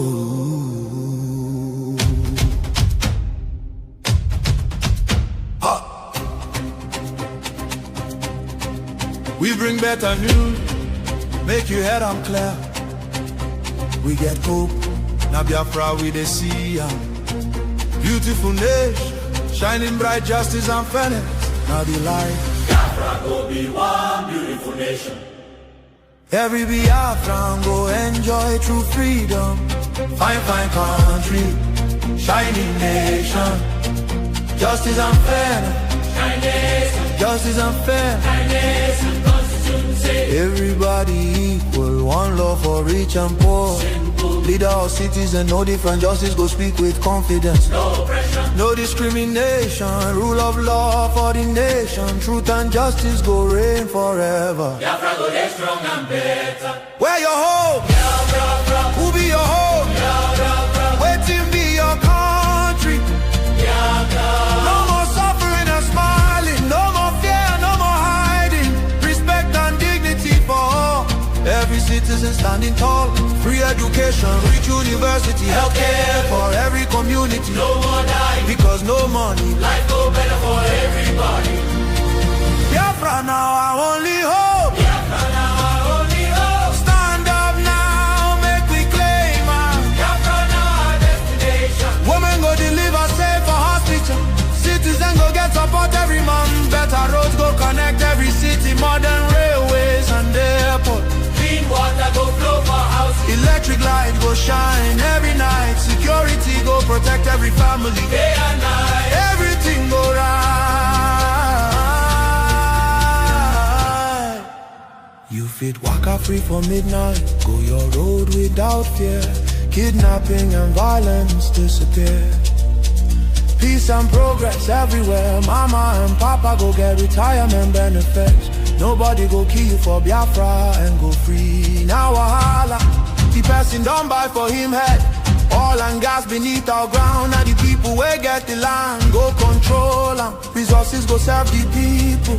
Prosperity go spread for all. Anything we do for our land. Now our citizens go manage them. Development go reach every corner. Nobody go suffer again. No vote buying, no rigging game. Election fair and play.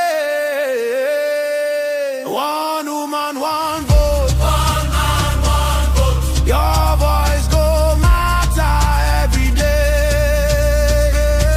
Biafra now our only hope. Biafra now our only hope. Hope for today. Hope for tomorrow. No more pain, no more sorrow.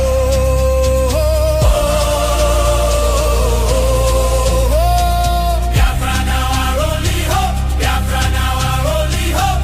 Hope for today. Hope for tomorrow.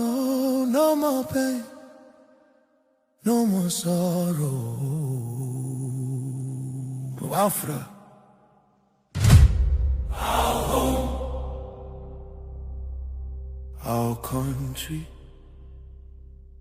our future, our future. Biafra now our only hope.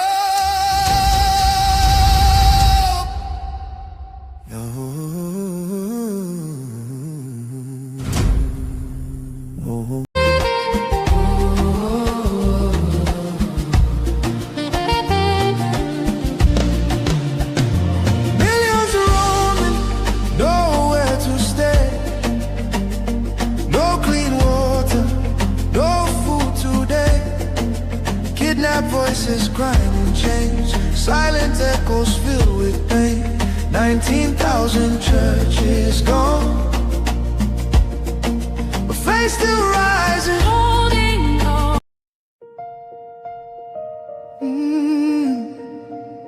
Can you hear the cry from the broken land, from the wounded hearts? Nigeria, they bleed. People, Nigeria, they bleed. People, they cry. Tears for the ground. Nobody asks why. Over 7,000 souls don't fall. Every single day, we still there call. Churches burning, hope fading fast.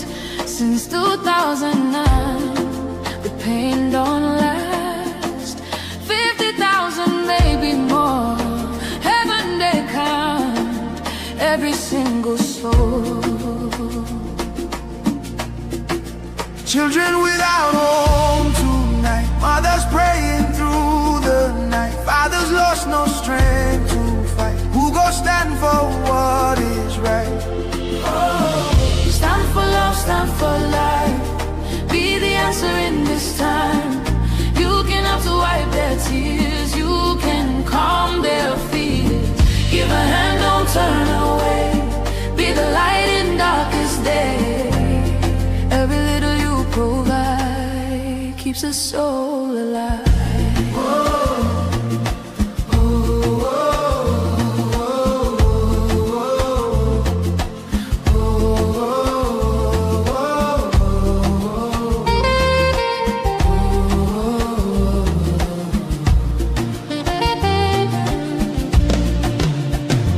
Millions roaming, nowhere to stay. No clean water, no food today. Kidnapped voices crying in chains. Silent echoes filled with pain. 19,000 churches gone, but faith still rising. Holding on In the ashes, hope remains.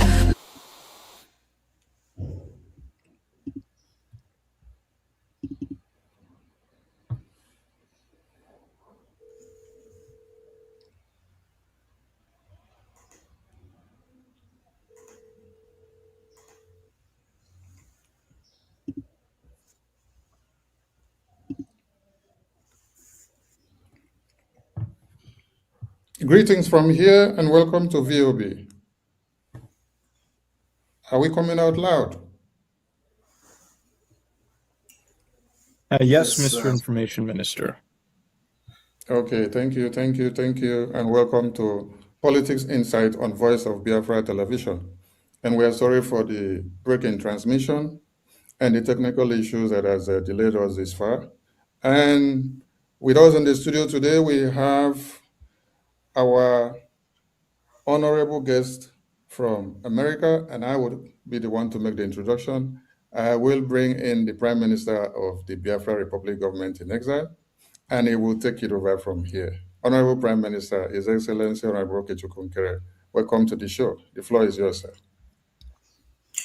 Thank you from here, and greetings, lovers all over the world, Biafrans and friends from Biafrans. So we have our guests in the studio here, and we also have our lobby, Honorable Elias. Honorable Elias, please, you have to be the one to introduce and bring the one and only special guest we have today. Thank you. Thank you. So I'll just do a brief introduction of the ambassador, and then you and the ambassador will go straight into the interview.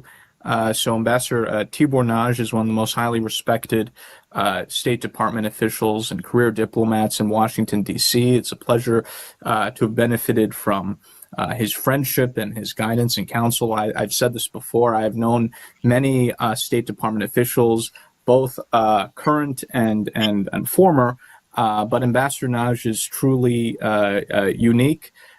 He's someone who not only has a passion for Africa, but a passion for justice, which is quite extraordinary. And it's an honor to have him as a friend and someone who I've learned a tremendous amount from. So it's an honor to be here with the ambassador to give just a very brief, abridged version of his biography, because I know we're short on time. Ambassador Tibor Nagy held the position of Undersecretary for Management between June to April of 2025 and Assistant Secretary of State for African Affairs from 2018 to 2021. From 2003 to 2018, Ambassador Nagy was Vice Provost for International Affairs at Texas Tech University. He also lectured nationally on Africa, foreign policy, and U.S. diplomacy, and advised 2 presidential campaigns during his tenure. He was the U.S. ambassador to Ethiopia from 1999 to 2002, a period which included the Ethiopia-Eritrean War and a robust anti-terrorism campaign. Previously, he was ambassador to Guinea after serving as deputy ambassador in Nigeria, Cameroon, and Togo. He also had assignments in Zambia, the Seychelles, Washington, D.C., and an earlier tour in Ethiopia. Ambassador Nagy arrived in the U.S. as a political refugee from Hungary and received his BA from Texas Tech University and MSA from George Washington University. His U.S. State Department awards include commendations for helping prevent famine in Ethiopia, supporting the evacuation of Americans from Sierra Leone during combat, supporting efforts to end the Ethiopian-Eritrean War, and managing the U.S. Embassy in Lagos, Nigeria during political and economic crises. He was selected as runner-up for Deputy Chief of Mission of the Year in 1995 and knighted by the President of Guinea in 1999. Ambassador Nagy contributed periodic op-ed pieces and co-authored the nonfiction winner of the 2014 Paris Book Festival on managing difficult international environments, Kiss Your Latte Goodbye. So without further ado, I turn it over to Ambassador Nagy and you, Mr. Prime Minister, who will be interviewing the ambassador. So thank you. Thank you very much, Elias, for that fine introduction. And Ambassador Nagy, welcome to Voice of Biafra. Let's go straight to the question. I know we have a lot of questions for you, and we appreciate your time. Ambassador Nagy, what have been your history of engagement with Nigeria throughout your storied multi-decade career? You have been Deputy Ambassador of Nigeria during a tumultuous time of Nigerian history in the 90s, and then dealt with the country as Assistant Secretary of State of Africa Affairs between 2018 and 2021. Yes, thank you very much, and I am just honored to be on this broadcast. Thanks very much again, Elias, for the introduction.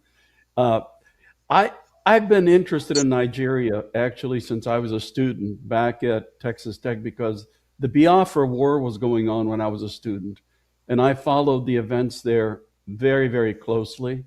Then, since all of my career was dedicated to Africa, we say in the American diplomatic service that you are not really an Africanist unless you have a tour in Nigeria. So I was very honored to be picked as the deputy ambassador back in the early 1990s, and I served a very distinguished American ambassador, Ambassador Walter Carrington, who many Nigerians still remember as being a champion for freedom. During my time in Nigeria, it was the military dictatorship, and because I got to know the country, I fell in love with the country and the people. I've been following Nigeria very closely ever since. It has broken my heart to see what such a country with incredible potential has suffered because of bad governance and other things. So for me, Nigeria is obviously one of the most critically important countries, not just in Africa, but frankly in the world. Thank you very much, Ambassador. Ambassador, why do you have a passion for justice for the people of Biafra, as well as similar groups such as Ambazoni? Yeah, that's also a great question, because I mentioned just a minute ago that I know the incredible potential that Nigeria has. And I also know, specific to Biafra, that it is the part of Nigeria that contains so many resources. It is actually the part of Nigeria that makes the country rich. And also, as I said, I've been following events in Biafra since I was a student. I saw the incredible suffering that the people endured during the Biafran War. And even now, I've been following closely how the people of Biafra do not get the share of resources. They do not get the investments. And the after effects of the Biafran War, which was more than 50 years ago, that there's still some after effects which the people are suffering from. So like a couple of other places in Africa, it's tragic, and the people of Biafra deserve much, much better than what they're getting today.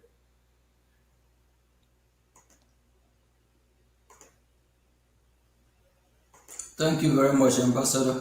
The Biafra Republic government in exile has focused on promoting the U.S. recognition of Christian genocide in Nigeria and had aggressively engaged in lobbying campaign for such recognition in parallel with other advocates such as the Christian community and organization. These have been successful, with President Trump declaring Christian genocide in Nigeria.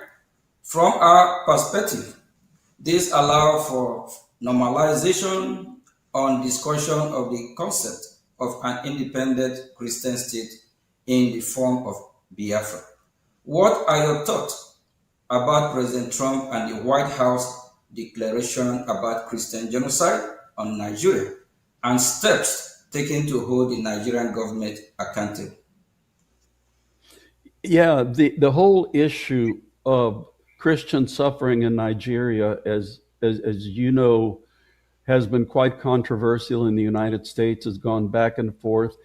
And the people who deny Christian suffering use an argument which I would label as plain sophistry, because people say, people who object to the concept of Christian suffering say, oh, you know, if you look at Nigeria, there are many more Muslims who die because of terrorism and violence and extremism than Christians.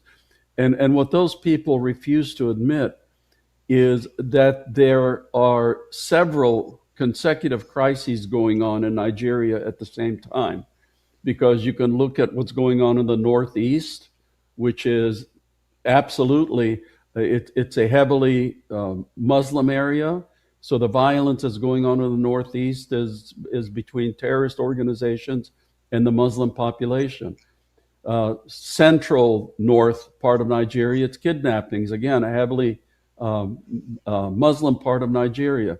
Northwest Nigeria is starting to be impacted by local groups and also by some of the terrorist organizations in the Sahel. Again, an Islamic area.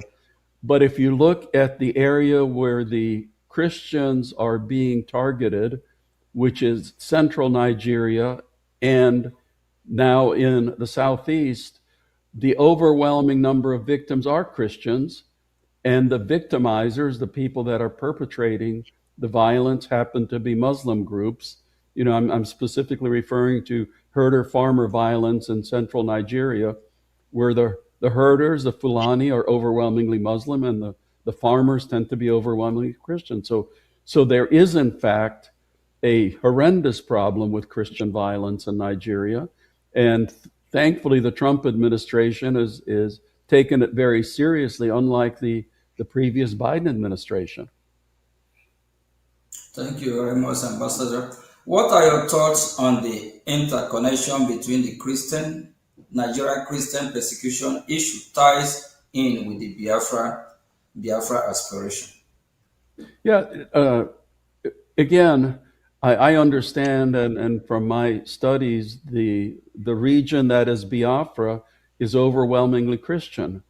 And leaders of Biafra, like yourselves, have been very loud in pointing out the egregious injustice that is happening to Nigeria's Christian population.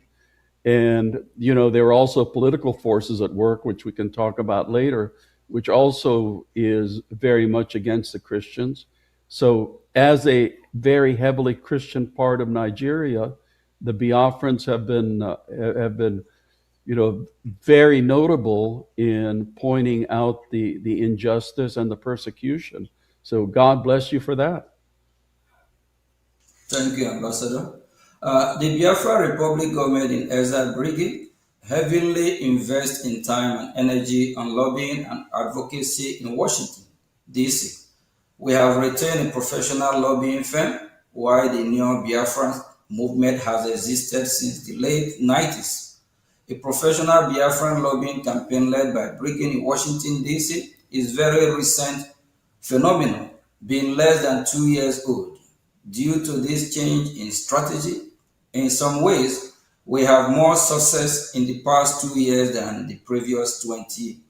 We have two questions relating this to ask. Can you explain to Biafran people why high-level lobbying and educating U.S. officials on the Biafran issue is critical? Sure. Number one, I am not a lobbyist. I have never been a lobbyist. I don't get any money for the causes I support. But causes like yours, to get the kind of attention in Washington that it needs, in my view, really does need a professional lobbyist. And I'll tell you why. Let's be honest here. If you were to survey most of the members of the U.S. Congress, people who work for the president in the White House, even people in the State Department, very, very few people would ever have heard of Biafra. Obviously, everybody has heard of Nigeria, given its size and importance, but very few people would have heard about Biafra. Not too many people even know about the problem of Christians in Nigeria, although recently there has been some publicity. So to get people, especially policymaking important people, to pay attention to your cause, to your issues, there needs to be a sophisticated, strategic, and high-level information and education campaign. And frankly speaking, in the American system, to get that kind of education, to get that information around, you need somebody with influence amongst American policymakers. That's why hiring somebody, engaging somebody like Elias's company makes absolute sense for, as I said, a cause like yours. African countries don't necessarily need a lobbyist because they have an embassy, although many African countries do engage lobbyists to, to promote their particular causes. So for you to have people pay attention to what's going on in Biafra, it makes absolute common sense for you to engage a lobbyist.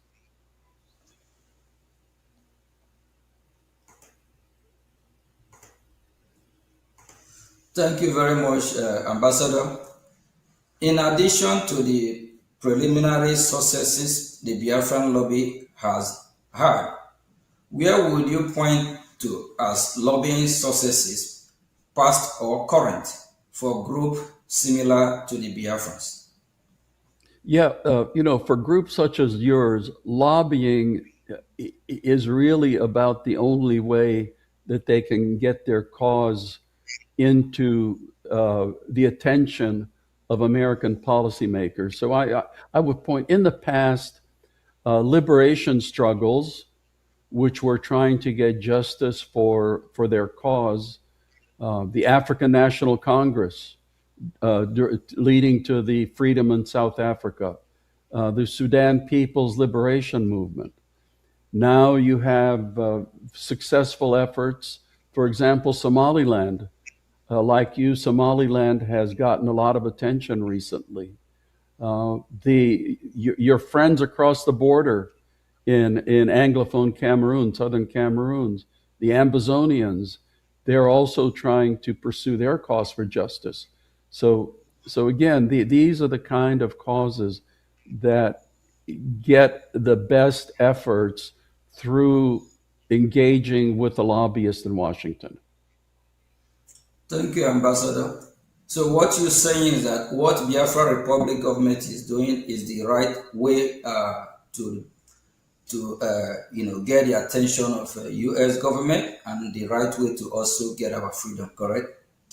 Absolutely. And again, it means engaging the right person, because unfortunately, as with anything, there are some people who are very effective at doing this, and there are other people who are not so effective at doing this. So it's essential for you to engage somebody who knows the people in Congress, who knows the people in the White House, who knows who does what at the U.S. Department of State, to make sure that your cause is promoted the way that you want to promote it. Thank you very much, and special thank you to our lobby, Elias, for being our voice in Washington. Thank you, Elias. The Biafra Republic government in exile has trans-action approach in engaging the U.S. government, making beneficial offers in the area of defense, security, and natural resources in exchange for U.S. political support, similar to what Somaliland is doing. What are your thoughts on this approach? Okay, so, I am not now speaking for the U.S. government. That's very important to say. I am no longer working for the U.S. government. I've now retired 4 times, so currently I'm retired. But obviously, Biafra has incredible natural resources. Biafra has incredible human resources. So, if you're offering that kind of a transactional deal, then in my view, that would be looked at positively, from especially people in the Trump administration, because as you mentioned, President Trump has been a very transactional president. He's not looking for, long-term this or long-term that. He's looking for what is the interest of the United States of America. And as Secretary of State Marco Rubio himself says, whenever the United States engages overseas, it should meet one of 3 qualifications. Does it make America more secure? Does it make America stronger? Does it make America more prosperous? So what you are wanting to offer obviously would meet, I think, all three of those criteria. Yeah, thank you, Ambassador. But Ambassador, we believe that your voice matters. You might be retired, but you still ambassador, and we believe that U.S. government still listening to you. Thank you very much. As a follow-up for the previous question, Biafra Republic government in exile, which is Brgie, I think you already answered that question. So let me just go on. And for years, the Nigerian government has used terrorism in the country as an excuse to ask for arms sale to Nigeria. Instead of using the weapon to fight Boko Haram, either the Nigerian government will use the weapon to engage in military action against Biafra, or provide those weapons to so-called reintegrate terrorists. Now, there is a shift towards direct U.S. counter-terrorism action in Nigeria, perhaps reflecting concern about the Nigerian military intention.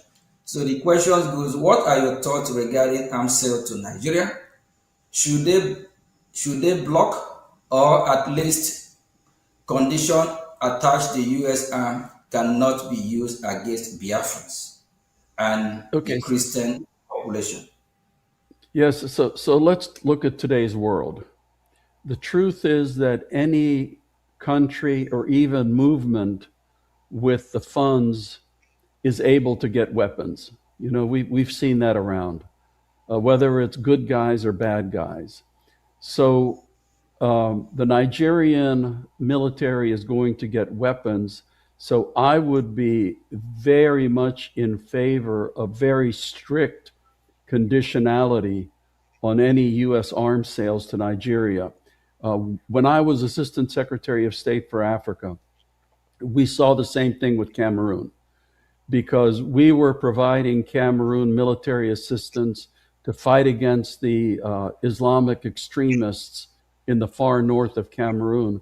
But it turned out that some of that was being used against the Ambazonia movement.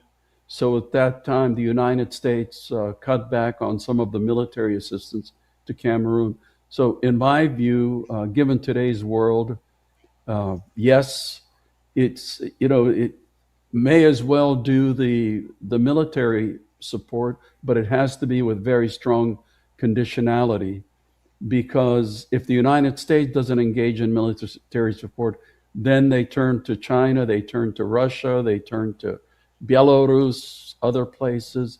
But conditionality is extremely important. Thank you, Ambassador. And as also a follow-up to the previous question, Brgie has offered the U.S. military base in Biafran territory, which would provide the U.S. valuable access to the Gulf of Guinea. We know how important the Gulf of Guinea is. We believe this is valuable, given increased terrorism in West Africa and the loss of U.S. presence in the Sahel. This idea of having U.S. military base in Biafra has been spoken about by foreign policy experts in Washington, D.C. What do you think of this idea? Again, I cannot speak for the U.S. government, but obviously the United States is looking for strategic geopolitical areas for basing rights. So, in your engagement, that obviously would be something else that would be attractive for you to be putting on the table. Okay, thank you, Ambassador. I also have another question regarding this. Can the Biafran military force, the Biafran Defense Force, Biafran Liberation Army, be an alternative for the U.S. in the area of Nigerian military, similar to how the Kurds have been helpful to U.S. in Middle East? Well, right now, official U.S. government policy is to recognize Nigeria. So that kind of a question would only be applicable in the future if there's further political evolution that goes on. because right now, I mean, the United States of America deals with the Nigerian military, not with other components. Even in the case right now of Somaliland, which actually runs its own territory, it has an army, and I know that our own Pentagon would be very open to engaging with them, but their engagement is limited because the United States policy is still to view one Somalia instead of individually recognizing Somaliland. So, you know, your situation probably would be similar. So it would depend on future evolution. Thank you, Ambassador. Why our focus is achieving self-determination for Biafra, we do follow the event in broader Nigeria as well. Many have observed that Nigeria is no longer a democracy and is moving toward a one-party rule and is looking to rig the 2027 elections. What are your thoughts on this, and what should the U.S. reaction be if the 2027 election do end up being rigged? You may have a unique insight into this, given your time as U.S. Deputy Ambassador to Nigeria during the annulment of the 1993 election and the rise of Sani Abacha. Yeah, you know, I mentioned I was there when Bashir and Abiola actually won the election. I got to know him pretty well. And, you know, he was an extremely frustrated man because I think the results were obvious to everybody. But Sani Abacha, Sani Abacha made himself the ruler of Nigeria. So Nigeria's had a very precarious political past, and it is in very dangerous territory again. You gentlemen all know that there was an understanding, not formal, but an informal understanding, that Muslim presidents would be followed by Christian presidents. And there was also an understanding that if the president was Muslim, the vice president would be Christian, and vice versa. And we also know now that that agreement has been broken. We've had Muslim presidents now, I think, for, if I'm right, for over 10 years. So the political situation is precarious. There have been some fairly influential people recently, including some of your human rights champions, who have cautioned that if people don't look out, then the country's on its way to the same road that unfortunately we have seen in some other African countries of it becoming a single party state. I think, you know, when democracy was restored and Obasanjo became president, I think it was a very well-devised plan to make sure that there would be at least two, if not more, national political parties. And it would be tragic for the rest of Nigeria if that system was now overthrown.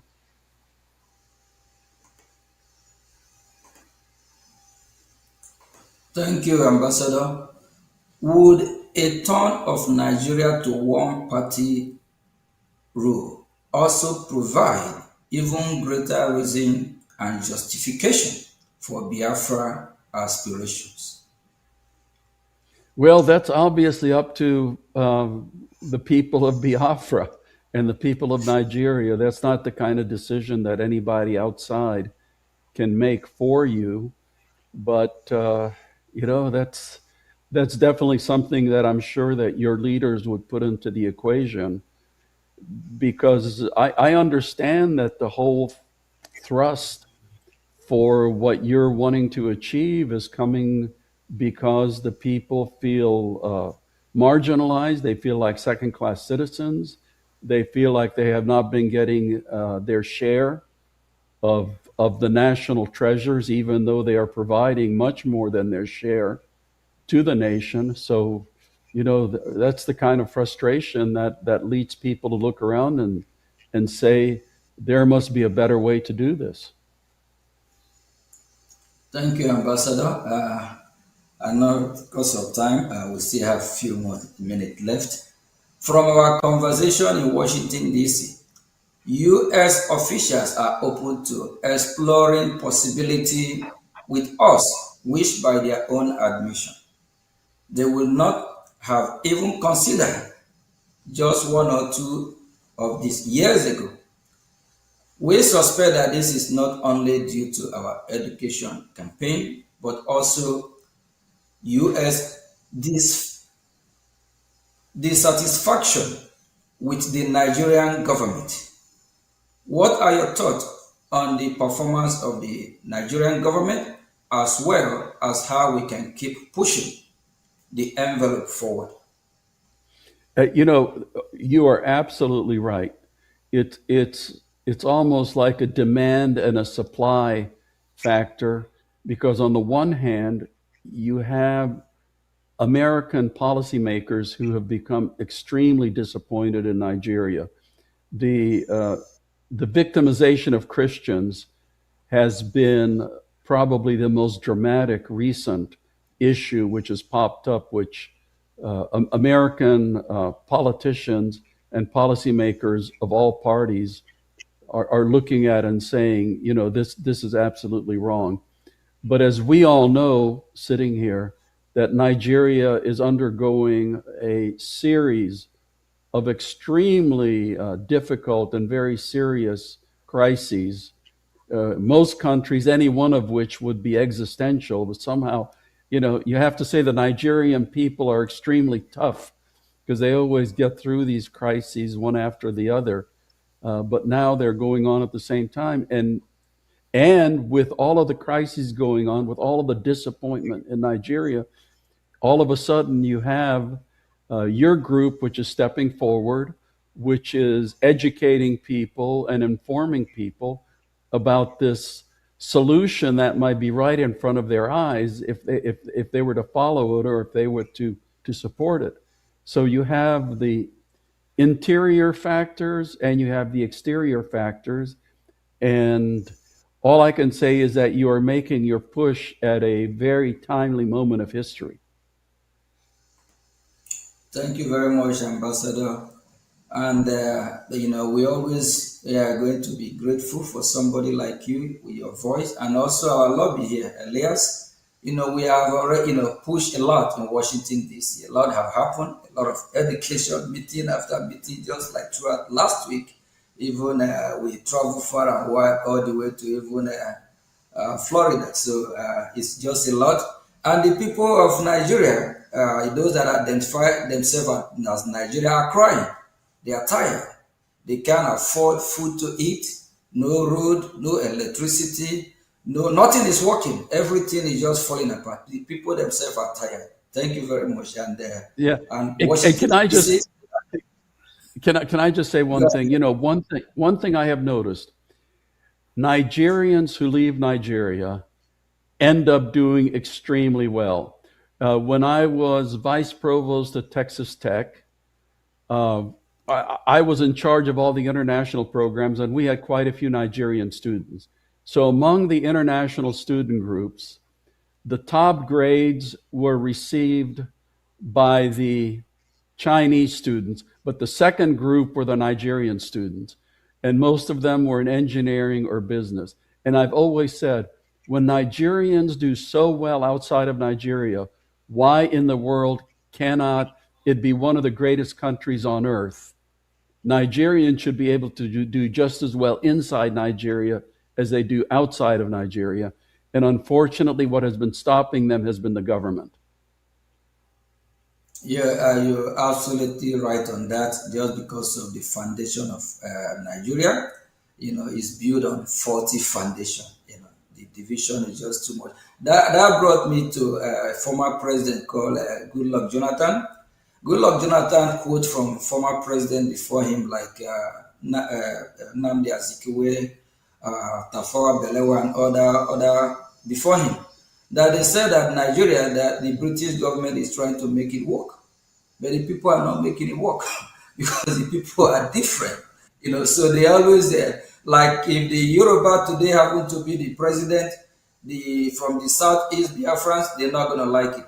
if the North happen to be the president, both the Southwest, Southeast, they have problem.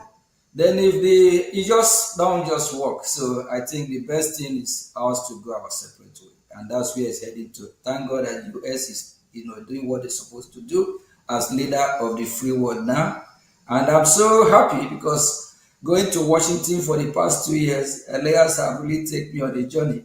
We have a lot of meet a lot of US. Actually, we have met with you, I believe, 3 or 4 times too. So, and what we hear coming from Washington, they are now beginning to shift, move from how they think about Nigeria before, because now they find out it's not going to work. Thank you very much, Ambassador. And just one thing I want to add, Prime Minister, too. I think another timely aspect, and Ambassador, you might find this interesting, is that unlike in the 1960s during the first Biafran civil war, when you had a strong sense of Nigerian nationalism, because so many communities throughout Nigeria had been marginalized, unlike in the 1960s, a lot of Nigerians outside of Biafra, people from other tribes and other regions of the country, are not opposed to what the Biafrans are doing because they themselves have been victims of either bad governance in Nigeria or have been victims of terrorism and these general plights. So if you in monitoring and speaking with non-Biafrans, the mindset of a lot of not the government but the Nigerian people is, okay, if the Biafrans want to go, let them go, because we're also suffering a lot of the same issues. So I think the good thing is I don't think we're going to have a repeat of the 67 to 70 war, because a lot of people throughout the country see the flaws in the system and now personally relate to many of the things that the Biafrans have gone through. Granted, the Nigerian government is, of course, vociferously opposed to the to what the Biafran aspirations are, but putting the government aside, I think in terms of the general population, even outside of Biafra, there's a lot of, if not sympathy, at least understanding. And I don't think the Nigerian government will even have the moral support to engage in heavily militarized conflict against the Biafrans. I think what they're doing against the Biafrans is already unpopular throughout the country. Even many non-Biafrans have criticized the Nigerian government for their heavy-handedness in dealing with the Biafrans. And I think from a population perspective, I think many things are moving our way. Of course, the Nigerian government has its vested interests, and they'll be much more aggressive towards the Biafrans for the foreseeable future. So I just want to add that perspective as well. Thank you very much, Elias. And Ambassador, I know we have thrown a lot of questions on you. You just have a few more to go. And it actually shocked me, and I believe it shocked other people when they see this, find out that the same people that have been massacred today, like the Middle Belt, both the minority in the North, these are the same people that fought against Biafra, killed Biafrans in million. And these are the same people that years ago, all of them be campaigning one Nigeria to save Nigeria. The same Nigeria they try to save is killing them. So they themselves, I believe, they want to leave, they want to exit Nigeria. They are getting tired. We need to save the life of the Middle Belt, minority in the North, even the Muslim moderate, whether Muslim moderate or whatever, no one deserves to die. So, each region just have to go their separate way. I believe even the North will live better on their own, the Southwest will be better on their own, the Southeast, which is Biafra, will be better on our own, and the Middle Belt, and they are good in agriculture, did not have a gold. There's gold in Zamfara, so the Southwest have minerals, and they also have a potential of surviving as a country of their own. We Biafrans also, we also survive on our own, of which if they don't, we will help them. Thank you very much, Ambassador. Ambassador, we have just 2 more questions for you. What are your thoughts on how Biafrans should frame the Biafran struggle to the U.S. government and to international audience who may be unfamiliar with the conflict? I personally think that Elias is eminently qualified in that regard because, the way to do it is to present very much what you were just saying, is that Biafra, I think, historically, the term was used in the 17th century, in the 1600s. So there is a distinct history, there is a distinct people, there is a close historical record. Then you had the horrendous circumstances of the war, the incredible suffering. I forgot if it was up to 2 million people who died. Now you're a region of anywhere from, I don't think there's been a census, but I know estimates go from 50 million to 70 million people in the region, very heavily Christianized. The last thing Biafra would want is to have any part of Sharia law, which exists, I think, now in 19 northern states of Nigeria.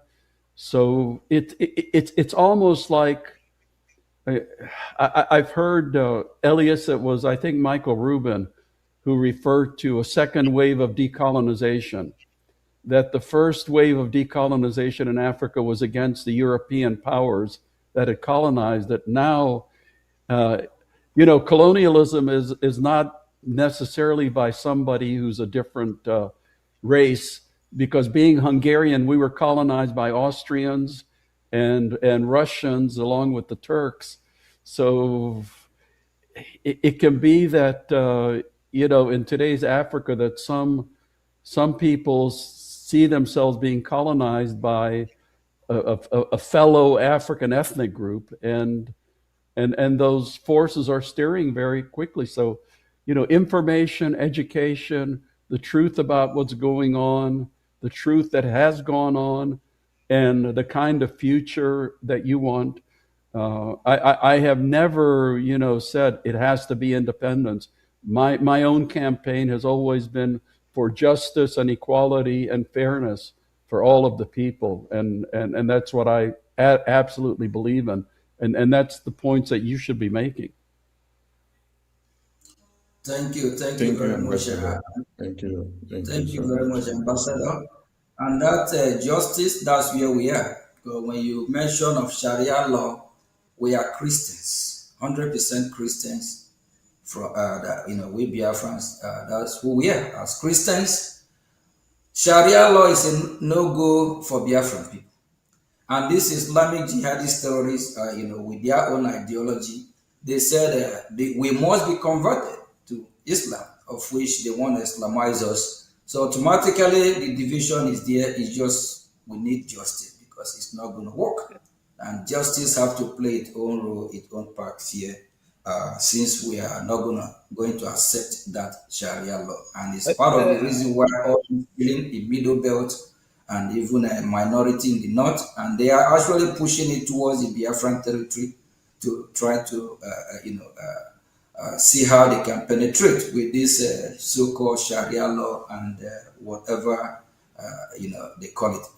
Elias, I just want to quickly add to this. This is not an overblown concern. This is a very legitimate concern. Senator Ted Cruz, for example, has introduced legislation addressing this issue of the spread of Sharia law in Nigeria. It's throughout the north, but what people are less aware of is that the radical Islamic politicians in Nigeria are trying to bring it into the Middle Belt and even into the South. So, for example, in some parts of the Southwest, what we call the Yoruba traditional territory, they're now discussing in some states the introduction of Sharia law, which is very, it's not native at all because, Ambassador, as you know, the Yorubas, they're a mixture of Christian and Muslim. They tend to be very moderate. Sharia law is really not indigenous to those people at all. And even with the Biafrans, Sharia law has not yet been introduced, but now the Nigerian government, for example, we've noticed propaganda recently talking about this concept of Igbo Muslims, which is very strange. And we see this as the beginning of what they're already trying to do in the Southwest, of trying to now push Sharia law into the Southwest. So they're slowly bringing Sharia from the north into the Middle Belt and even in the South now, or parts of the South. And if they continue to do that, I do think there's going to be significant unrest in Nigeria, not just in Biafra, but throughout other parts of Nigeria, if they try to impose Sharia on Christian or moderate Muslim populations. Yeah. And I think this is something the U.S. government has to be engaged on. Yeah. Yeah, because people should remember that the reason South Sudan split off from Sudan was the whole issue of Sharia law, because the South Sudanese were Christians or animists. Like me, they like drinking their beer. And when the extremists tried to implement Sharia law, that really added to the desire for separation and freedom. Yeah, thank you very much, Ambassador. Before I find a question, let me add something there. Let me add something, please. Ambassador, do you think with the Nigerian Constitution of 1999 having the Sharia law, since then down to this time, with the numbers of massacre of babies, women, and children that have gone so up to this very point, which also necessitated Senator Ted Cruz Accountability Act legislation invoked. We've seen like 5,191 in 2021. We've seen like 5,061 in 2022. We've seen 8,222 in 2023. We've seen 6,500 in 2024. 2025 has 7,500 Christians massacred. Looking at the future or in the next 2-3 years, do you think Christians have a hope or they will still be alive in Nigeria with the Sharia law? Absolutely. No, Christians absolutely have a hope, because they have to stand up and against this kind of what I call religious intolerance. If you remember when Sharia law was introduced in the northern states, the deal was that it would not apply to Christians. So when Ramadan came along, Christians were supposed to be able to continue their meals. Christians were supposed to be able to continue buying traditional beer and things like that, but that's not how it turned out. Now, when there's Ramadan in the Sharia states, everybody has to participate, whether they're Christian or Muslim, because they have their religious police. So, that, like I said, they tried it in Sudan, and the South Sudanese said, no, we are out of here. Take your Sharia law. If you want it, that's good for you, but we are Christians and we're not going to deal with it. Thank you very much, Ambassador. I think you just answered that question, that Christians have to stand up and have their own Christian country. Yeah. Christians in the middle belt need to stand up if they want to live, and they will be well better off having their own territory and worship their God. Then those that want to worship Sharia, they can go and have their Sharia. Thank you very much, Ambassador. Finally, what message would you like to send to the Biafran people and supporters around the world regarding international advocacy and the path forward? My message is that the people of Biafra have the same rights to justice and equality and dignity as anybody else, and it's for them to decide how they want it and to struggle for it.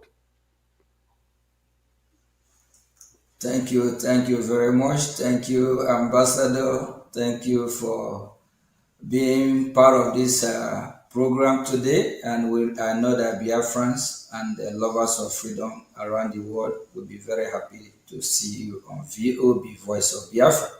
And Minister of Information, what do you have to say to our wonderful ambassador here, being in our show? I want to say a very big thank you to our wonderful ambassador, who has been the friend of the Biafran people, the friend of the Christians, and the friend of everyone that do not carry machete to cut off heads of babies, women, and children in their communities. And that brings me to the conclusive question to our ambassador as he showers us the grace. Nigeria pays terrorists and reintegrate them into their military formations.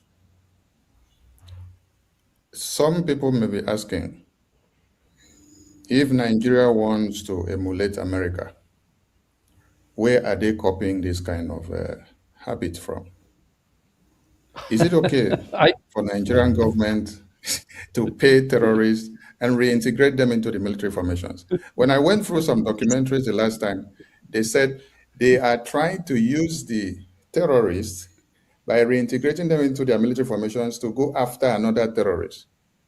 And these are the same terrorists that ruined their plan before they go out to attack the other terrorists. What do you have to say about this? Because I would have loved to hear if America is reintegrating the ISIS or the Al Qaeda into the U.S. Department of War. Thank you, sir. So do you turn the hyena into a guinea fowl by bringing the hyena into the guinea fowl house? I don't think so. Ambassador, what is that not the same playbook of Afghanistan by Taliban, right? Yeah, no. Anyway, listen, thanks so much for having me, and God bless you, and God bless your struggle. Thank you very much. Thank you. Thank you. Thank you. Bye-bye. Thank you very much for having you. Thank you. Thank you. Okay, Biafrans, we just, is this not wonderful? Having somebody like Ambassador Tibunage, is that not wonderful? And on the 4th of May, 9 a.m. Eastern Time, 2 p.m. Biafran time, we'll be having a Marco Rubin on our show. So please tune in as well. And, Marco Rubin is someone who we're really familiar with. And, he advocates for freedom of religion. He also advocates for freedom for oppressed one. So it's somebody that you will want to hear from him. Before we conclude, Honorable Minister of Information, I think you can take it from here. We have few, still have very few time. Then Elias, I think Elias, you go first before Minister of Information. He's the information minister, so he can wrap it up, and he will be the one to say we should stay or continue, because we are here in his territory. Thank you very much. Well, thank you, my honorable ministers. This was indeed a very historic and enlightening interview with Ambassador Tibor Nagy, who's a very storied diplomat here in Washington, D.C., who's played a critical role on U.S. policy in Africa. This was indeed an extremely historic interview, and I'm very proud of both of you and appreciative to the ambassador for his generosity in participating in this program. Thank you very much. Minister of Information. Thank you so much. I don't know how to express my appreciation, because every day we are making it work and we are making it better. I want to appreciate Honorable Elias for your good work for Biafra, and also our Honorable PM for doing what God has ordained you to do, because the tempo is getting high. So if ambassadors of America are telling you that reintegrating a terrorist into your military formation is a no-no idea, then it means Nigeria got this recommendation from a madman. Because it's only when you have some kind of recommendation from a madman that you will be tilting your head downward, and that will land you in the lagoon. And Nigeria has landed in the lagoon because that is what we are seeing today. Their military formations are overrun on a daily basis. And there is no day you sleep and wake up without hearing that babies, women, and children have been slaughtered, communities invaded. And the worst has happened that field marshals, generals, and commanders of the Nigerian military formations are taken down daily by the notorious Boko Haram terrorists. The list goes on and on, but like we said, Biafrans have hope because we have created the space for that, and Biafra Republic government in exile has done it. So I appreciate all Biafrans. Please key in to our next upcoming Politics Insight. It was good having our lobbies in the show and having our PM and having Ambassador Tibonash. Thank you all from here. It is Voice of Biafra Television. Bye for now. Thank you very much. Thank you.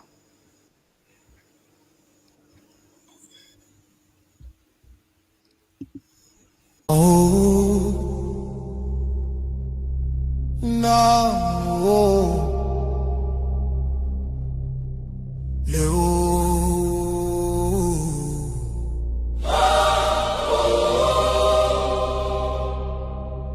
From every village, every city, from homeland to diaspora, hope is rising again.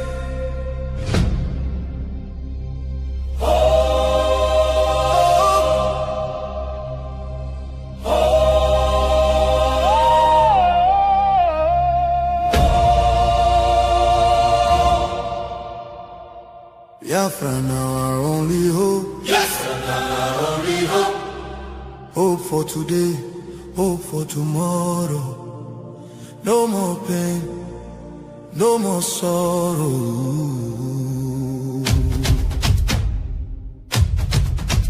Ha! We bring better news, make you head on clear. We get hope, now Biafra we dey see ya. Beautiful nation, shining bright justice and fairness. Now the light, Biafra go be one beautiful nation. Every Biafran go enjoy true freedom. Fine, fine country, shining nation. Justice and fairness, justice and fairness. Everybody equal, one love for rich and poor. Leader or citizen, no different, justice go speak with confidence. No oppression, no discrimination, rule of law for the nation. Truth and justice go reign forever. Biafra go get strong and better. Where your hope? Biafra. Who be your hope? Biafra. Waiting be your country. Biafra. No more suffering and smiling, no more fear, no more hiding. Respect and dignity for all. Every citizen standing tall. Free education, rich university, healthcare for every community. No more dying, because no money. Life go better for everybody. Biafra now our only hope. Biafra now our only hope. Stand up now, make we claim our Biafra now our destination. Women go deliver safe for hospital. Citizen go get support every month. Better roads go connect every city. Modern railways and airport. Clean water go flow for houses. Electric light go shine every night. Security go protect every family. Day and night, everything go right. You fit waka free for midnight. Go your road without fear. Kidnapping and violence disappear. Peace and progress everywhere. Mama and papa go get retirement benefits. Nobody go kill you for Biafra and go free. Now wahala, the person don't buy for him head. Oil and gas beneath our ground. Now the people wey get the land go control them. Resources go serve the people. Prosperity go spread for all. Anything we dey for our land. Now our citizens go manage them. Development go reach every corner. Nobody go suffer again. No vote buying, no rigging game. Election fair and play. One woman, one vote. One man, one vote. Your voice go matter every day. Biafra now our only hope. Biafra now our only hope. Hope for today, hope for tomorrow. No more pain, no more sorrow.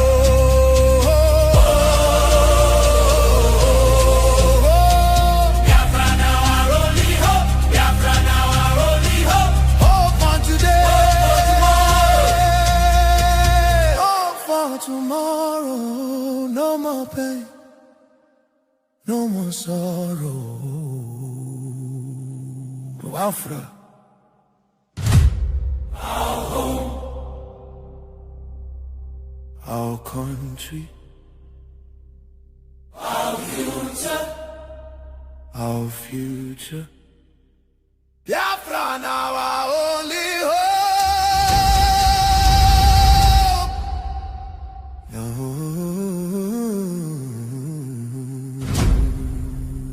Love can heal the deepest pain. Shelter broken, dreams erased. Hunger.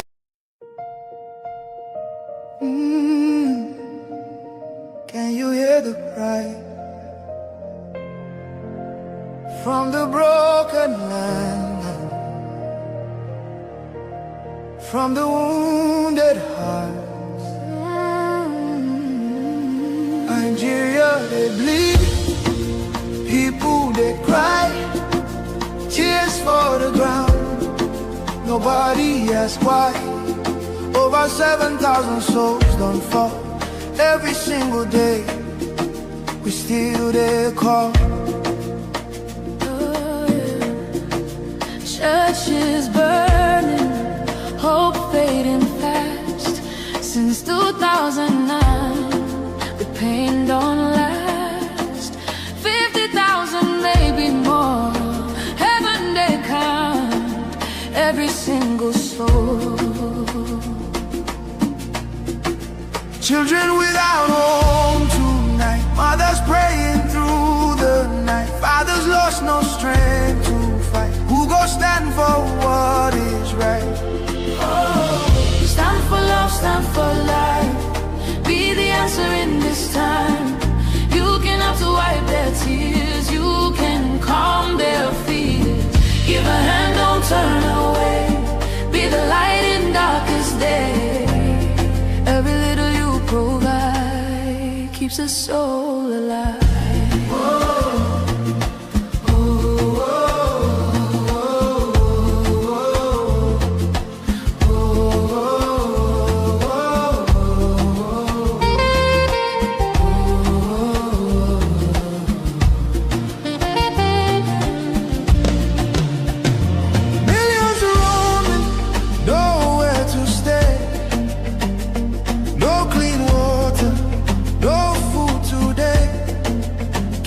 Voices crying in chains, silent echoes filled with pain.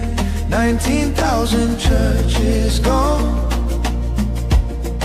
but faith still rising, holding on. In the ashes, hope remains. Love can heal the deepest pain.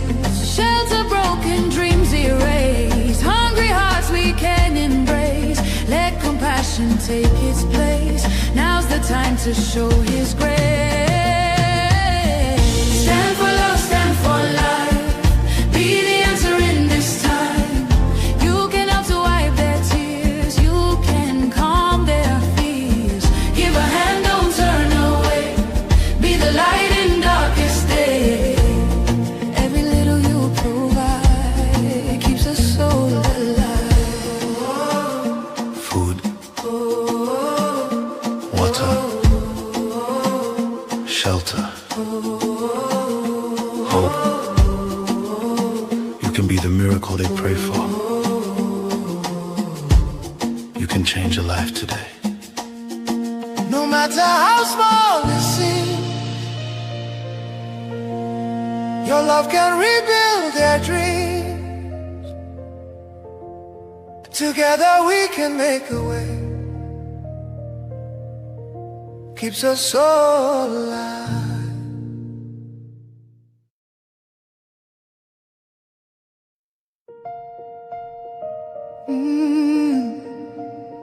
Can you hear the cry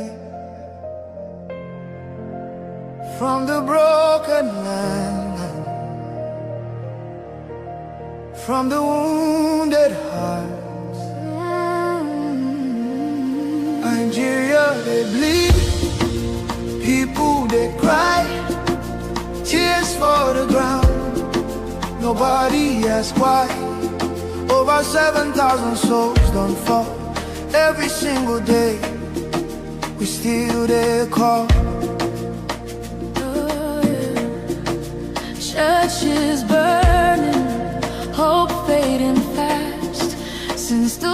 2009, the pain don't last. 50,000, maybe more. Heaven they count every single soul. Children without home tonight, mothers praying through the night, fathers lost no strength to fight. Who go stand for what is right? Stand for love, stand for life. Be the answer in this time. You can have to wipe their tears. You can calm their fears. Give a hand, don't turn away. Be the light in darkest day. Every little you provide keeps a soul alive.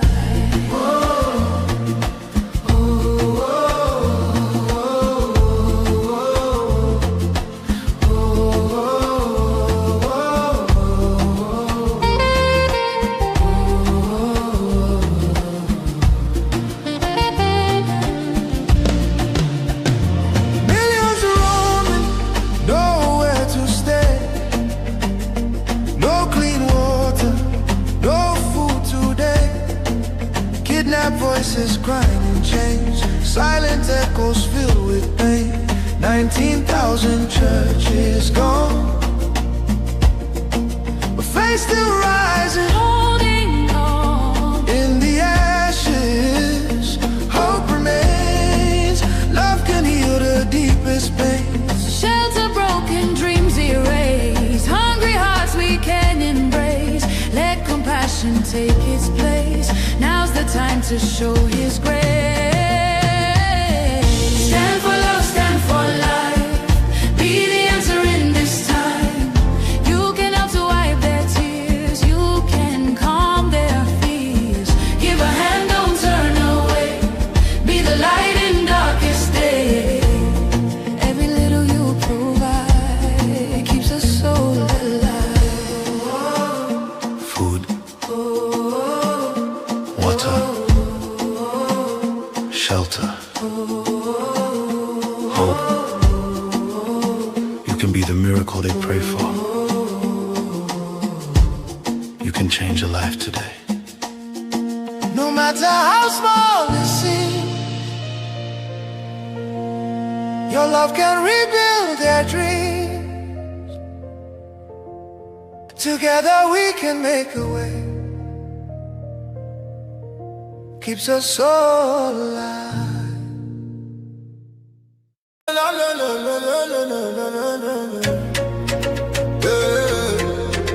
Turn 'em up. From Biafra land to the whole world. Now who they talk? The voice of Biafra. We know they hide again, we don't show face. True don't wake up, enough fit erase. From village squad to overseas, everybody they have frequency. We they stand the dig bar, no shaking. No more silence, we they breaking. From the east side to the diaspora, now we be the real voice of Biafra. Biafra, make them hear us. Biafra, nobody can stop us. Biafra, fire they burn. Anywhere you they make you tune and turn. Signal down strong, we don't reach everywhere. From Africa go Europe, then they hear I'm clear. We they talk truth, we know they fear.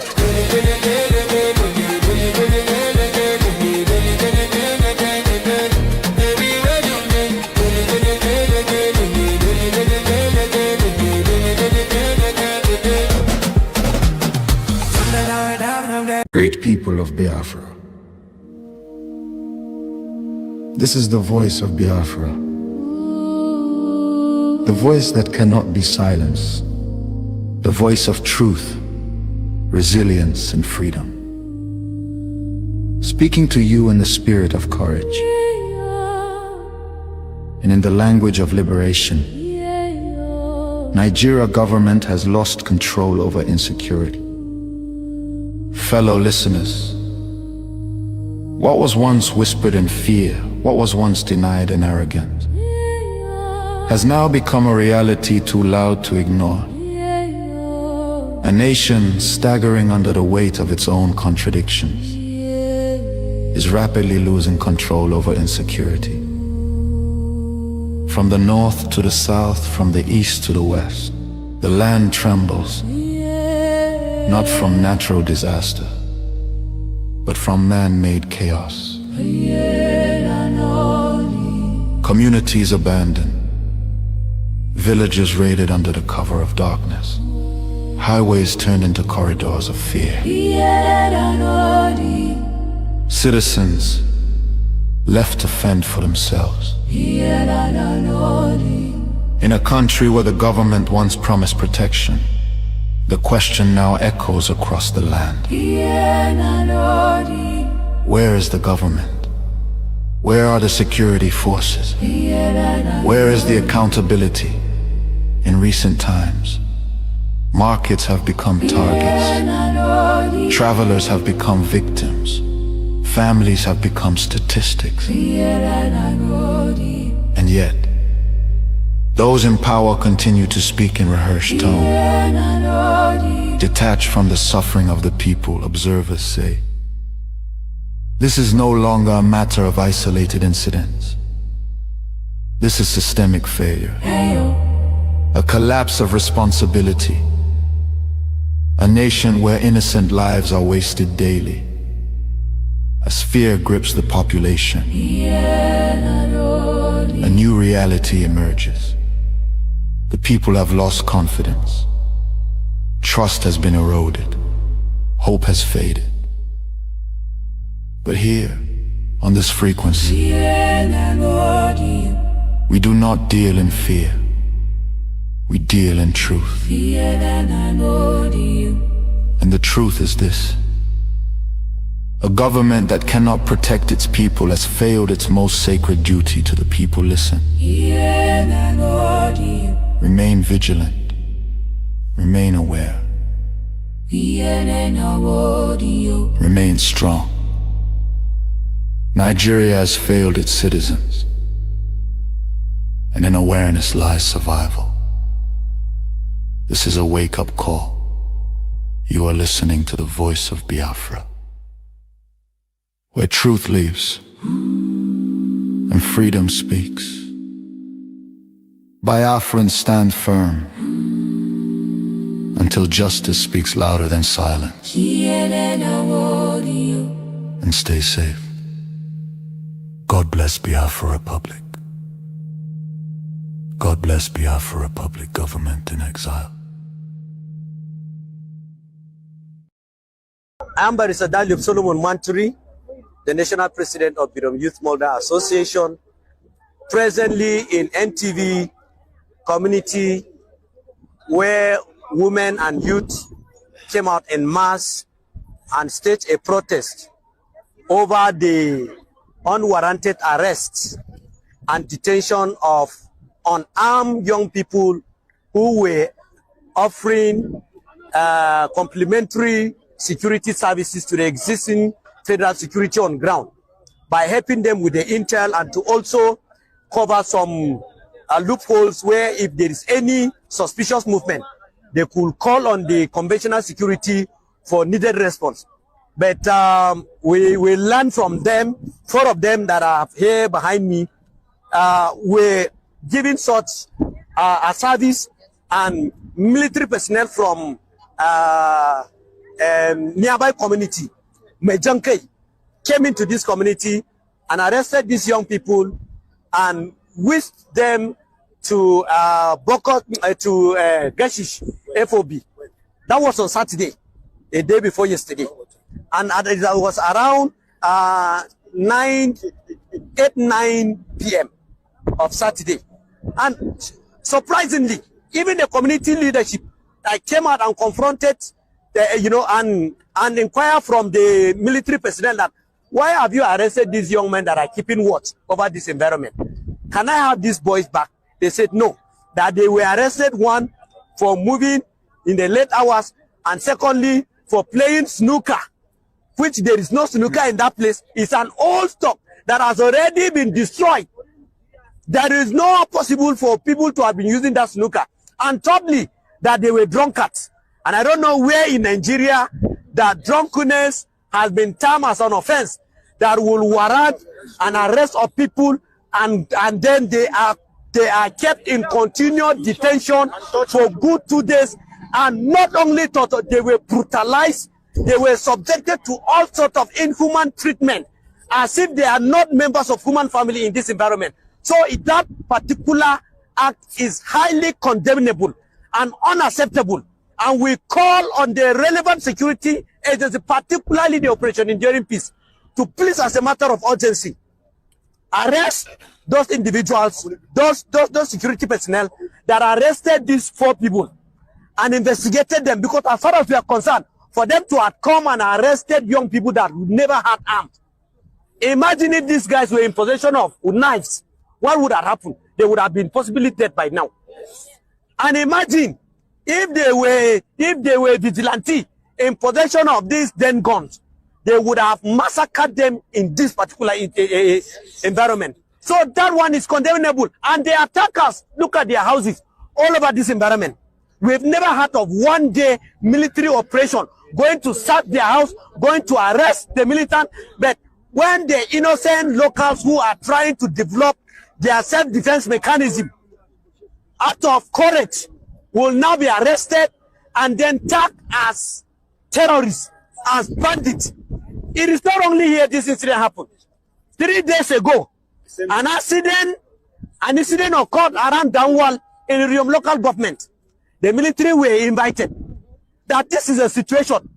When they went there, the young people that gathered courage to evacuate one of the victims that was brutalized and injured fatally by the Fulanis and their terrorist cohort, when they were rushed to the hospital, on their return home, the same military went and arrested these young people, tagged them as Birom terrorists, circulated their photos, and today they are in detention at the STA facility in Jos. The question to ask is that, who then are the killers of Plateau people? Who are the ones giving encouragement to the armed people to come? Because if unarmed and few individuals that are trying to stage a defense self-mechanism in their location against external intruders that come with sophisticated weapons and then are arrested and are not in any way, the communities are not giving security cover, how much more then of our security as people in this general area?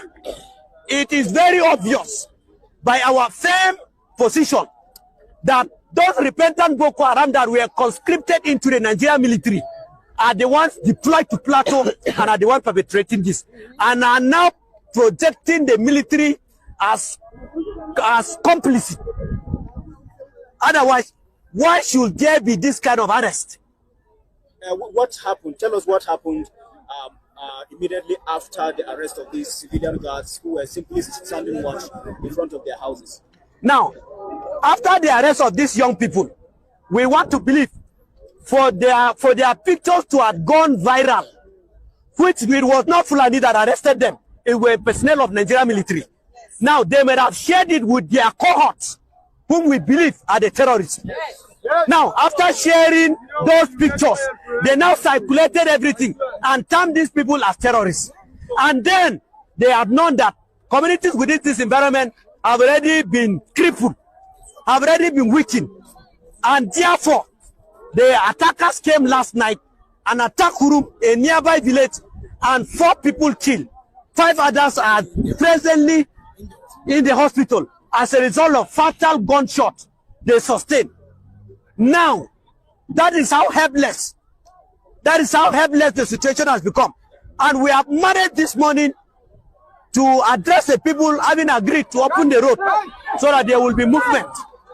Therefore, we are calling that please, as a matter of urgency, there should be an overhaul in the military architecture so that our people here can breathe and breathe well. If the military family is not ready to fight terrorists, then they should better be taken back to the barracks and be replaced with Nigerian mobile policemen so that they can come and man the security, because people are losing confidence daily on the Nigerian military on daily basis. The attackers, the terrorists are killing them. The attackers are also killing us. Instead of us to join hands in synergy to fight against the terrorists, you are now weakening and crippling communities that are staked their self-defense so that the attackers will come and have their field day. Did something happen in Shannon? And the same last night, there was another attack in Shono, close to security point. And 2 people were killed. 2 princes were killed. The former traditional ruler of Shono was also, a sustained injury, and a pastor. They are currently on admission. And then we have not seen the military coming to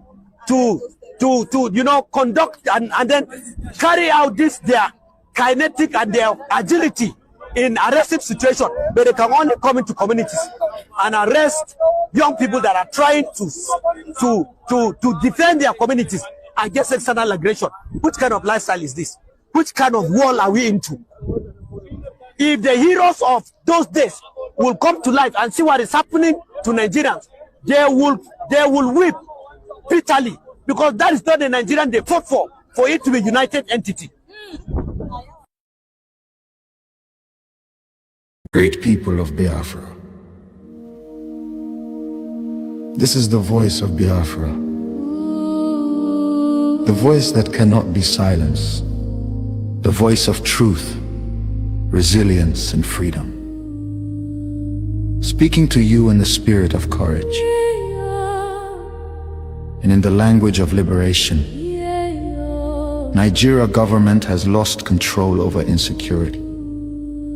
Fellow listeners, what was once whispered in fear, what was once denied in arrogance, has now become a reality too loud to ignore. A nation staggering under the weight of its own contradictions is rapidly losing control over insecurity. From the north to the south, from the east to the west, the land trembles, not from natural disaster, but from man-made chaos. Communities abandoned, villages raided under the cover of darkness, highways turned into corridors of fear. Citizens left to fend for themselves. In a country where the government once promised protection, the question now echoes across the land. Where is the government? Where are the security forces? Where is the accountability? In recent times, markets have become targets. Travelers have become victims. Families have become statistics. And yet, those in power continue to speak in rehearsed tone. Detached from the suffering of the people, observers say, this is no longer a matter of isolated incidents. This is systemic failure. A collapse of responsibility. A nation where innocent lives are wasted daily. As fear grips the population, a new reality emerges. The people have lost confidence. Trust has been eroded. Hope has faded. But here, on this frequency, we do not deal in fear. We deal in truth. And the truth is this. A government that cannot protect its people has failed its most sacred duty to the people. Listen. Remain vigilant. Remain aware. Remain strong. Nigeria has failed its citizens, and in awareness lies survival. This is a wake-up call. You are listening to the voice of Biafra, where truth lives and freedom speaks.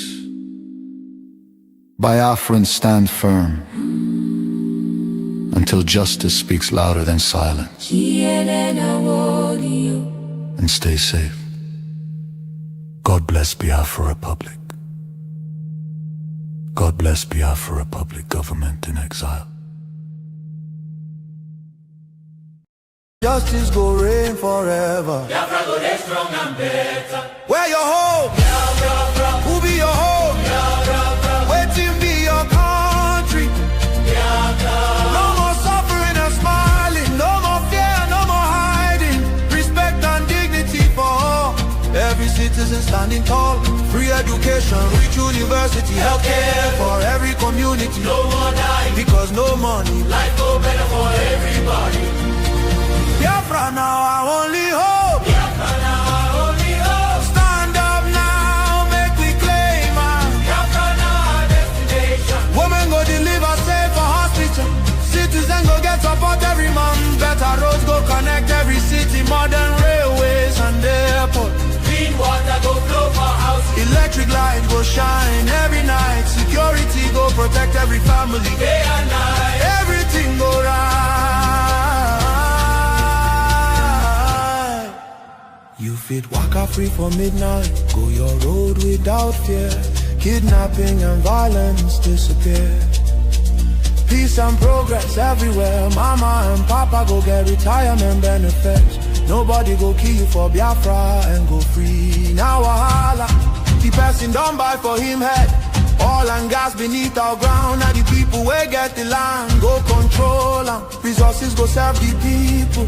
Prosperity go spread for all. Anything we dey for our land. Now our citizens go manage them. Development go reach every corner. Nobody go suffer again. No vote buying, no rigging game. Election fair and play. One woman, one vote. One man, one vote. Your voice go matter every day. Biafra now our only hope. Biafra now our only hope. Hope for today. Hope for tomorrow. No more pain, no more sorrow.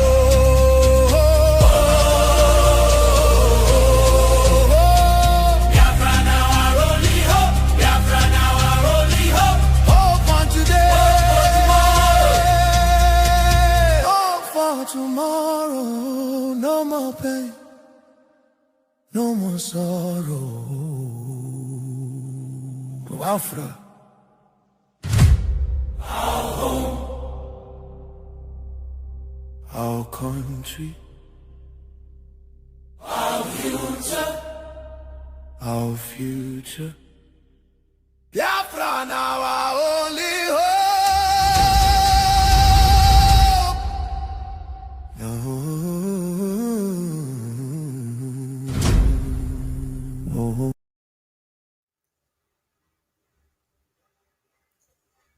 Greeting, fellow Biafrans and our allies and viewers all over the world.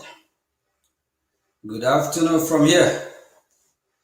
With me, I have our lobbies, Elias, Washington, and Madison.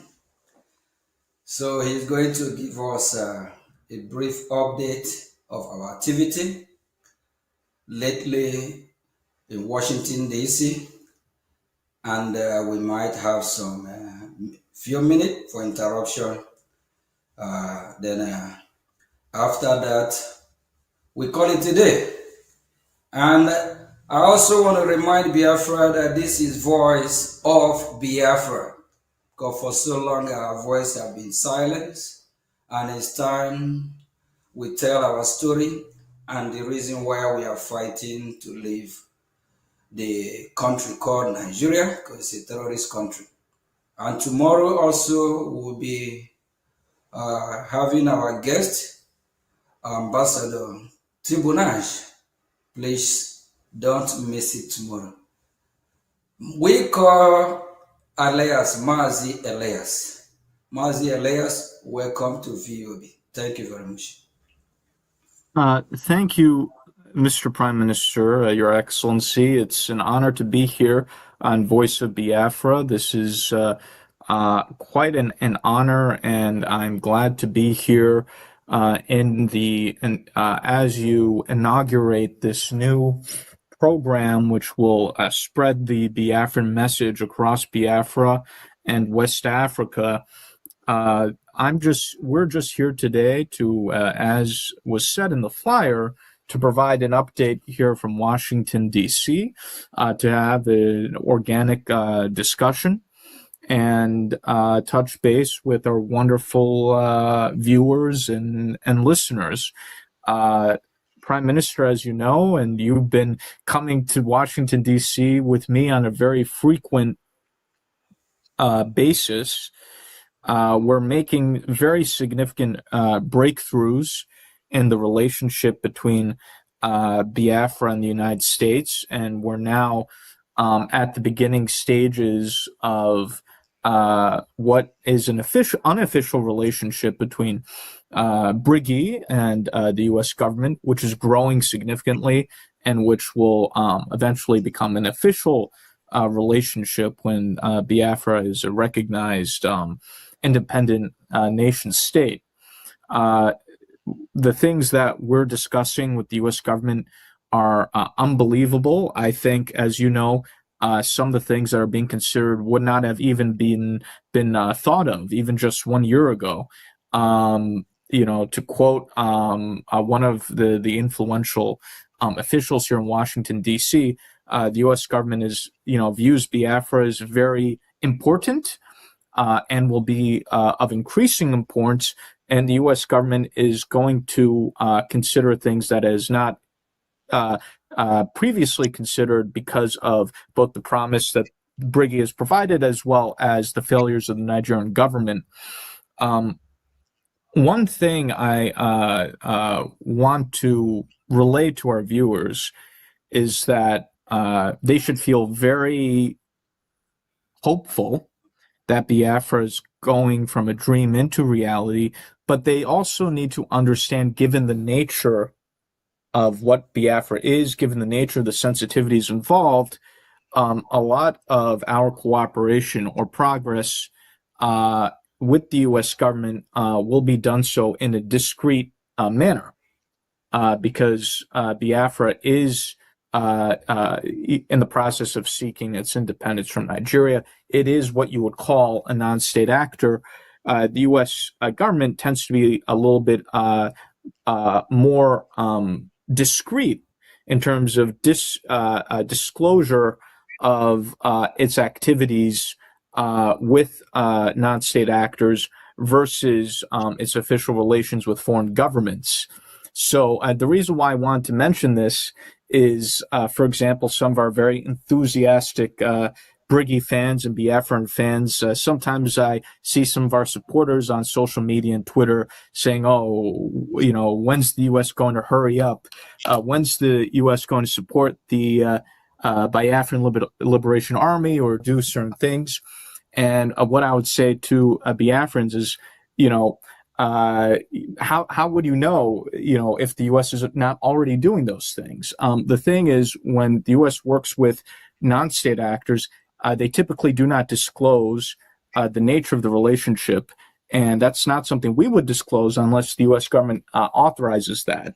So for example, when the U.S. government worked with various Syrian rebel groups, for example, to effectuate democratic transition in Syria, that program was a secret program for a number of years before it was made public information.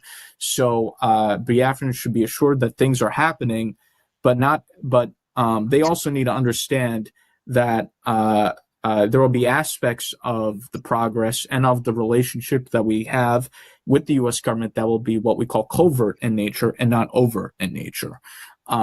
So I think many people will be astonished by the progress we're making, by the things that are being considered. And over time, I think certain things may be made public when the time is appropriate. But we are trying to bring Biafrans along by publicizing the aspects of what we do that we can. For example, photos of meetings, with U.S. officials. And we saw the Prime Minister had that very nice photo of him posted by a very senior Trump administration official, Leo Terrell. And he had a very there was a nice photo of the two of them that the Honorable Mr. Terrell posted. So we will be publishing our meetings, but the discussions that we have, the sensitive programs that are being considered are not things we'll be discussing publicly, not at least until our counterparts in the U.S. government think it's appropriate to publicize certain activities. So I just want to tell Biafrans that if they know what me and the Prime Minister know, I think they'll be very excited. And we will continue to carry everyone along to the extent we can by publicizing certain meetings and certain activities. And I think that's what's distinguished the Biafra Public Armed Exile, is that when we have meetings that we publish those meetings. And so the Biafrans have a sense of the activities that we're doing. And there's a fine line between discretion and transparency, because, we want to show that the Biafra government wants to show that it's doing the work. At the same time, the Biafra government wants to protect confidentiality. And so it has to thread that needle in the middle of both demonstrating accomplishments while at the same time protecting sensitive discussions. And I think the Biafra government is doing a good job of balancing that. So I want to say that this is a great honor to be here. I think the progress we're making, to be honest, is even much faster than I had anticipated. And my message to Biafrans too is you have to stay focused, you have to be serious, and focus on the goal and not get sidetracked with drama or nonsense. So thank you very much, and I'll turn it over to you, distinguished Prime Minister. Thank you. Thank you very much, Honorable Elias. It's like every other day, we do have the opportunity to meet, because just like for the past few weeks, it's a lot of meeting, yes. And we actually have to travel outside the metropolitan area, which is Washington D.C. area. We travel far away from Washington D.C. So all for Biafra. We just want to encourage Biafrans to be hopeful that our freedom, is here. And you touch light on something I really want to ask you, that if somebody have even whisper on your ear 2 years ago that what we have achieved and where we've been today, that we're going to achieve this milestone, what will you say? Oh, people have admitted to me privately, they're shocked about what we're doing. 2 years ago, what we're doing, the accomplishments we have, what the U.S. government's considering, people, if you asked someone 2 years ago, they would have told you, oh, you're completely crazy. So it's amazing what we've achieved. The environment is completely different than 2 years ago, even from a year ago. So things are very quickly shifting in our favor. And as you know, Prime Minister, certain individuals who didn't even consider Biafra now seriously considering Biafra, people who thought that, oh, this is completely unrealistic, all of a sudden they want to come on board. So it's been a very big shift, even within the past 6 months, I would say. Even it's like on a monthly basis, it's now shifting in our favor. Yeah, just like Ambassador, that will be at the VOB tomorrow. 2 years ago, if you have asked him to come to Voice of Biafra, the name Biafra, they were like, what? Because Washington, D.C., have not really know much about what is happening in Nigeria and how bad Nigeria situation is. So the Biafra Republic government in exile, we actually do a lot of work, lecturing, talking. Like our last meeting, if you recall, we spent almost 2 hours, right? Elias, correct? Yes. Yes. So, talking, and now Washington ear is wide open. They want to listen. And the good thing about it is that most members of Congress, they are willing to be part of this. They want to be involved because, it's disturbing seeing what is happening from Nigeria, how they are killing, hanging people, beheading people, burning people alive. It's disturbing. Even our last meeting, I recall asking this member, They want me to show him some horrible. So I'm glad that Washington D.C. Now start talking about Biafra. And the last hearing of which Senator Ted Cruz just a few days ago he was there, and Dr. Wale was there. Even Mike Hanoi, you see them, like somewhere like Mike Hanoi, just few months ago, even few weeks ago, when you talk about Biafra separated from Nigeria, he will tell you no, no, no. So we can hear him say that, it's time to divide Nigeria. It's an option now. It's no two ways about it. And we also hear from former President Trump advisor, Dr. Wale, also talk about Biafra. So Biafra must be free, and we are glad that people in Washington, congressmen and women, are now reasoning with the Biafran people, because this truth is out there. It's no longer hidden. You can just tell that even after the president of the free world warned Nigerian government to make sure that they secure, they secure the life of innocent citizens, whether Biafra or Nigeria. What is still end up massacre after massacre, killing after killing. So Washington don't want to turn a blind eye anymore. And we believe that after Iran, we we believe after Iran, Nigeria will be next, because Nigeria is actually a part two of Iran. They work together. Iran also sponsor a terrorist in Nigeria. Even in northern part of Nigeria, you agree with me. We know based on our information, Hezbollah is supposed to be in Lebanon, correct? But Hezbollah is in the north of Nigeria.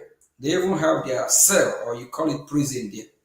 So, and Biafra people are so glad that they have you on board, and we have done a lot. And like my speech a few days ago, I said I have heard a lot have echoed in this ear about why Washington have not been talking about Biafra before now. And we're glad that we are correcting all the mistake with good leadership and steady leadership. And very soon, Biafra will be free. So glad that we have you in our VOB. And as you knew, I don't know, when is the last time you heard CNN or BBC talk about the genocide happening in Nigeria or in Biafra land? Please, when is the last time you record?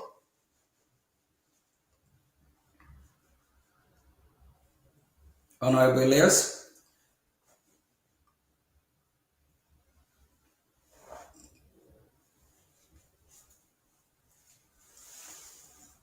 Honorable Elias, can you hear me? I think we lost we lost him.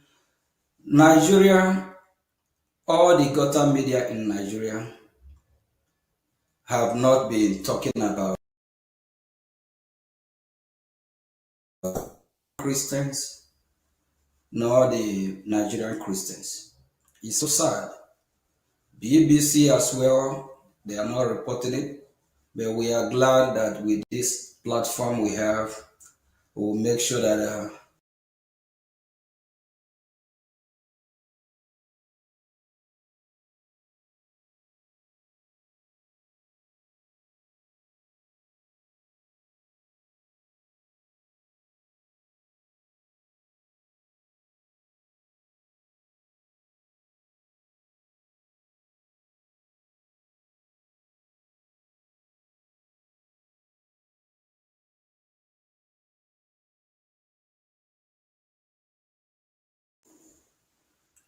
Hello? yes, I think we lost connection. Am I coming out now? Yes, I apologize. I must have been an internet connection issue. I got frozen and I had to log out and re-enter. So I apologize for missing your remarks there. Okay, yeah, I was actually asking question, right? When is the last time you hear this gutter media from Nigeria, whether it is Arise, Channel News, CNN, because CNN is actually worldwide. So, and BBC. When is the last time you hear from this news media channel talking about the genocide against the Christians in Nigeria or the Christians in Biafra? When is the last time you recall? Well, I think the seminal moment was when, with the involvement of our extensive lobbying education campaign, along with some of the other pro-Christian groups here in the United States, when President Trump declared Christian genocide in Nigeria, and it became a worldwide issue. And our role in the education campaign of the U.S. government was highlighted in international media. As far as I recall, there's not been that much attention on Nigerian Christian genocide or the Biafra issue previously, at least to this extent.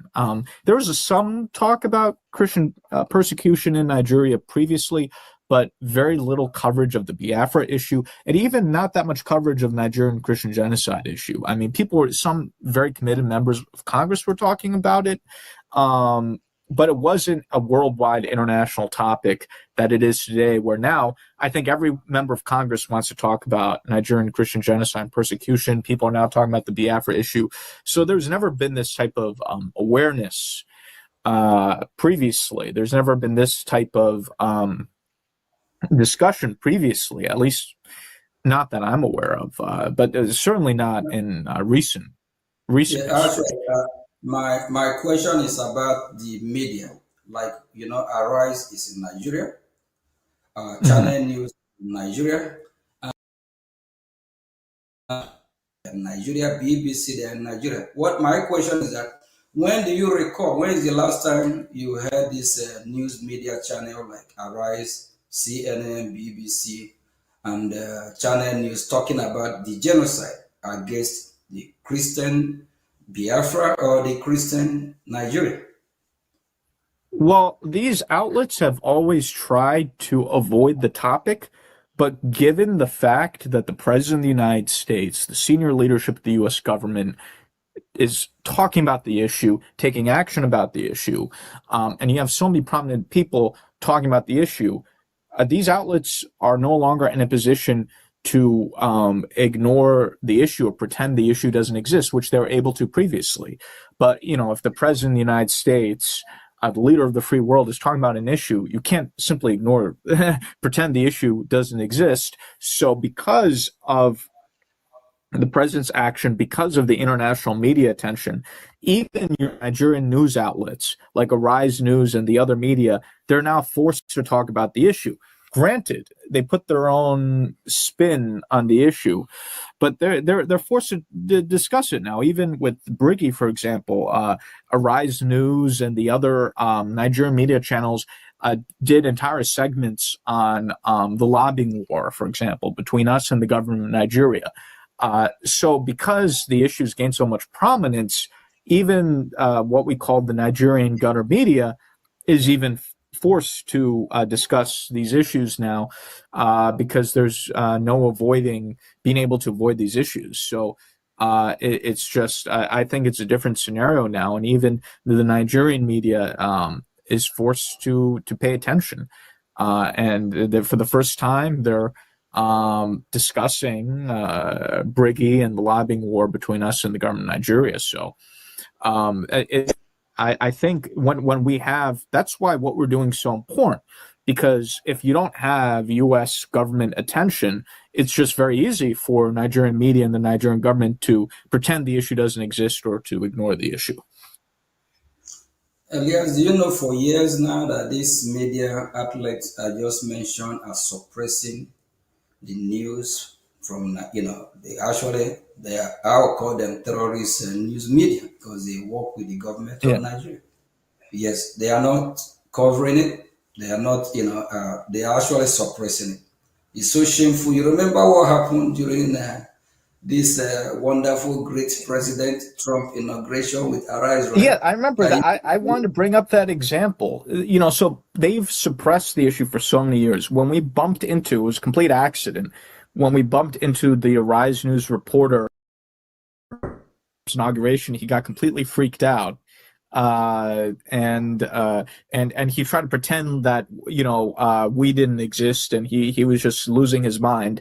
Those days are over now, because they've suppressed the issue for so many years, and their policy was pretend the issue doesn't exist, or they would briefly mention the issue from time to time, very brief, in a brief way. But this is a completely different situation now. They can't suppress the issue like they used to. And the Nigerian media is in an extremely difficult position now, and that's why they're forced to talk about us now, because of the international support that we have. And I think that's making the Nigerian media very nervous. But you see, because what we're doing has so much is so heavyweight, Nigerian media is not able to pretend like they were in the past. So it shows you the progress we've made. They're forced to confront an uncomfortable situation now. They're very uncomfortable now that they have to talk about it.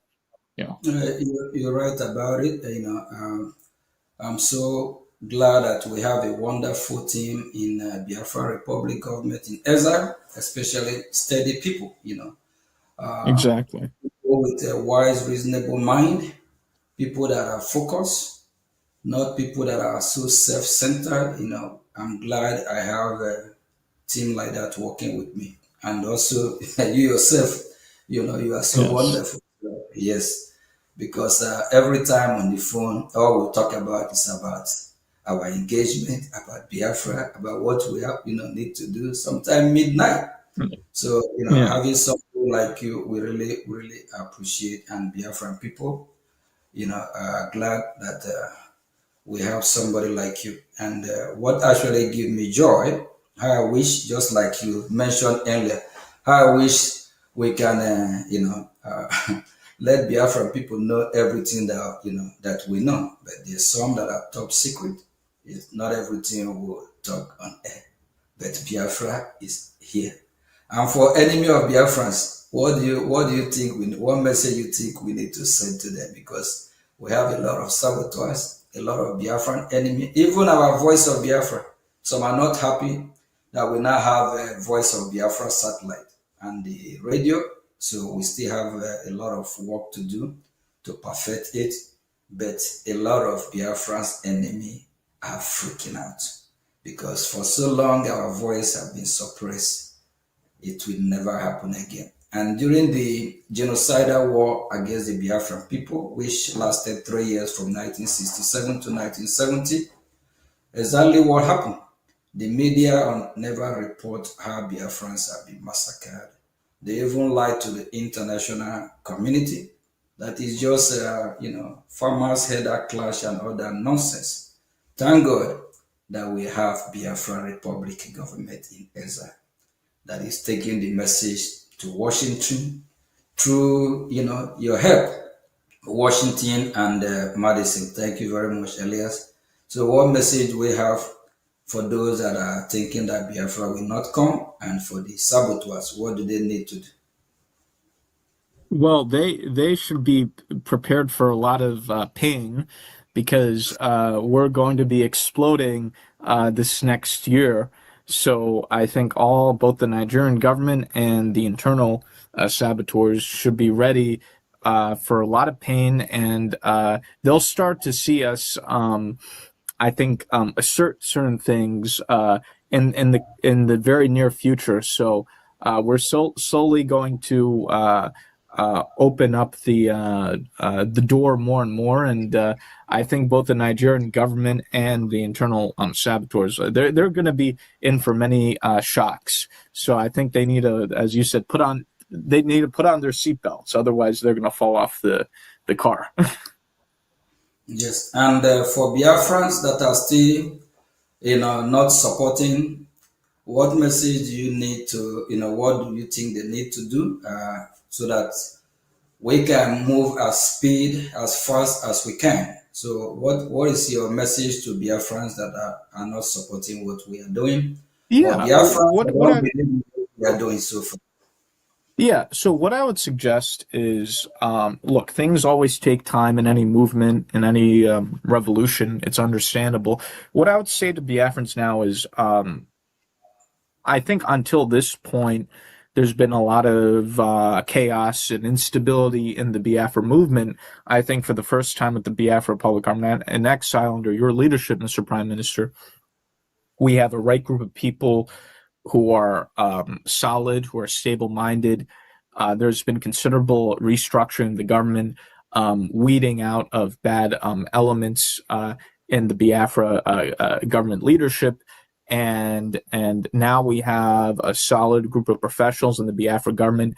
It's very solid, very stable. The right group of people, professional people, committed people, and we're undertaking things in a very serious way, in a stable way. So what I would suggest is to Biafrans who may have been a little bit disoriented, given the chaotic nature for in which previous Biafran organizations were run or things were done in the movement, I would say, no one's forcing you to do anything, but watch carefully what we're doing and use your common sense.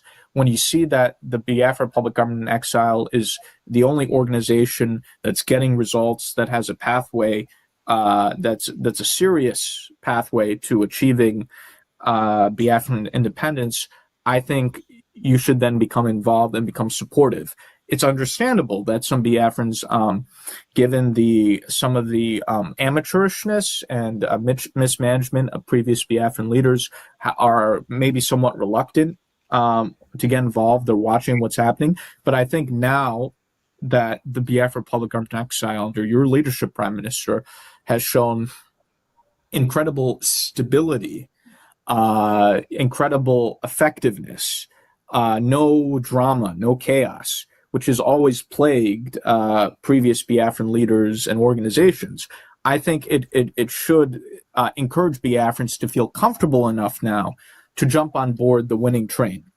So I think this is a turning point. For the first time, we have a Biafra organization with the right people, that's very stable and that doesn't have any crazy drama or nonsense. And I think that's very important. I think for whatever the reasons, there was a lot of chaos and drama previously, but that's no longer the case. So I think because we're in the situation we are in now, that should encourage Biafrans to feel comfortable to now get involved with supporting the Biafra Republic Government in Exile. And there are many ways to get involved. Not everyone has to get involved in a public manner. You can people can support behind the scenes. So I think now Biafrans who should take a new look carefully at what Brgie is doing, and I think Biafrans who have common sense and who are thoughtful can look at what Brgie is doing and make a judgment for themselves. And I think based off of that judgment, they should be inclined to be supportive and to get involved, because I think Brgie is doing all the right things. And I think everything is now laid out in a way that Biafrans can now join in and be supportive.